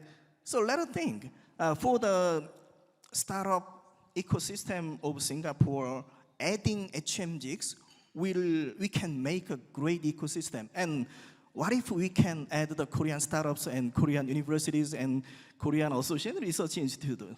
Yeah, there is Kate, Kama, and if you guys need Korean professors, we are ready. Yes. Can you join? Yeah, so let us make a big ecosystem for the future mobility. I hope today represents a great and significant milestone towards future mobility ecosystem and future mobility evolution. Thank you. Thank you, Professor Jung. So very nice word indeed about importance of our ecosystem to promote EV adoption. And with that, I look at Dennis, my friend Dennis Mark. Yes, yeah? sir. I think he actually is one of those earliest EV adopter, driving an EV for 7 years now, right? And also as CEO of SMF. Maybe Dennis, you can share with us, from your perspective, a trade association, what is the role that the trade association can play to promote this ecosystem? You know, earlier we heard about startups, SMEs, government. So what is the role of a trade association that can promote? Absolutely. Thanks, Vincent.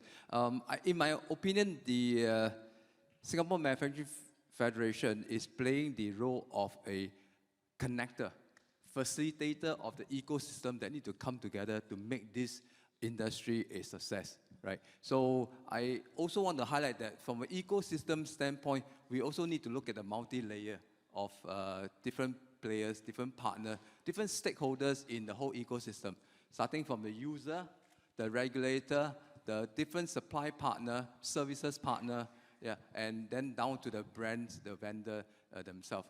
So in our mind, and in so far our partnership with our Korean team and our Hyundai partners here, we realize that we need to really step up. As Professor Stephen just now shared, there's still a lot of roadblocks and a lot of pitfalls for us to overcome, right? As a user for the last 7 years of EV, I can share a lot of scars behind my back on all these potholes and all. Definitely, we will focus on a few areas. One is on sustainability, right? Our strategy of SHIP, sustainability, human capital, internationalization, and productivity. So on sustainability, we have a few of our members are ready to come into this bandwagon and support this green initiative to make EV even greener. So we have partners like Vero Green, ATC. These are partners who can help to recycle, also recondition the parts for aerospace and medical usage. And I believe they are very ready to support our EV industry. So the next, in terms of human capital, as our President Lennon mentioned earlier, we will be working very hard on the Advanced Manufacturing Training Academy to highlight and also strengthen our R&D capacity and also some of our other human capital capacity to really support the growth of this EV industry, right? In terms of internationalization, the Korean plus Singapore, I think is a perfect combination of quality image. So with that made in Singapore, we will be able to help to promote the EV made in Singapore to the Southeast Asia market.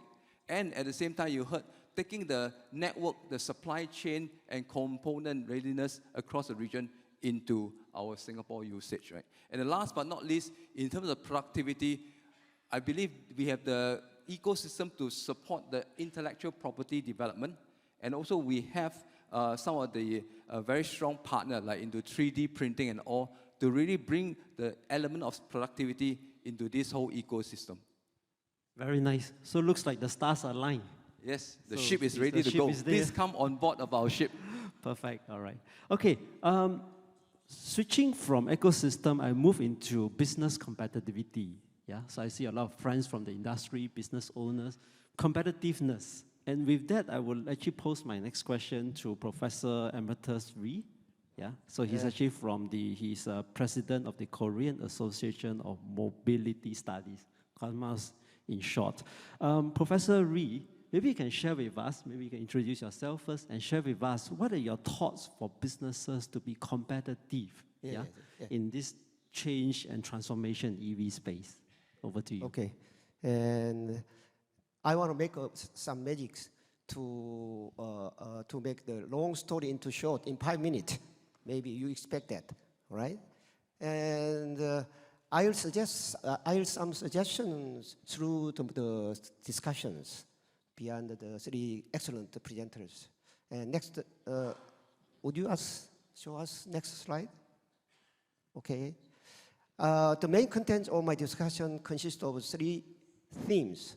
One is EV market trends and adoption prospect.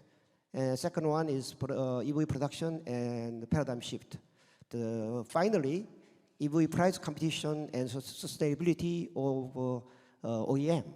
My story is not optimistic, it's pessimistic. Pessimistic is the main job of economist.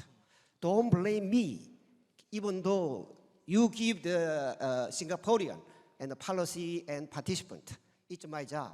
Hence, economist is not popular. Okay, and show us the next slide. Okay, congratulations on attracting HMGICS. You know, if you be successful in producing EVs in Singapore, maybe most of the Korean local government head come here. You know, in Korea, it's very difficult to meet the Hyundai motor companies officials. Everybody is attracted some assembly line or subsidiaries because they promote growth and employment. You know, they achieve growth and employment. Next election, very sure to go to the Congress. But without Congress, you invite the Hyundai Mobile group here. I know what the big magic here. Okay, next time show us.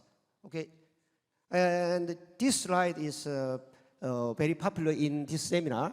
You know, in the figure on the left side. Please look at the 2020. You know, after 2020, the slope of the trend is drastically changed. Hence, most of the scholars is tipping point of EV adoptions occurs 2020, and the next problem is how to move fast from the early adoption to the major adoption. But it depends on the price competition and the policy and the charging facilities. Depends on why up to this time to make the success story of EVs is very connected to the policies. You know, the policy mandate and general subsidies, tax reduction, and ecology system, everything is formulated by the government. Okay, show us the next slide. And can you look at the two figures? Left figures for the ecology of the ICEs. The left figures show us the EVs ecologies. Two ecology totally different. Especially, I want to point out 2 factors. And gas station in ICS is very important, but change facility in EV is very important. And IC supply chain is totally different EV supply chain, okay? And especially for look at the change facility, charge facility. In the charging facility station is privately owned, all right? But in Korean government promote home and company charge facilities. You know, in 2021, Korean government push the law to impose more than 500 apartments have to be established.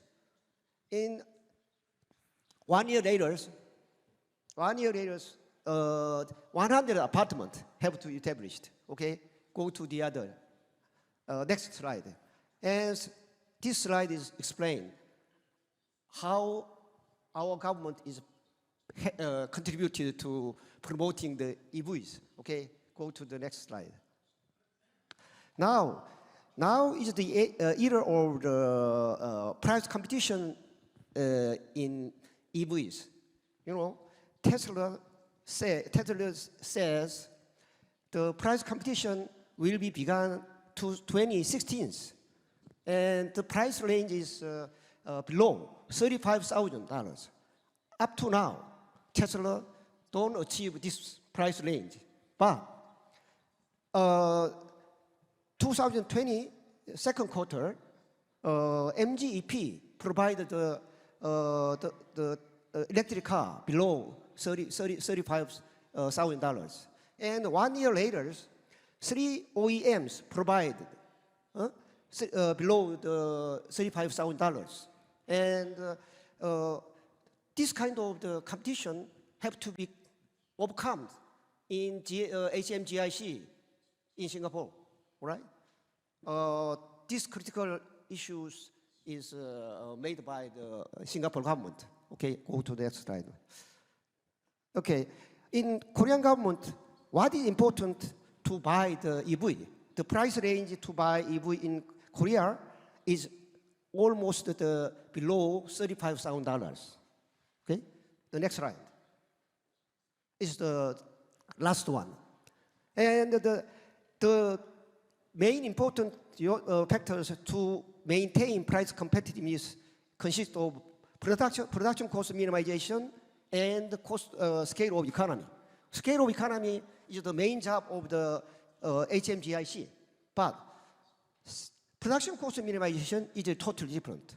Even though Singapore has many free trade agreements, but you cannot pay logistic cost from the foreign countries. HMGIC pay 2 times of the logistic cost from the import materials to assembly, and you have to logistic cost to deliver the customers. 2 times. How can you solve this problem? This is a critical disadvantage. But previous presentations had some 2 advantages, wage and cost of financing as a hub of finance in Singapore. But 2 advantages, wage and cost of financing offset cost of minimization. You know, also logistic cost. Can you do that? If you cannot do HMIGIC production in Singapore, not be successful story. This is my dismal story. If you are disappointed, it's the economist's job. Thank you very much. Thank you, thank you. So thank you for sharing your thoughts on analyzing this competitiveness. I will now swing my attention to my last panelist, Professor Stephen. So, Prof. Stephen, earlier we already heard your presentation. Actually, I like your 12 years COE proposal. Yeah. You brought up a point, yeah, and about competitiveness, company race to the top, not to the bottom, you know, and how to overtake others in green tech, you know. But what about companies, you know, that is already invested? Earlier you also talked about brown, you know, brown facilities. So they're already half invested or they're invested in older technologies. What will be your, let's say, advice or strategy to some of these companies? You know, how is the best way to pivot? And what are some of the policies or schemes, you know, maybe from the government or from incentive that they can use for pivoting into this EV market? Thank you. I'll just be quick. The fact that governments have laid down the vision and the time point gives players who are losers in the game to adjust, and the winners to take time to adopt a new tech. So there is a time runway, 2030, 2040, so they have time to wind down. That's really important. The other thing is that for these companies, it's not all so pessimistic because, like we say, at 2030, only 1 out of 7 cars on the road will be an EV. So you still have another 6 cars. So the journey is actually a very long one. You don't shut down on the night of 2030. So there is still time to wind down. The other thing is like the offices in the US, how to repurpose some of these buildings is important. How do you convert some of these buildings? The businesses alone cannot do without the help of government. Like some of the factories, when they repurpose, say from incandescent light to LED, they also have to find a new existence, a new mandate, a new vision. So I'm sure the corporates, the Shells, the Mobiles, will find their way either by acquiring all the clean energy companies, or it will, in the process, be able to do accretive acquisitions and then try to mitigate the write-down prematurely. And lastly, governments, I'm sure at some point, would have to step in and say, let me take part of the check and write part of the bill off. I think that's quite inevitable. Right. When Singtel was asked to shut down its fixed line to go on to the competitive framework, it was compensated 400 over million by the Ministry of Finance. You will remember when Singtel had to give up the monopoly on fixed line. I think we have precedent if there's anything to go by. Right, thank you. So I hear you, there's still time left, but I think it takes 2 hands to clap. The business must step up, they must be willing to pivot. Of course, then the government policies can come in to complement that.